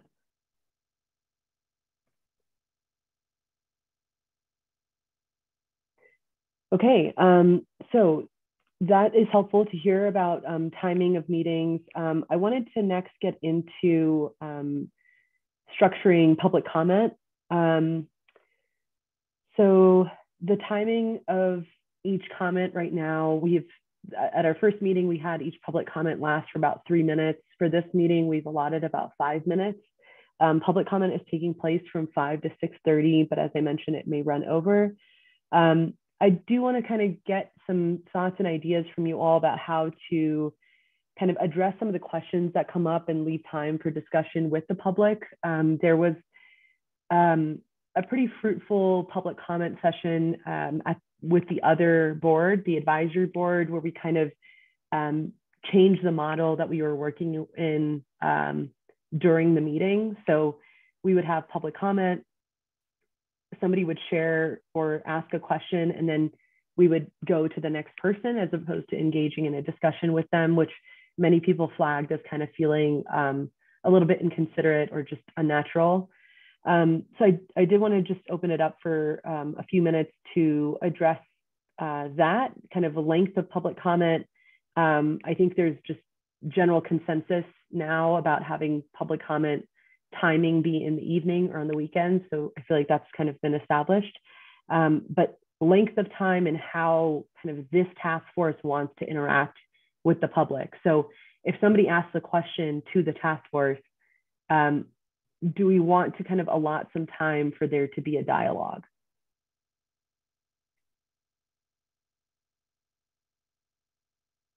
Yeah, Ian.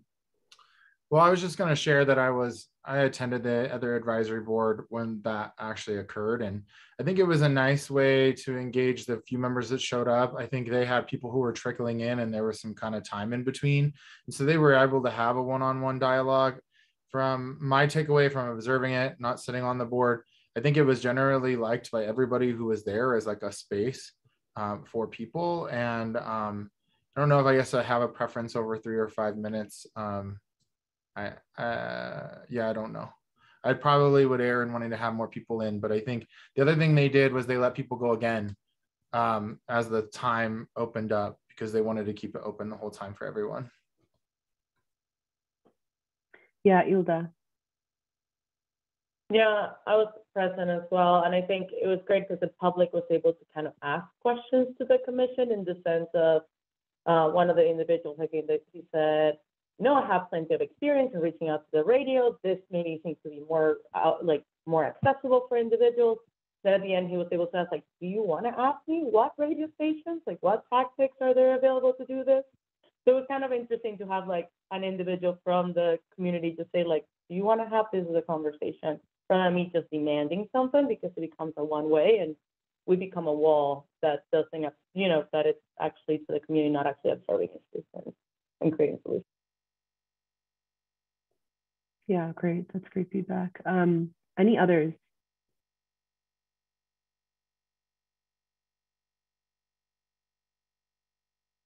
Okay, so I think based on the way that public comment is formatted for today with 5 minutes allotted for each person, one thing I might do just as kind of setting the tone is tell people that they have about 5 minutes, but maybe if they don't want to use the entire time to kind of provide a formal public comment for the full 5 minutes, they could maybe provide a public comment, and then if they want to like engage in a discussion with the task force, like present a question or something like that, they could use that 5 minute time to do kind of what they want with that time.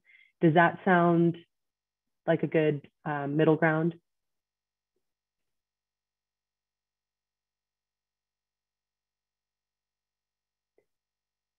And again, you know, this is always subject to change. So maybe we will run it that way today. And then if there's any like strong feedback on whether we want it to be done differently, you can provide that feedback in the chat or in a direct message to the EJ unit staff.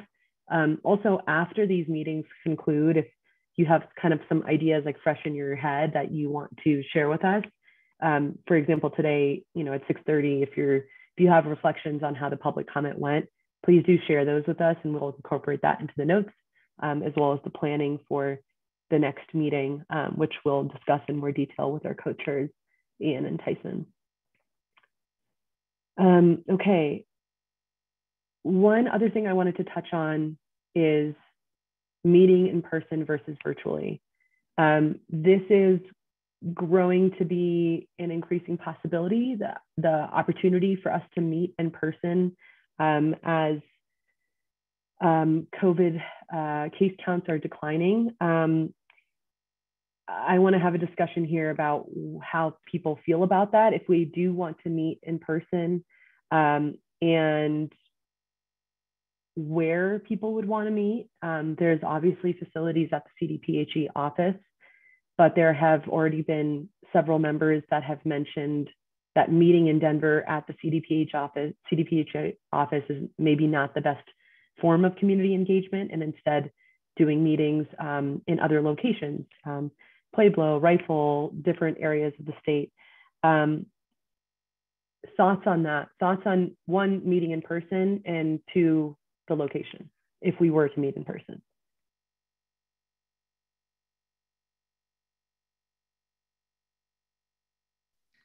So if we meet in person, which I do think adds a lot of value, especially to this task force coming together, being able to hash out ideas, especially as we get closer to the final report, I think it's important to have that human element to it. I would recommend, though, like you just mentioned, Lubna, of maybe having a few different locations across the state, or having an opportunity. The legislature does this really well, of having public comment virtually via a video feed. And so we could also engage on that process. If we're having an in-person meeting, is there a possibility to partner with Grand Junction and their community college and maybe Adams County and you know, Colorado Springs, to have a little bit of representation across the state, I think would go a long way. It's a great suggestion, Mara. Thank you. And just to be clear, also, if we did switch to an in-person meeting, there will always be the option for people to attend virtually. We're not trying to get into a situation where somebody is immunocompromised, for example, and just is not ready to meet in person. That option will always be there to attend virtually.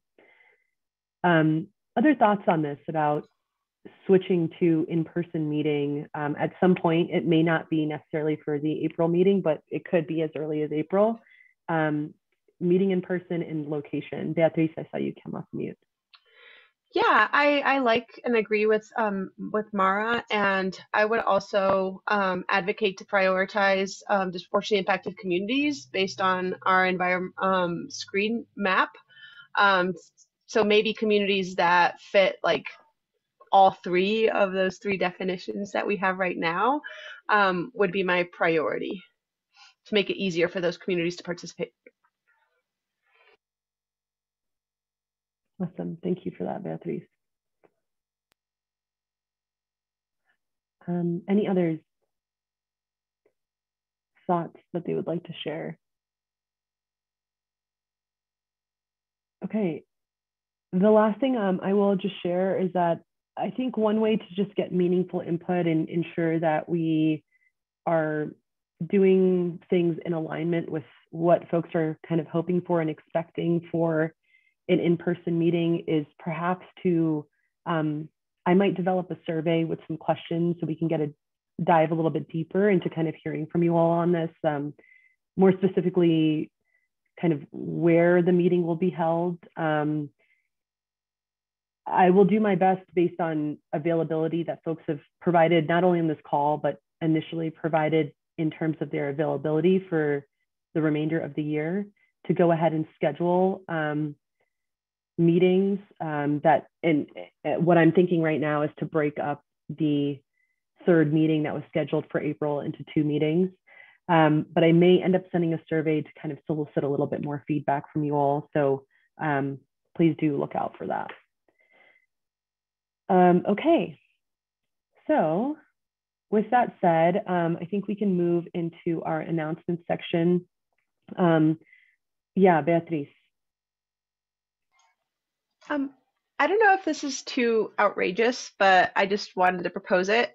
Is there also any opportunity for the Environmental Action Task Force to maybe tour communities as well, so we can see firsthand and everybody can see firsthand, you know, maybe what it means to live in this community or what their backyard looks like, breathe the same air, you know, just really have that experience, even if it's for an hour.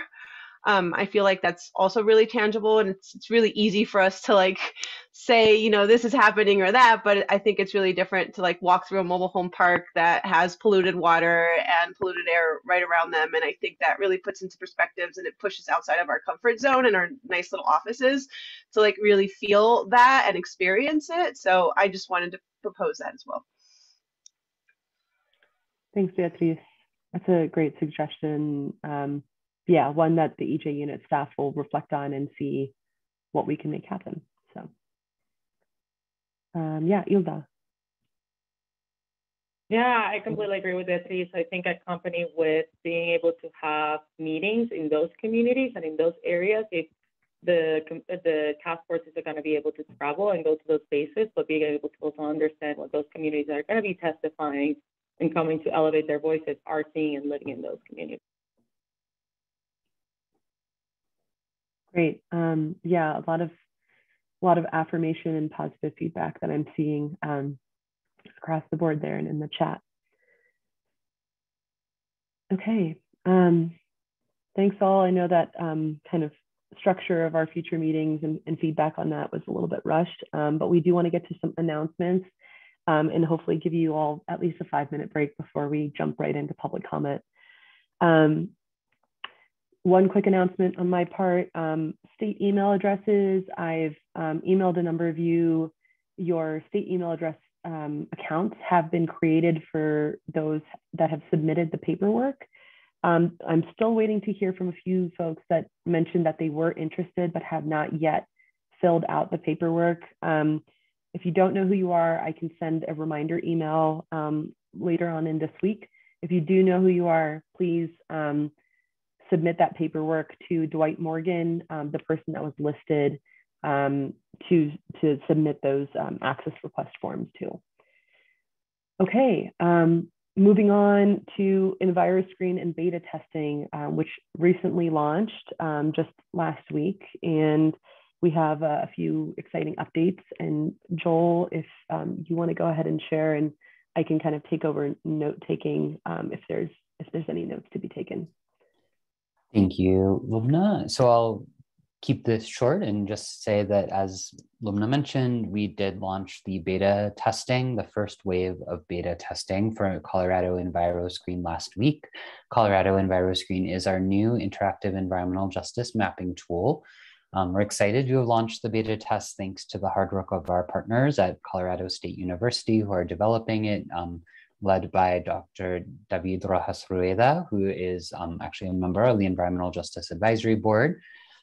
We are the first wave of beta is short. It ends next week on February 28th. So I would encourage you all to take a look at EnviroScreen in the next few days if you haven't already, and fill out the questionnaire that Lubna provided so that we can get your feedback. And this is not your last opportunity to provide feedback. This is really the start of our public testing, and we will have a fully public open beta that any member of the public can participate in starting in April. And we would encourage you to all participate again then, and then any members of the public who are with us here today will also be able to participate in that second wave testing. You know, I did want to note for those of you who are looking at EnviroScreen right now that we have not yet built in all of the indicators, and especially some of our water quality indicators we're still working on. We hope to get those ready before the April beta testing, but just wanted to make sure everyone knew that that it's still a work in progress, so not everything is built in. And then just last thing I wanted to say is that we are on track to launch EnviroScreen in June of 2022. This will just be EnviroScreen 1.0. We look forward to continuing to update it and make it even better, and really ensure that it's providing data and service of the communities that we're intending to serve over time. And there will be a 2.0 in the future, so we'll continually work on improving it. So any questions? I don't see any hands up, so I will pass it to Natalie to provide some AIR updates. Great, thanks, Joel. Yeah, just briefly, and I should just say, hopefully all of you have seen the calendar that we have on the environmental justice website, and these are also, we have sort of once or twice a month, we're sending out newsletters for just to share out the dates. So I just wanted to share 2 rounds of meetings that are coming up, but the details are on the website and on the calendar.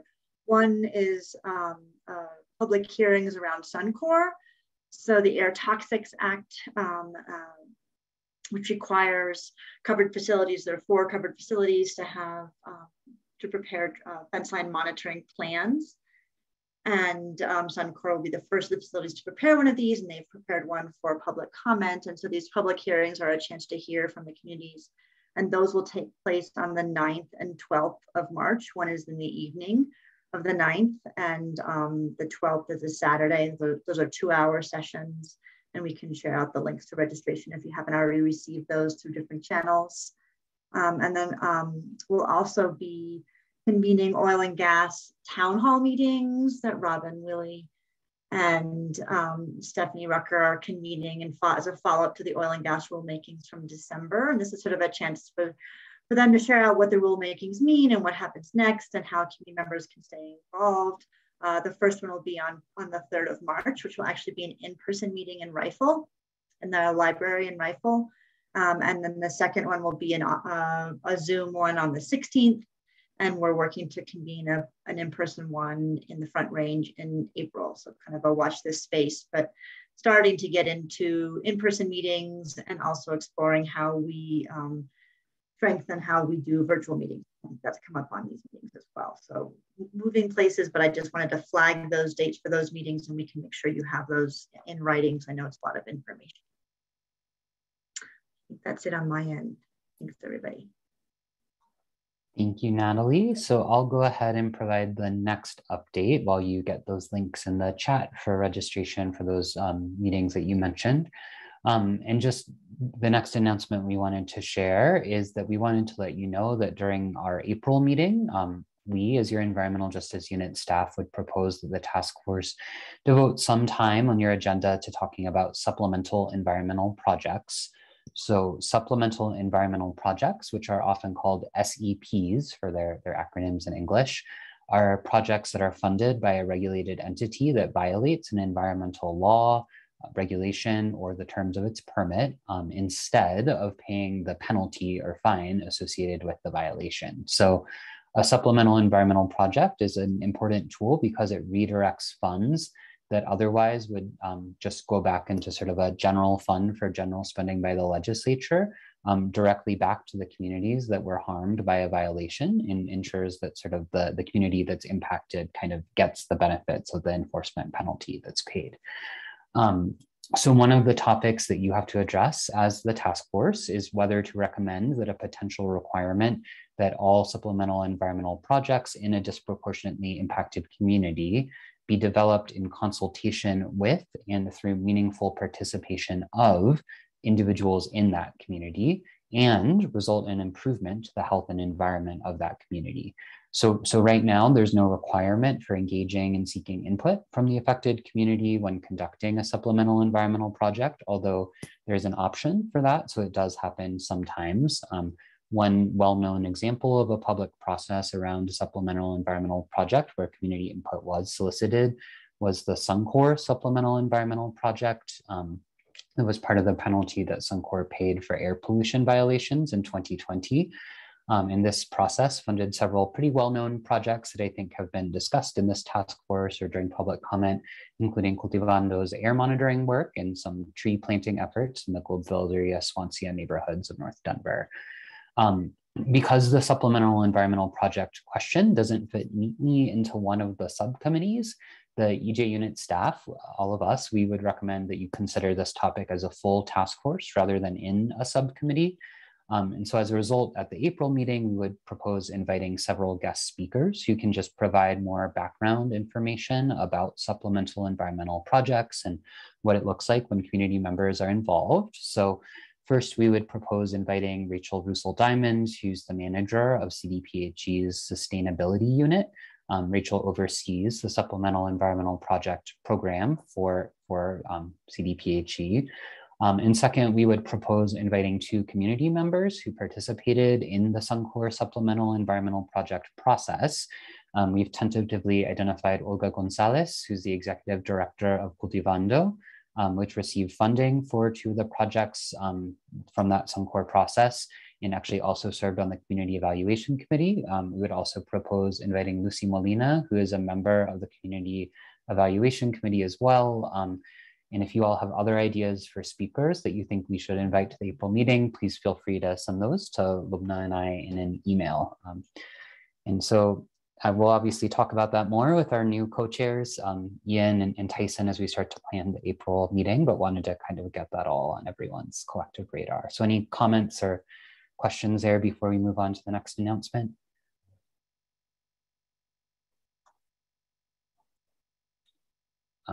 Great. So I think I will just quickly make one other announcement that Sheila provided us, which is that there is a new report from the Othering and Belonging Institute. That is a research institute out of the University of California at Berkeley that has created a repository on remedies for structural racism. It has, I think, over 1,000 recommendations in total, and that includes several recommendations related to environmental justice. So I'm just going to quickly put a link in the chat to that report. Sheila, is there anything else you'd like to add about that as sort of a resource for folks to review? Yeah, I would love for all of us to look at them because there's some excellent recommendations, and maybe it could be an agenda item at our next meeting. I think, Sheila, that's a great suggestion. I see some nods and thumbs up, so we can bring that to Tyson and Ian as we kind of start planning the next meeting and see if we can look at some of those formal recommendations in that report.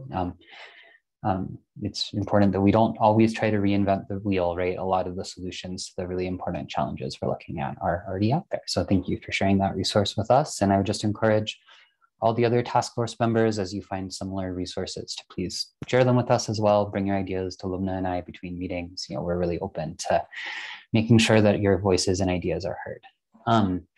So I think our final announcement we want to talk about, as we mentioned just at the start of the meeting, is talking about some of the written public comments you received. So last Tuesday, the task force received actually your first ever written public comment.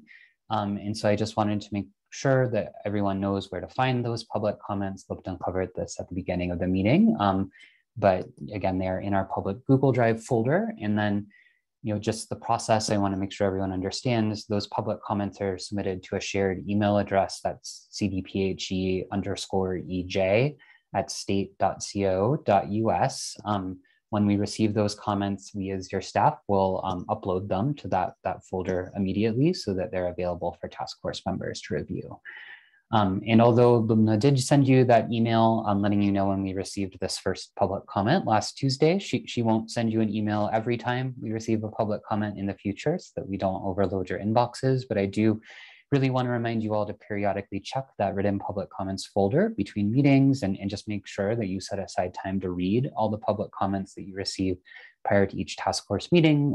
Lumna will obviously remind you to do that, but just want to make sure that you remember as well.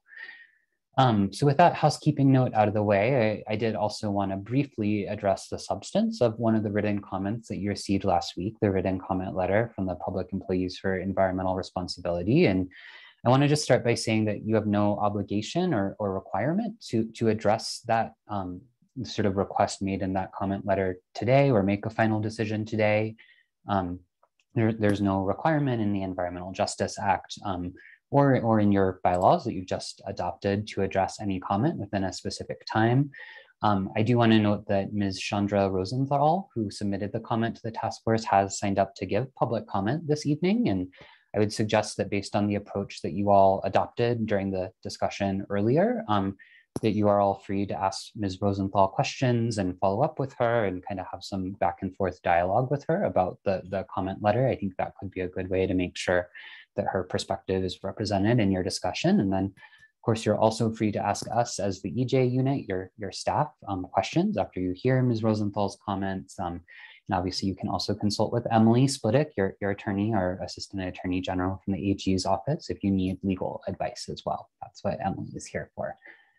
And then finally, in terms of the substance of what was recommended in the letter, I do want to note that nothing in the Environmental Justice Act gives you as the task force specific authority to intervene in or provide recommendations to the Air Pollution Control Division about a specific permit. The Environmental Justice Act does contemplate the task force making recommendations, but it only talks about a single set of final recommendations in November 2022. So it doesn't discuss making other recommendations in the interim.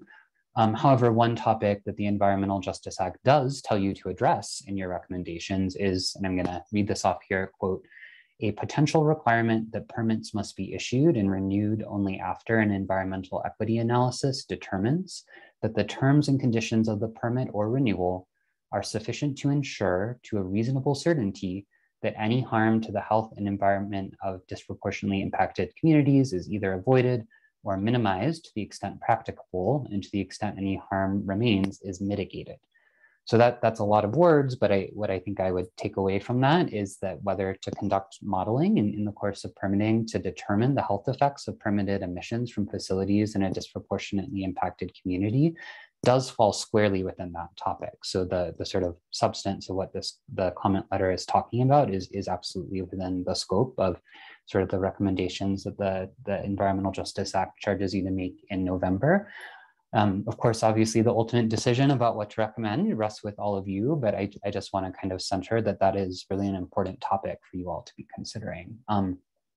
So given that our recommended approach as your staff, which of course doesn't have to be the approach that you take, is to work with Ms. Rosenthal and any other interested parties to hear their ideas and see if you'd like to incorporate them into the task force's final recommendations.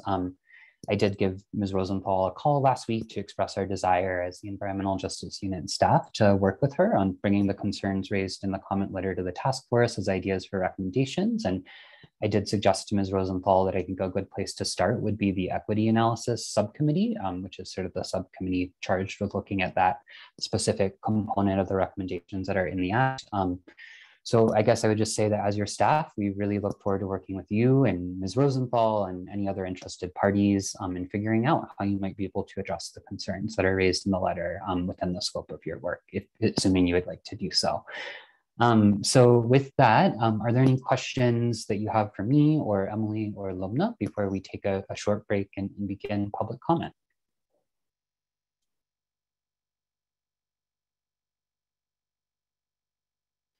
I just wanted to ask if the letter's in the public comment folder, Joel?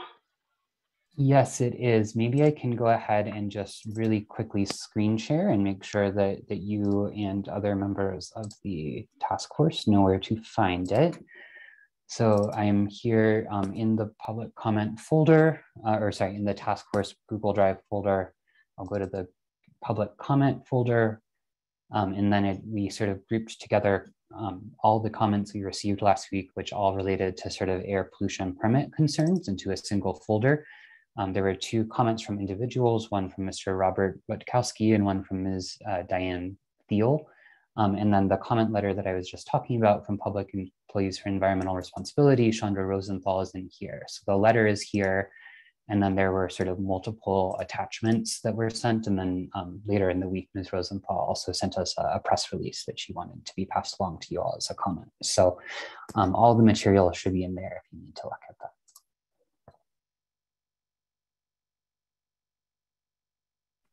Hey, I would just add that if you scroll through it, I think to page 3, you'll see the action task force has the ability to act. And there's kind of a couple paragraphs there about what they believe we would have the capacities to do. And so I think that if you have a few minutes to even look at it, if you hadn't seen it yet, that I think that's a critical part as Chandra gets ready to testify to us, I think.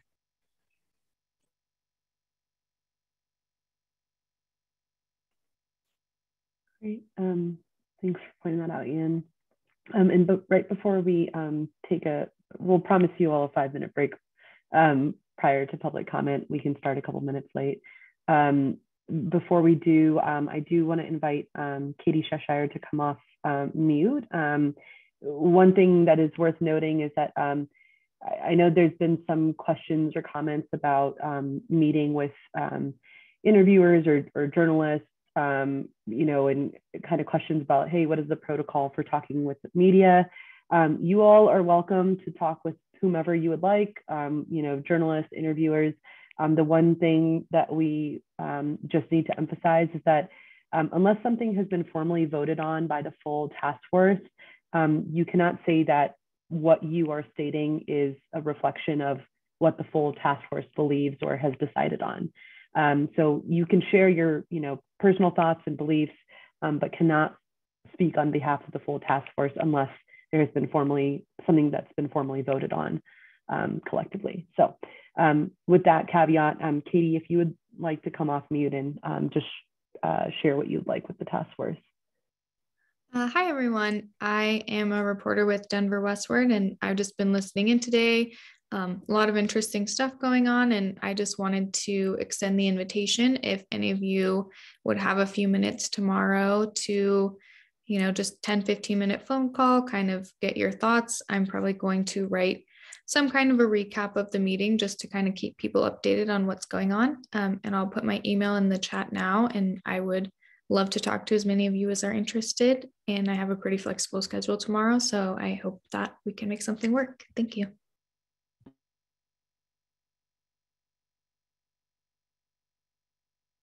Great. Awesome. Thanks, Katie, for sharing that. And Katie's dropped her email in the chat. So if anybody wants to reach out to her directly and have that interview, you're welcome to. Okay. If there's, I will actually just pause just for a moment. Is there any something burning that for people just on people's chest that they want to share with this full task force before we break? Will we send a press release out announcing the elections and the subcommittee chairs, just again in the name of transparency, that the elections have happened, and trying to engage the media in some sort of way so that they start engaging in the process as well? Yeah, Joel, I don't know if I saw you nodding, so I don't know if you have anything in particular to say about that, but I think that's something that we can definitely work on in terms of developing a press release and making sure that information gets out. And the confirmed bylaws too. Yeah. Yeah, it could be kind of an executive summary of where we're at, sort of like subcommittees that have been created, who has been elected into leadership, and sort of where we're, sort of executive summary where we're at. And I would like to flag if we can also make sure that we outreach to Spanish media as well.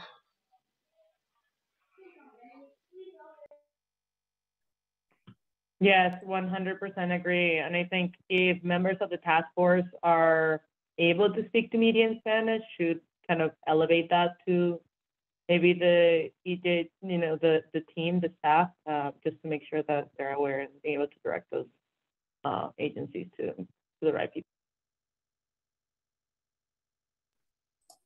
Yeah, that's a really wonderful suggestion. We are so close. We are in interviews for our environmental justice communications specialist, and so sometimes we overlook those important media opportunities. That's a great reminder, and I think we can work with sort of our existing comms staff to try to work on a press release. So thank you for that suggestion. We have been sort of translating all press releases on environmental justice matters into Spanish as a matter of course, but if any of you all as task force members have connections with Spanish language media, we'd welcome that. Or if you're willing to serve as a spokesperson, we'd also welcome that. So thank you for those great suggestions. Great. All right. Well, thanks everyone for your patience and flexibility and ongoing engagement for the duration of this meeting. We are going to start public comment shortly. I recognize that we haven't had many breaks today and people are pretty exhausted. So we will go ahead and start public comment at 5:05. We'll just start about 5 minutes late. And if you could be back here at that time, be much appreciated. See you in a few at 5:05 p.m. Thanks.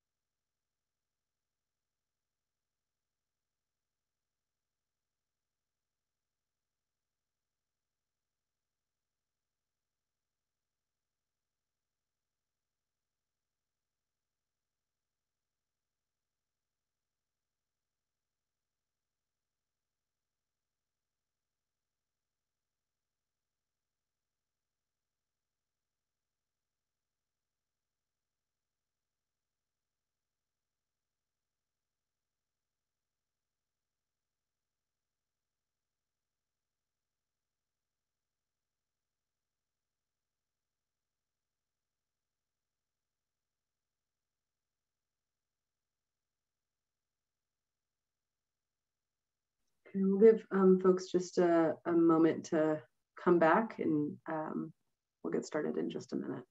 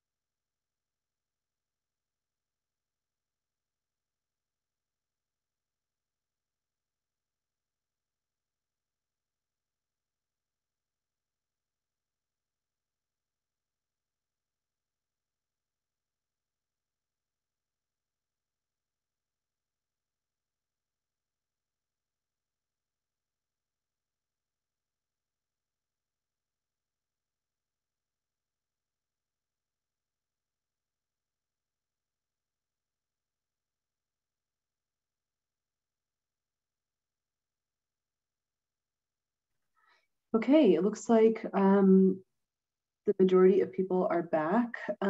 So we can go ahead and start with our public comment. We have a list of people who have signed up previously for public comment. They've been signing up over the past few weeks. And we'll drop those names in the chat in the order that we'll call on them.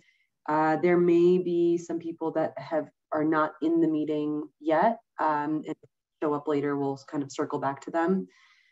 Thanks, Natalie, for dropping the queue in the chat. And one other thing to mention is that we are giving commenters about 5 minutes each to provide their public comment. Public comments can be provided in English or in Spanish. And Maite or Rosario will be able to interpret in either direction. If you deliver your comment in Spanish, please pause and give the interpreters a moment to switch from the Spanish channel to the English. Lumna, I'm so sorry. Maybe we can pause. I think actually both Maite and Rosario are interpreting in the Spanish channel right now, so people might not have heard that. So Maite and Rosario, I'll let you work out who is speaking, and then maybe Lumna, you can repeat that.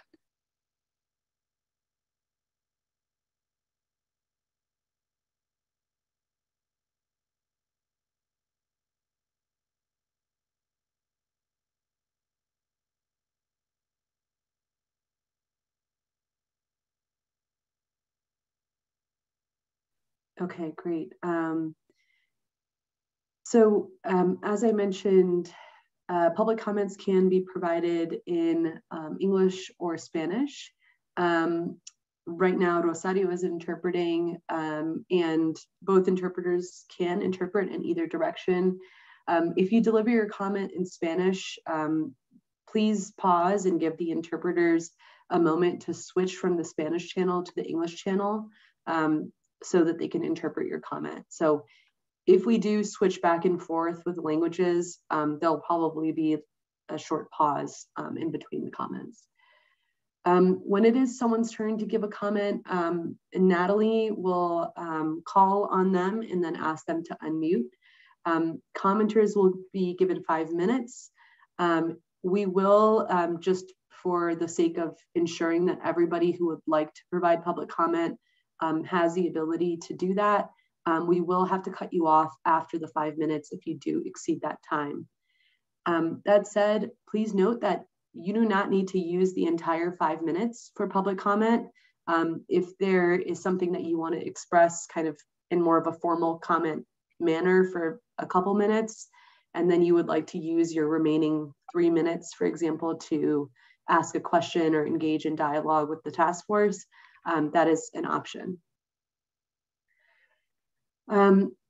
As a reminder, for those providing public comment, please ensure to keep public comment respectful and civil in nature and not to use vulgar or harassing language. And then the task force can also receive written comments at any time. Written comments can be emailed to cdphe_ej@state.co.us with the word task force, or in Spanish, Grupo de Trabajo de Acción, in the subject line. Lastly, we asked people who wanted to provide public comment to register in advance. If we make it through the list of people who signed up in advance of 6:30, we will allow people who did not register to provide comments to comment. And at that point, we'll ask anyone who would like to raise their hand in the Zoom to participate, and then we'll call on you in the order that your hand is raised. Okay, so with that said, Natalie, if you would like to introduce us to our first public commenter. Great, thanks so much, Lubna. Hi, everybody. My name is Natalie Eddy. I'm the Air Quality Liaison with the Environmental Justice Unit with CDPHE. We have 7 people who are signed up, and I put their names in the chat. It doesn't look like everyone's joined, which is fine. We'll kind of cycle through and invite each of the folks who signed up in advance to speak. And if some folks join a bit later, then we'll circle back to these names. So first, I'll just double check. I don't think Lupita Cardoza is here with us yet. If you're under a different name, please let me know. And I didn't see Liz Rosenbaum either.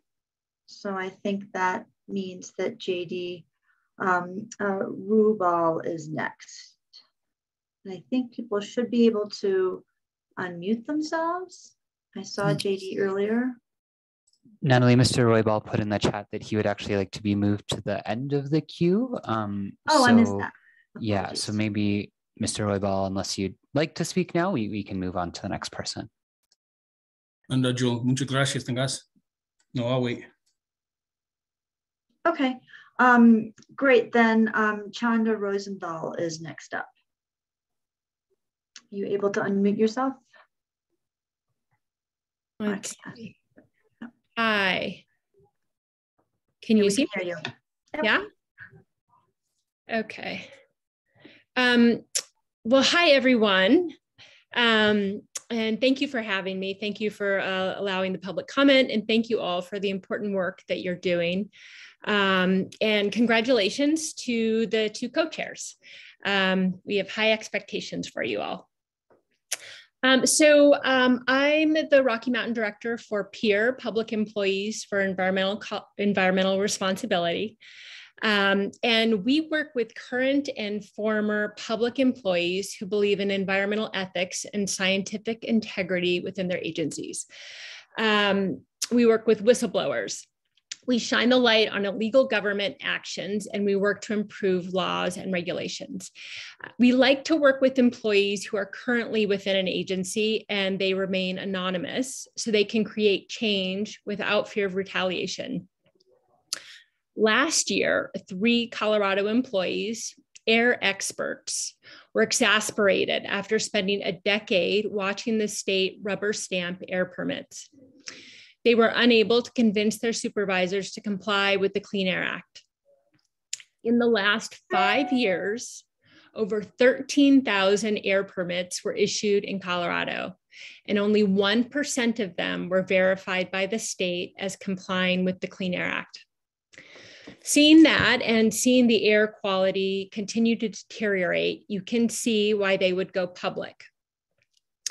In March 2021, the 3 whistleblowers, Bradley Rink, Devondria Reynolds, and Rosendo Majano, all CDPHE air experts, together with PEER, filed a complaint with the Office of Inspector General with the Environmental Protection Agency. They requested that the EPA investigate the Colorado Department of Health and Environment. The investigation is ongoing. The Colorado Attorney General was so concerned about this that he hired an independent law firm, Troutman Pepper, to come in and assess the state permitting program. The firm found that the state is in fact issuing permits without verifying compliance with the Clean Air Act. So after the whistleblowers filed the complaint, we heard from more employees. 2 former state employees who had worked in the air division came to peer. They told us the same issues existed when they worked in the permitting division. And that's how we learned about the Cherokee Power Plant. When the Cherokee Power Plant was permitted in 2011 and 12, one of the managers let Excel off the hook and didn't require modeling. That is, they didn't require verifying compliance with the Clean Air Act. The modelers predicted that there would be violations. As you have heard how things are going at the state, this is not surprising. What is unique is that in the case of Cherokee, we have an explicit email chain. You can read the emails, which were attached to the comment letter, in which the employees repeatedly bring up the fact that this is a disproportionately impacted community and it deserves fair process. CDPHE has knowingly engaged in systemic environmental racism in this community. If you pass this directive, you could take an important step in reversing this long-standing pattern. So a couple of things. I think that the task force has the authority to do this. So if you look at the Environmental Justice Act on page 8, and I have that here. The task force was created to recommend and promote strategies for incorporating environmental justice and equity into how state agencies discharge their responsibilities. Then on page 17 of the act, so in the same breath, the legislature added another provision which allows the CDPHE to go back and reopen air permits that impact disproportionately impacted communities. That's really amazing. And I have that subsection here. It's on page 17. It says the division may reopen construction permits, so that's air permits, for the purpose of imposing any or all of the following additional terms and conditions. E is additional monitoring requirements for sources affecting disproportionately impacted communities. So I see my time has run out. I have lots more to say, and I'm happy to speak with any of you if you want to give me a call. And I'm happy to provide any supplemental information on this, but I think that this is something that the task force can take action on now. Thank you. Thanks so much, Chandra.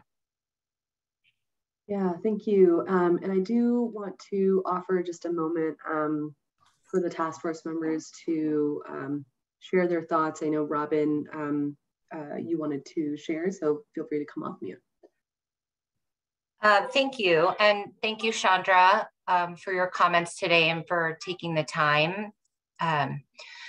I just wanted to offer a little bit of context about how the Air Division is looking at this new authority from the Environmental Justice Act that was adopted by the legislature last year.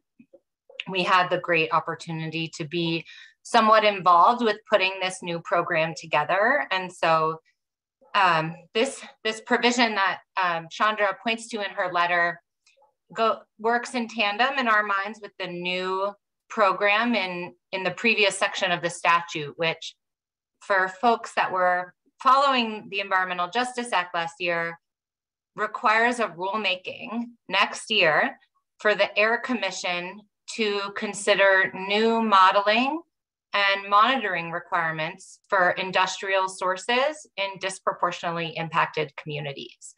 So that was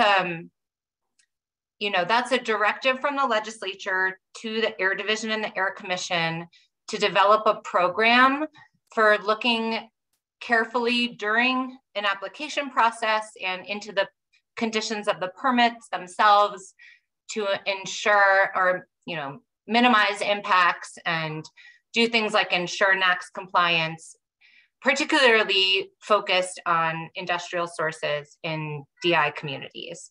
And part of this new Environmental Justice Act language tries to create a pathway for the division to follow what the commission is doing in this rulemaking next year, which the stakeholder process, I believe, is about to get underway. And we don't know exactly what will come out of that yet. But to use that, what's learned from that process to revisit some existing permits. So in our minds,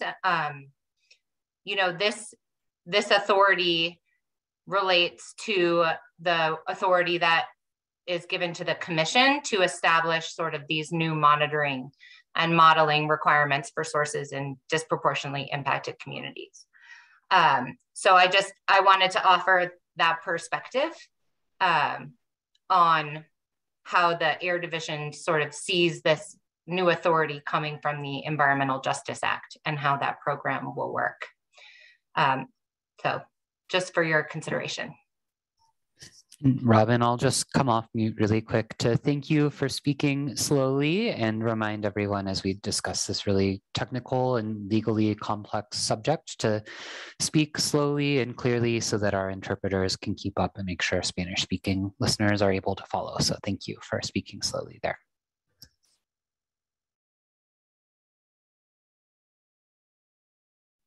Yeah, Ian. Well, this one, when I read this, hit kind of personally home for me because literally from my mother's front yard, you can see the Cherokee gas plant tower. And in that distance in between so many other polluters, I think I was the most disappointed to read that one employee wrote down 13 reasons why they believed an analysis should have been done here. I think that was probably the most troubling. I think the recommendation is pretty clear on what could be done here. And I would like to suggest that be taken up by the equity subcommittee to take a look if there is a recommendation that exists in this as an example of a problem that has been encountered by a community, by my community, and by a lot of communities.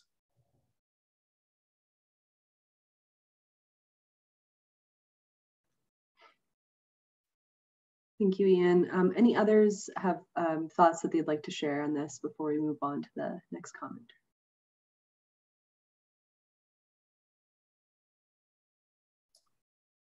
Lumna, since we're running a little ahead of schedule, still, I wonder if we want to open it up for Ms. Rosenthal to sort of provide her responses or feedback on what she heard from the task force in light of kind of creating more of a space for dialogue like we heard earlier, if that's maybe looking to our co-chairs, Ian and Tyson, for a thumbs up if that procedurally is okay with you all.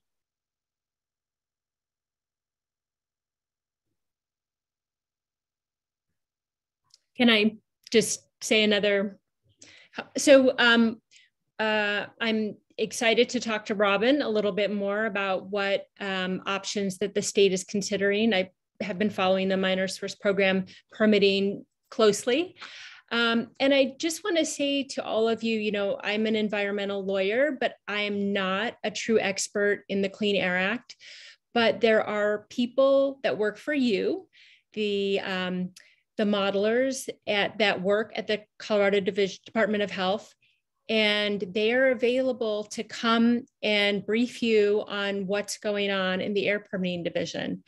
They're unable to speak freely because they're employees of the state, but you can request that they come and maybe come to one of your meetings and talk to you.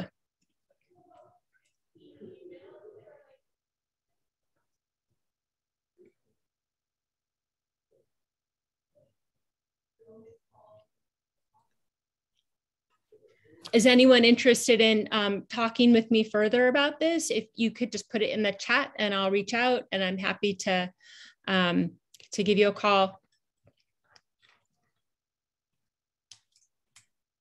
I would be interested in talking with you further. That everything you said and the documentation you provided really resonated with me as well, because living here in Pueblo, I'm within 5 miles of, I think it's about 4 of the state's largest emitters of various air toxics. And so, yeah, I'd love to be able to reach out and get in contact.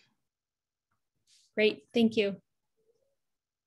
Absolutely, and I think, speaking to the rest of the task force, I think one of the main missing elements again is how to integrate the feedback from the public and from other experts outside of the commission and the industries into the rulemakings, because I think as we come up on the rulemaking that was recommended by the legislature, it's really important that the right people are engaged, that the right folks are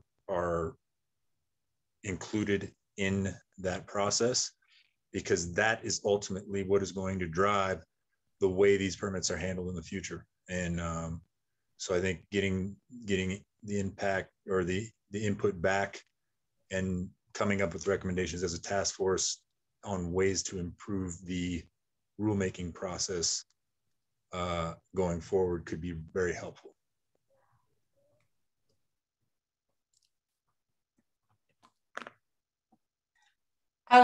Tyson, I just want to thank you for that, because I was really remiss in my comments, and if y'all haven't figured it out, I'm a little bit clumsy, but that is really the type of participation and engagement that we really welcome. And I'm speaking here only as somebody who works for the air division, right, in this context. That's my role on, part of my role on this task force.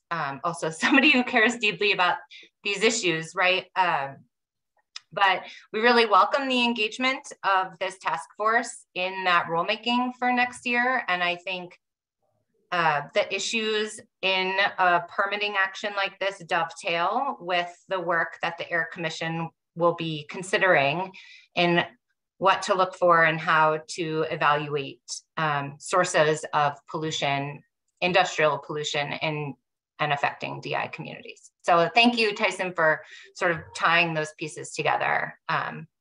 So appreciate that.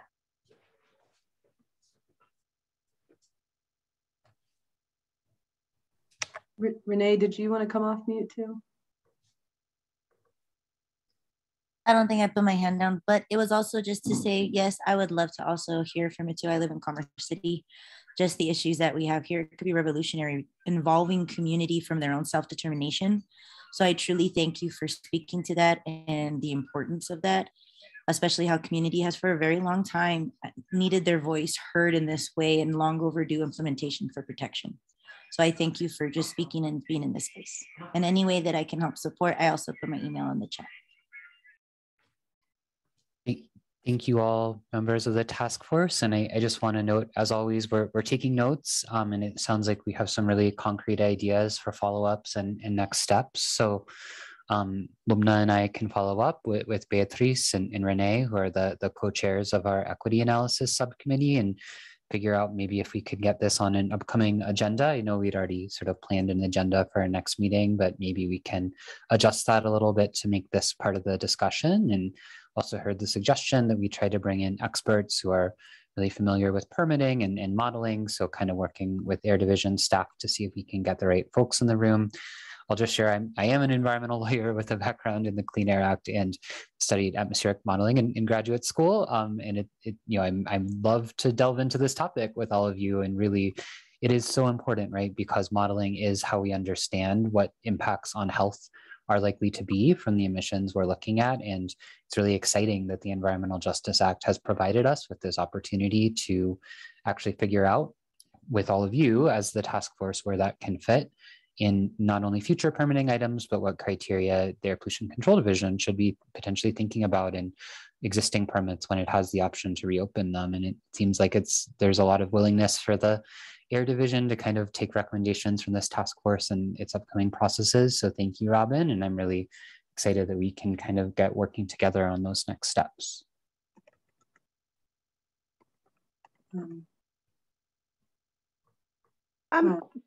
Joel, kind of beyond that, don't we also have that same area having a lot of pollution from vehicles and then pollution from water sources as well, as my understanding? I would love to speak about it more in a cumulative effect. So we're not just talking about air when the pollution sources are coming from multiple sources. And I think that's what we're tasked for, right? This is only one piece of the puzzle of what is impacting the health of those communities, specifically around that area, to make sure that we are looking at the bigger picture and connecting the dots around transportation pollution and other sources of pollution that are, and you had suggested maybe like 3 miles at the perimeter, or maybe we can talk about that as well and bring that to light.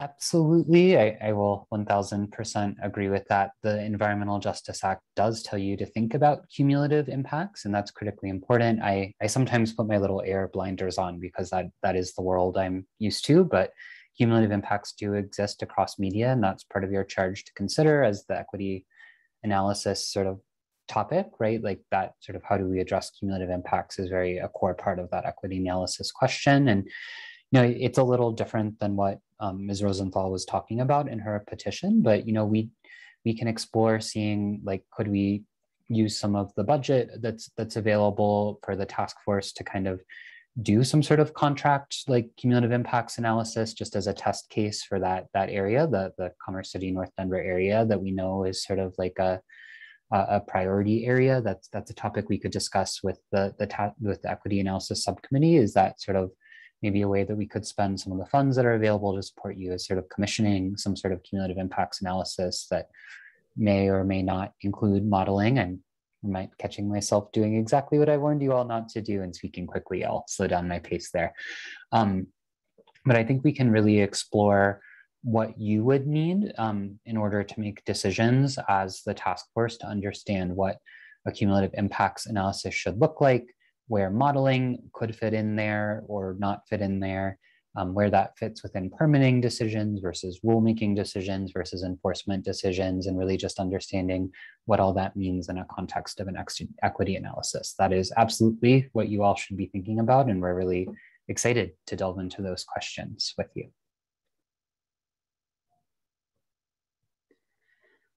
All right, thanks everyone. And I noticed that several people put their email addresses in the chat. Just wanted to flag and note that there are a number of task force members that now have a state email address for Open Record Act purposes. So if you would like to provide your state email address as opposed to your personal email address or your work email address, feel free to do that. And then for Ms. Rosenthal, when you do email folks, we encourage you to email the task force members blind copied, just so that we don't violate open meetings law.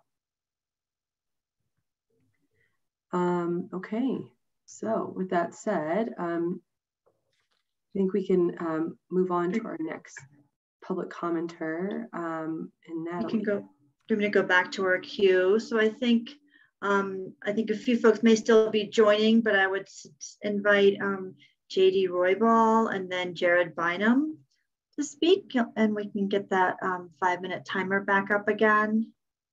And then we'll kind of keep rotating back and also invite people, if there's anyone who's here who would like to make a public comment, please feel free to put your name in the chat, and then we can put you in the queue and make sure that we allocate some time for you during today's session. Thanks.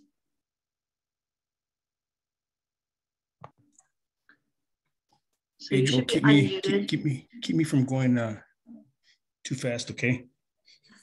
And everybody, right. And everybody that's on this, I just took notes. And so what I'm going to say, just remember, I don't speak for anybody, and I don't represent nobody.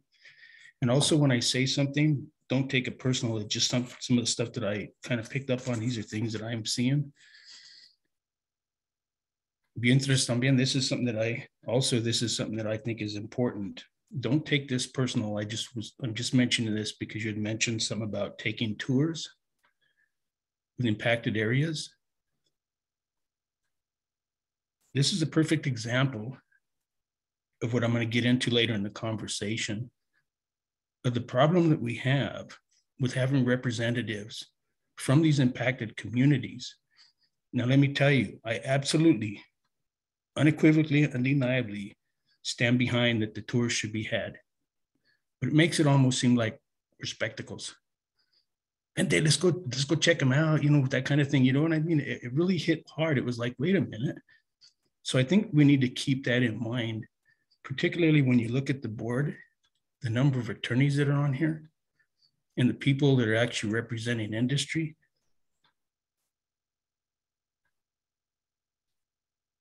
You know, there's Xcel Energy just now decoupled, and now they're doing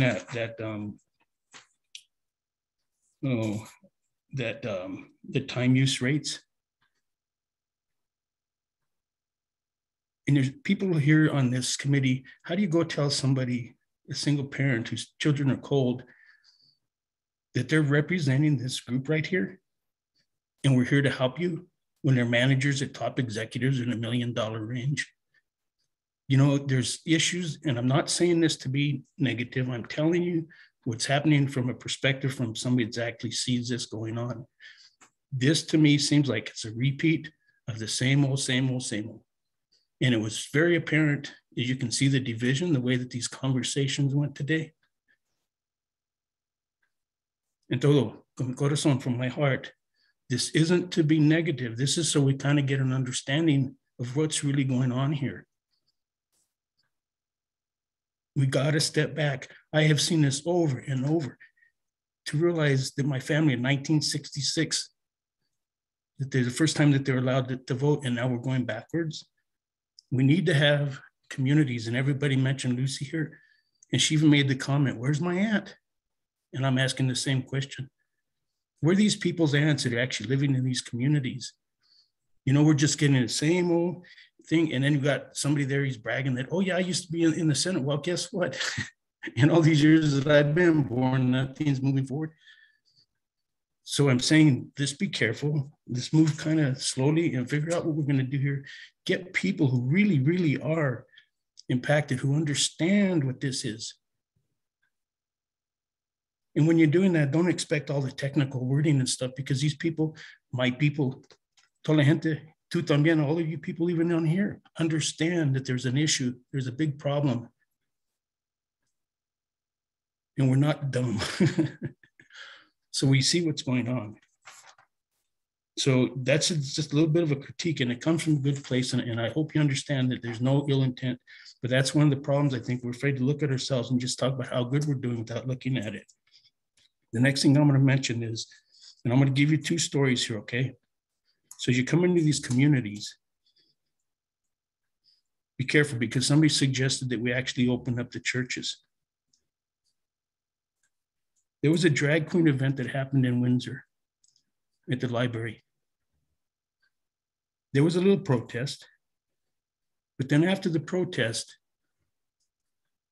the community of Windsor went and gathered the mayor and the library board, including the church. And they made it a rule right now that before you do anything in the town of Windsor, you have to go to the Catholic Church to get it verified. Now, I made a comment. I contacted as many people from the LGBTQ that I could, and nobody showed up but one, and that was me. And I don't say that because I'm proud. I say that because it was a shame. The next thing, the Black Lives Matter showed up. And when they went to go after that lady, the minister who's a Black woman from the church, only a few Black Lives Matter people showed up. And guess what? What happens is you stir the hornet's nest, and these people come out and then they attack us. So if you're going to come in these communities, understand what the community you're coming into. And don't just come thinking you're going to do something nice, because it ain't funny for us. And again, this comes from the heart. We need to think about this positively, but critically, and face the reality of todo eso. And I appreciate everybody giving me the opportunity to talk, okay? Thank you for your comment, JD. Is there any task force members that would like to reflect, react, share?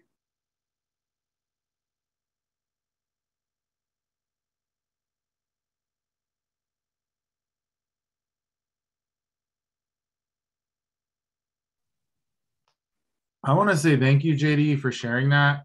You know, I'd just love to share an experience I had going to support Beatrice Soto in the community in Rifle when we went out there for air quality control hearings.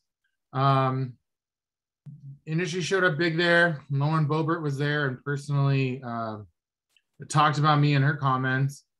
That was a little intense.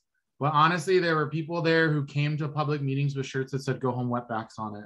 And I hadn't heard that word in quite a few amount of years. And I really take to heart what you're saying, JD, because we've gone into these spaces to organize with our people, and it does at times feel dangerous.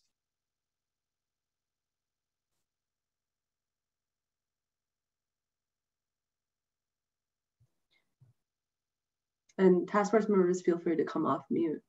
Renee, I see your hands raised. I really want to thank you, JD Klasokamati, for just bringing a lot of that truth and the harshness and the reality of what it really is. These are a lot of communities that, again, have been living in this space for a really long time with the injustice of erasure and then invisible identity. So being mindful with that cultural sensitivity and that trauma sensitivity needs to be constantly addressed for true equity. And I really appreciate when community members are able to speak their truth in that way, because we do get lost a lot in syntax and semantics in a lot of spaces in these ways. And we need to be mindful about how we're truly including and bridging our communication to disproportionately impacted communities without, again, hijacking their narrative or mocking it to some degree in order to drive an agenda. So being truly mindful of what's going to be restorative again to those communities moving forward so that they don't have to deal with any more harmful behaviors.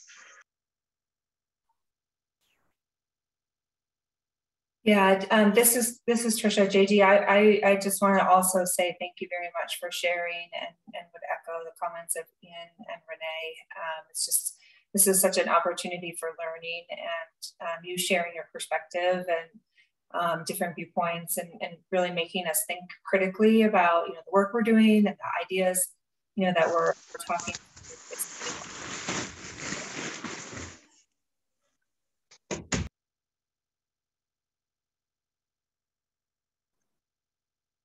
Tyson, I saw you come off mute for a second. Did you want to share anything, or was that an accident? Yes, sorry, I was having troubles with my phone navigating, so I just wanted to say thank you. I think your testimony really brings forth the gravity of what we're handling here, and it's much bigger than this issue is so big and so systemic through our society that we really need to be conscious of that. And we also have to understand the diversity that's involved with all of this and not take that for granted. And the more times we can hear testimony like that where we can understand things, I completely understand the side you're coming from. I grew up in rural Colorado and had my own battles with systemic racism and outright blatant racism. And it's really important that we all, as task force members, understand that this is not something that is going to impact every community the same. And those impacts can be different. They can be mentally and physically and emotionally tough on the people that are in these communities. And we need to keep that in mind as we learn. And I think when I look back at what started this conversation was the tours and understanding, it is really, really important that we all try to do our best to understand how these impact each of these communities differently, because we all come from different communities. We all come from different backgrounds. I understand certain communities better than others, and other people on the task force understand certain communities better than others. But we need to come together to have a common understanding that there are impacts that must be recognized and looked at from the point of view of the people who are actually being impacted. And it's important that we continue to educate ourselves on that. No matter how much we know our own communities, we need to understand the other communities as best we can so we can make the best decisions as possible.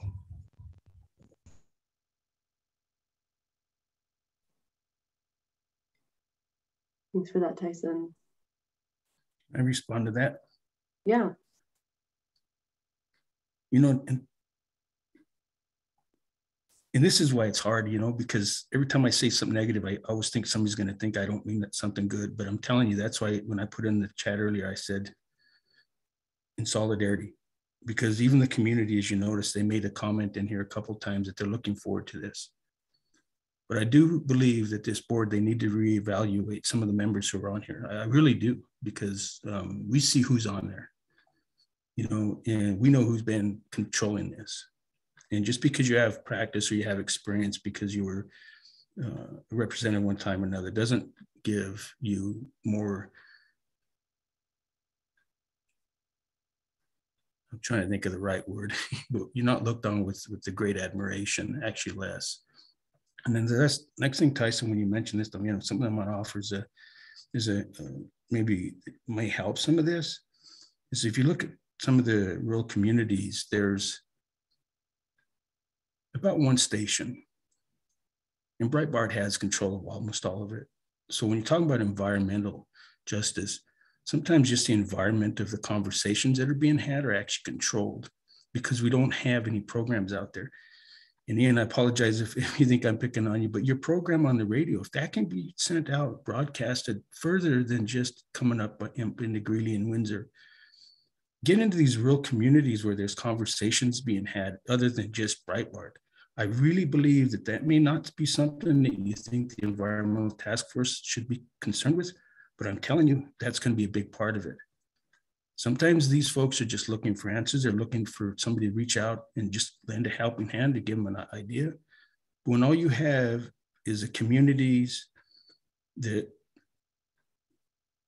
trying to be polite here, subscribe to fascism or something of that nature, that's who you're going to be there with. So I'm going to suggest at this point publicly, try to get the infrastructure established, that there's more stories and more conversations to be had other than just from one single radio station or a couple of TV stations. And with all this, you guys, I really appreciate the whole day because it was a long day. So también buenas noches y todo. Muchas gracias. And otra vez, en solidarity, tengas. Thank you, JD. Natalie, do we have the next public commenter? Yeah, I think it looks like Jared Bynum is here. So if you're ready, Jared, you should be able to unmute yourself. And then after that, Velma Campbell, please. Hey, everybody. My headphones died. Are you able to hear me all right? Yeah, we can hear you. Fantastic. Before I start, I really just want to take an opportunity to thank JD for his stellar testimony and for sharing his experience. You know, the work of this task force hinges on its ability to effectively and equitably listen to and elevate the voices of the most marginalized, excluded, and impacted communities in our state. So I really appreciate the folks who have been able to take the time. I also want to thank the task force members and agency staff for your commitment and time in furthering this important work. As we know, environmental access and environmental equity is not just in this state or in this country. And if we really want to further that for Colorado's communities, this is a great first step. Thank you, Lubna. I will do my best. Ooh.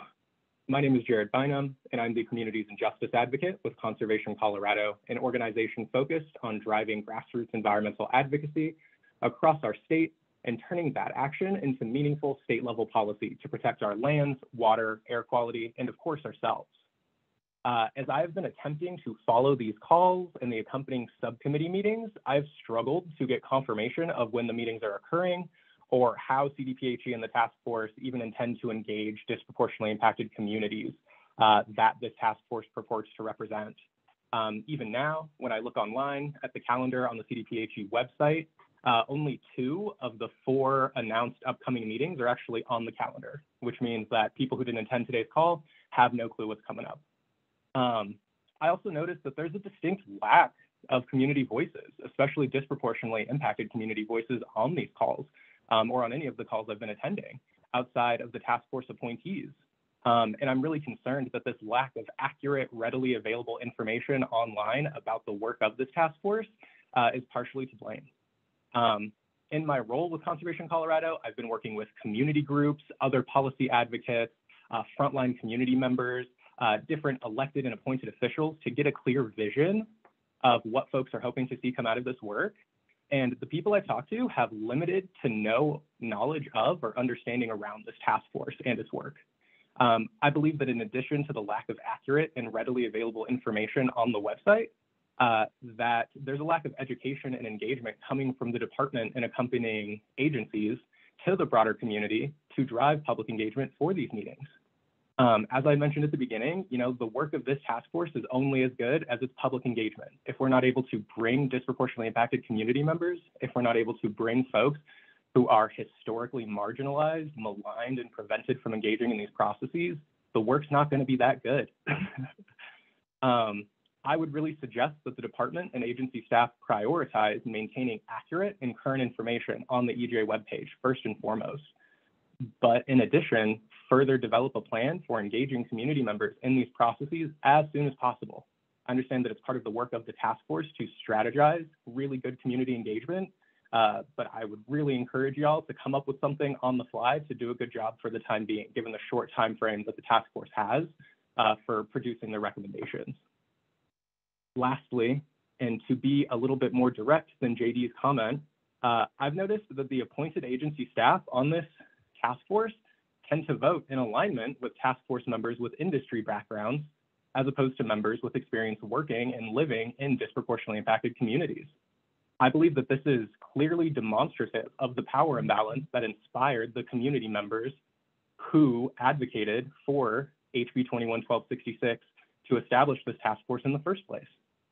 This power imbalance being that state agencies more often than not side with industrial polluters, oil and gas companies, and other toxic emitters, the very toxic emitters that have caused these environmental injustices in the first place, rather than prioritizing the voices and representatives of disproportionately impacted communities. I would really, really encourage the task force to reconsider the voting power of those appointed agency staffers, and to understand that the intent of this bill may have actually been to include these staff as expert advisors, as opposed to voting members of the task force. Thank you so much for taking the time. Again, I really do appreciate this process. The tone of this comment may have not been up to snuff, but I really do have a lot of gratefulness in my heart for the work that you all are doing. Thank you.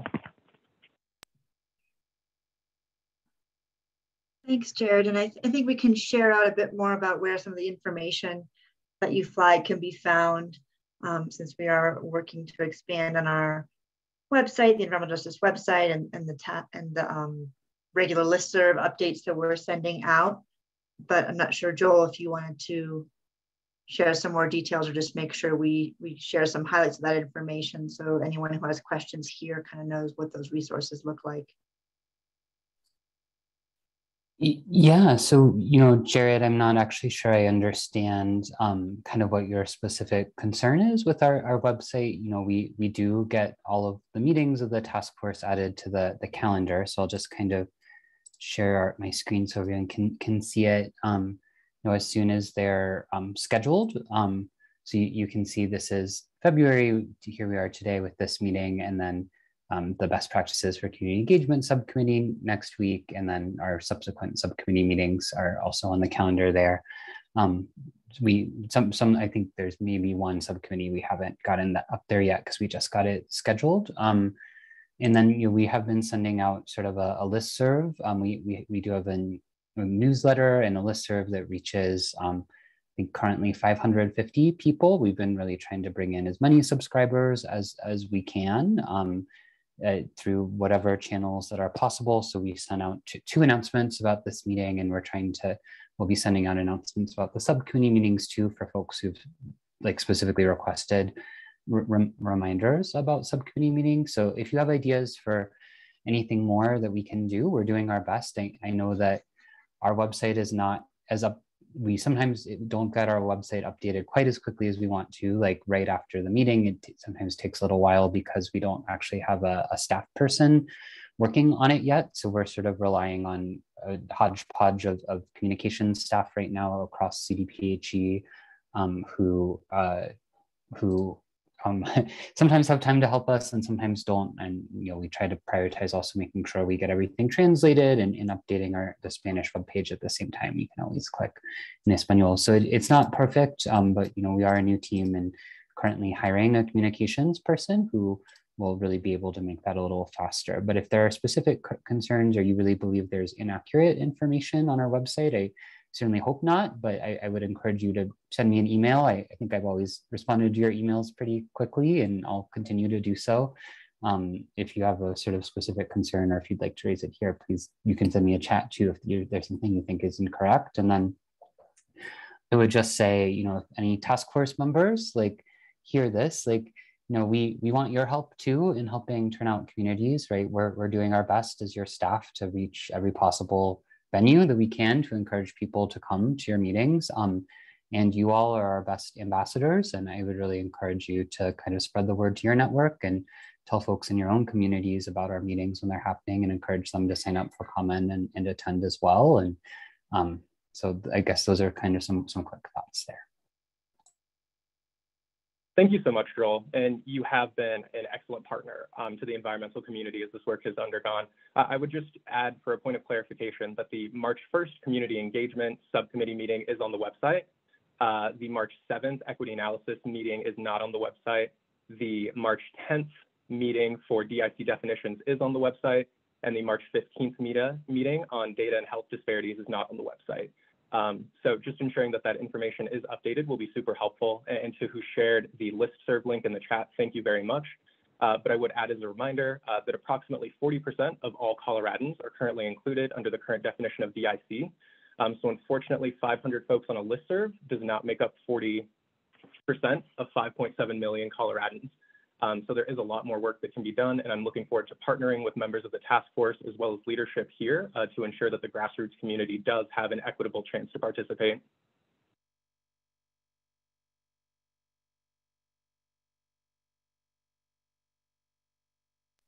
Yeah, Beatriz. Thank you, Jared, for your comment. And I have a question for maybe you, Lubna, and Joel. Do we have a budget to do more paid outreach in different channels or make sure that we're reaching more community members? I mean, I know we all hold circles of relationships, but how can we, and I know we are developing ways to engage with disproportionately impacted communities that are going to be part of our final report, but to kind of activate and move as quickly as possible now that we're right in the middle of this. I just wanted to see if we can allocate some funds or some specific work to make sure that we are reaching out to more people, may it be via social media, kind of beyond the networks of the people that are here today. So I can start the answer and just say, yes, we do have a budget and we'd really welcome your ideas. And one part of the discussion we didn't on how we should spend it. Part of what we actually didn't get to discuss earlier are some ideas for spending that budget and doing engagement that have come from the best practices for community engagement subcommittee, potentially including hiring some facilitators for focus groups. So Ilda, I saw your hand come up. I don't know if that you were going to speak to that or if you want to speak to that now. Yeah, folks, can you hear me well? Okay, cool. Sorry, my mic's a little low. Yeah, so that's one of the pieces that we've been looking into as best practices of community engagement. What are the means in how we promote the meetings, but also how do we utilize social media, utilizing radio, TV to engage in this. We'll be talking more about it on our next meeting and also looking at hiring a consultant to be able to do focus groups with different communities to outreach on what are the best mechanisms to outreach to these communities, along with surveys and one-on-one. So more of that to come, but we're working on an RFA that possible, or Joel gets nervous when I say RFA. Discretionary funding, meaning that it's above $5,000, under $24,999. That can be utilized for a consultant. This will be a period of about 2 months. This is all going to be going through our best practices of community engagement meeting on the 1st. So please make sure that you can join us. It's from 2 to, no, it's not from 2 to 4. Natalie, you might be able to correct me the exact time. I don't have my calendar in front of me. But we can make sure to, if folks are interested and you want to drop your email, I can send you a reminder of the meeting. 4:30 to 7. Thank you so much, Natalie. And yeah, we're trying to also do those meetings a little bit later in the afternoon. So we have access for community members to join in after work, being able to submit comment. And we're also looking at possibilities of the best practices community engagement meetings happening on weekends for individuals that cannot join after work due to family pieces or whatever it is, being able to join in that space. Thank you so much, Lopna, for plugging in the meeting.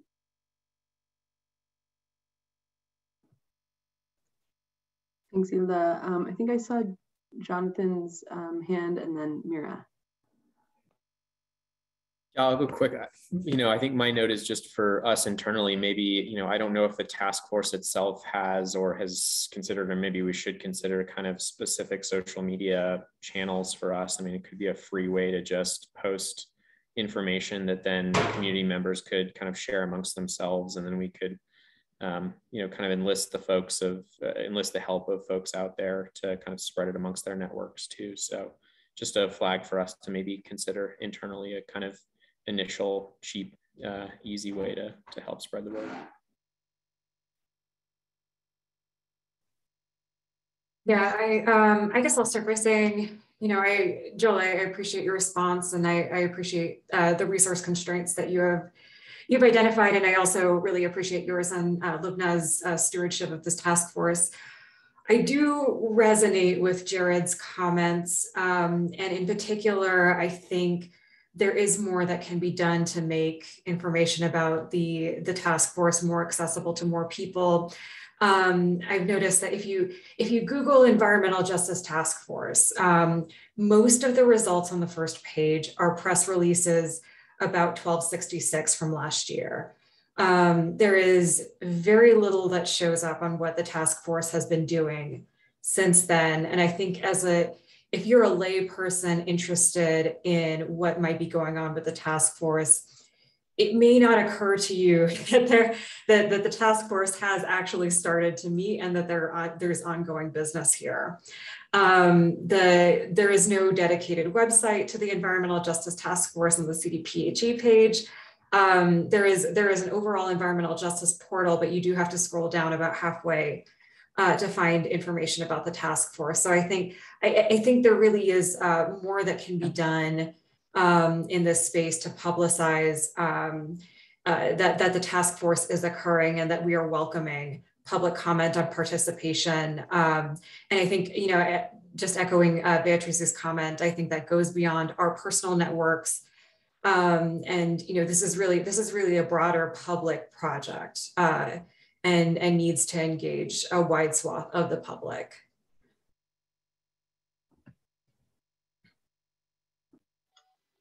Thank you, Mira. And I would also like to add, Joel and Lubna, and to the whole task force, is how can we simplify the language?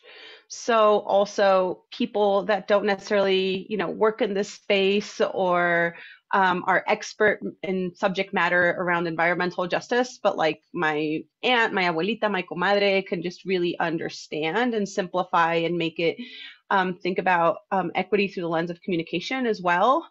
And use the words in the language that community, average community members that are disproportionately impacted can really understand.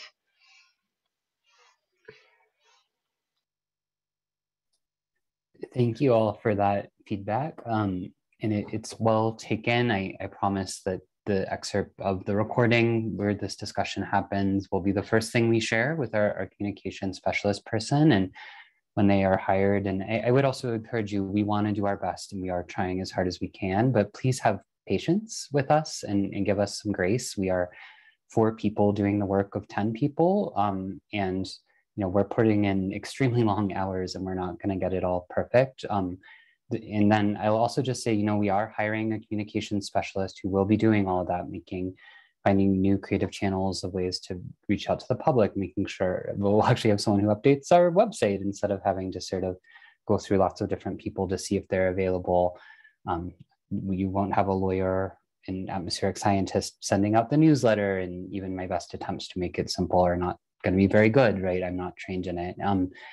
And I will also encourage you, the reason we don't have a communications person yet is frankly that the first time we posted the job, we didn't get enough applicants to hire. We had to stop and repost. So, we've encouraged you a couple of times. We're actually now in interviews. We did get enough candidates to move forward our second time posting it. So when we send job postings to you and encourage you to circulate it to your network, please do. We need to get really good candidates in the door so that we have enough people to do the work and do it effectively. And Natalie and I are not trying to note take and run the Zoom in this meeting, and we have someone who can work full-time on communications. Well, we will keep getting better as we staff up, and would really welcome your help in spreading the word about our jobs when they're available, or even applying for them yourselves. We need a great team to help us do this work more effectively, and then we will get there and we will implement all these suggestions, and please give us some grace as we get fully staffed, because we won't be able to do it all overnight. Thanks, Joel. Ian. Well, I just wanted to comment back on what Joel said there about sharing with people, and just some feedback that I've had, because have tried to recruit and share for these jobs. And I think there are local environmental justice advocates that are concerned that if they were to take a job like that, it would silence them from their ability to advocate for their local community, and not really knowing that well enough, that mentor space. And so I don't know if there's a way to explain with those kind of job postings what rights people still maintain there, but it is one that has come up on more than one occasion as I've done outreach for this work.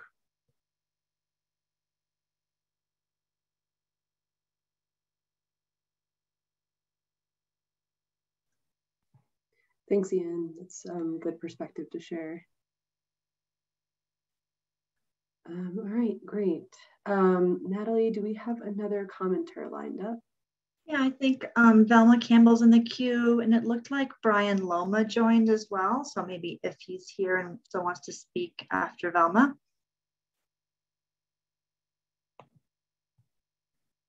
Hello, and thank you to this group for putting in such a long day and being dedicated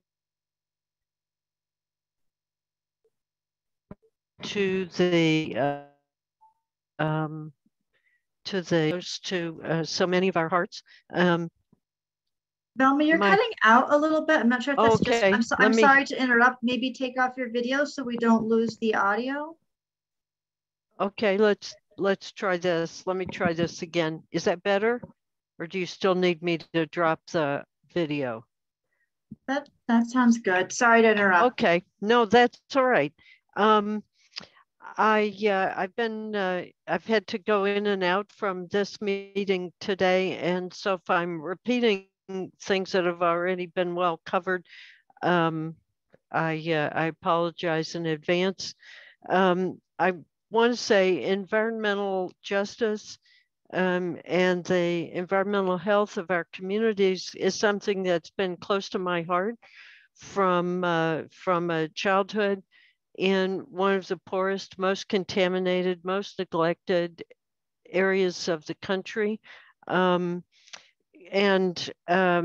programs, I appreciate JD's remarks and those of many other people, because there were programs, especially depending on the administration in power at the time, there were programs that came to us.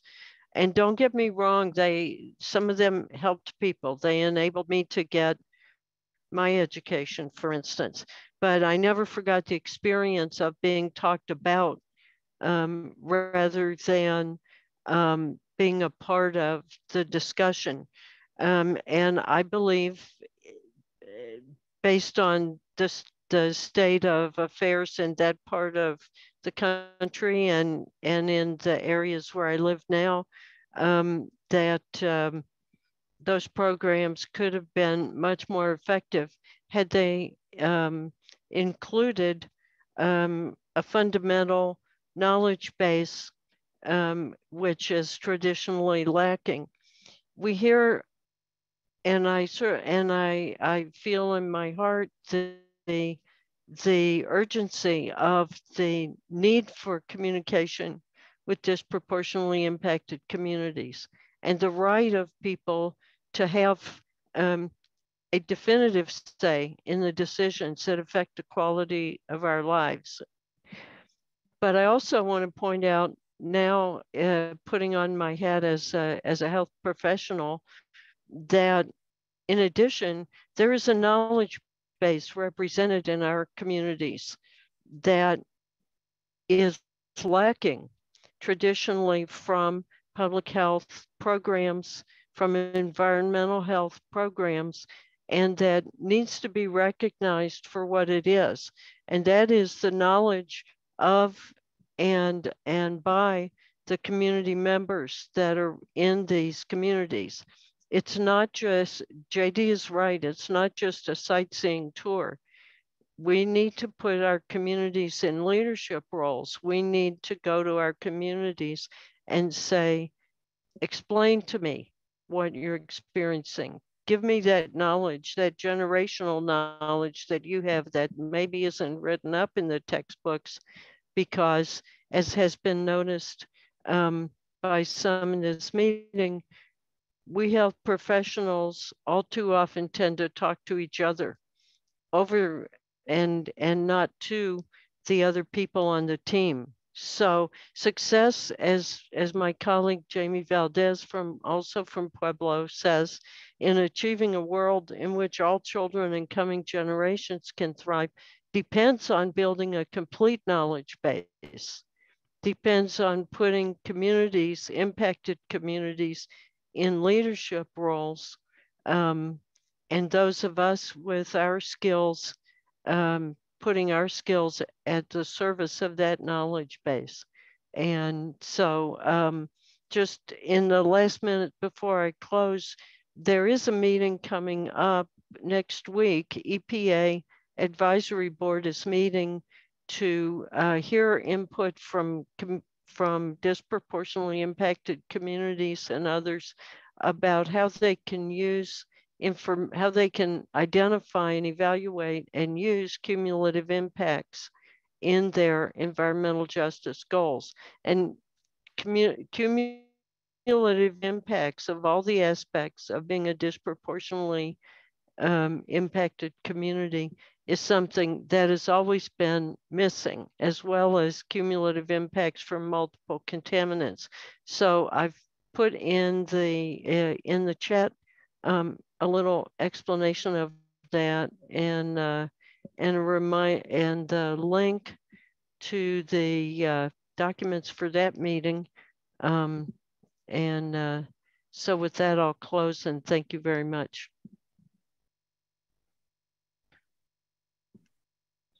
Thank you, Velma. Any task force members want to share or reflect based on Velma's comments?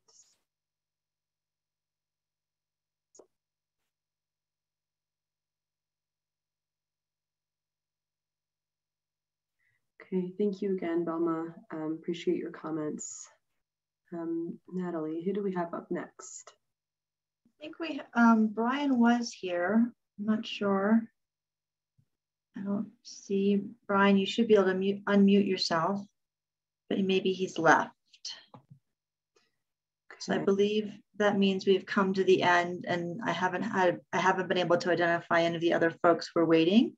If anyone did register in advance and you're here and want to join us, maybe under a different name, please let us know.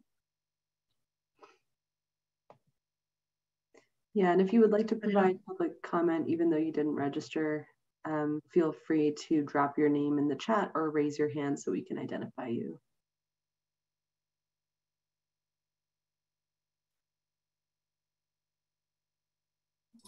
And I will note that we did incorporate the suggestion from the task force members that from you all last time. So we did send a 24-hour notice out to everyone who registered for public comment, as well as a 1-hour notice out. So people did have those reminders about the 5 o'clock start time if they signed up for public comment ahead of the meeting.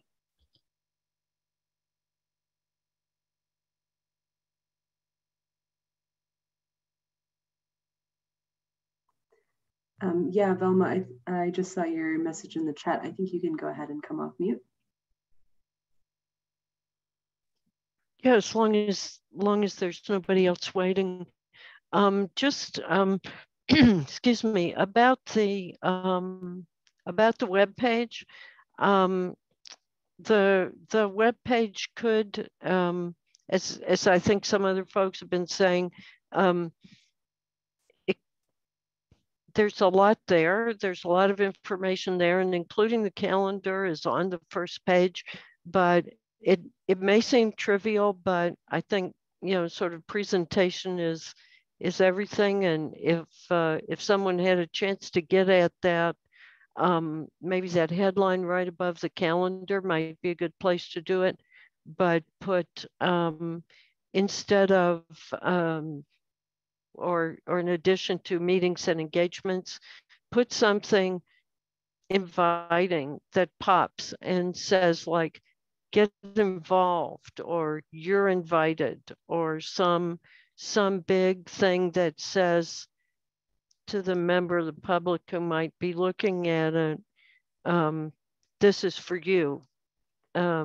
We need to hear from you, and you're important to this process, so that the page isn't, it just kind of, it could be more inviting.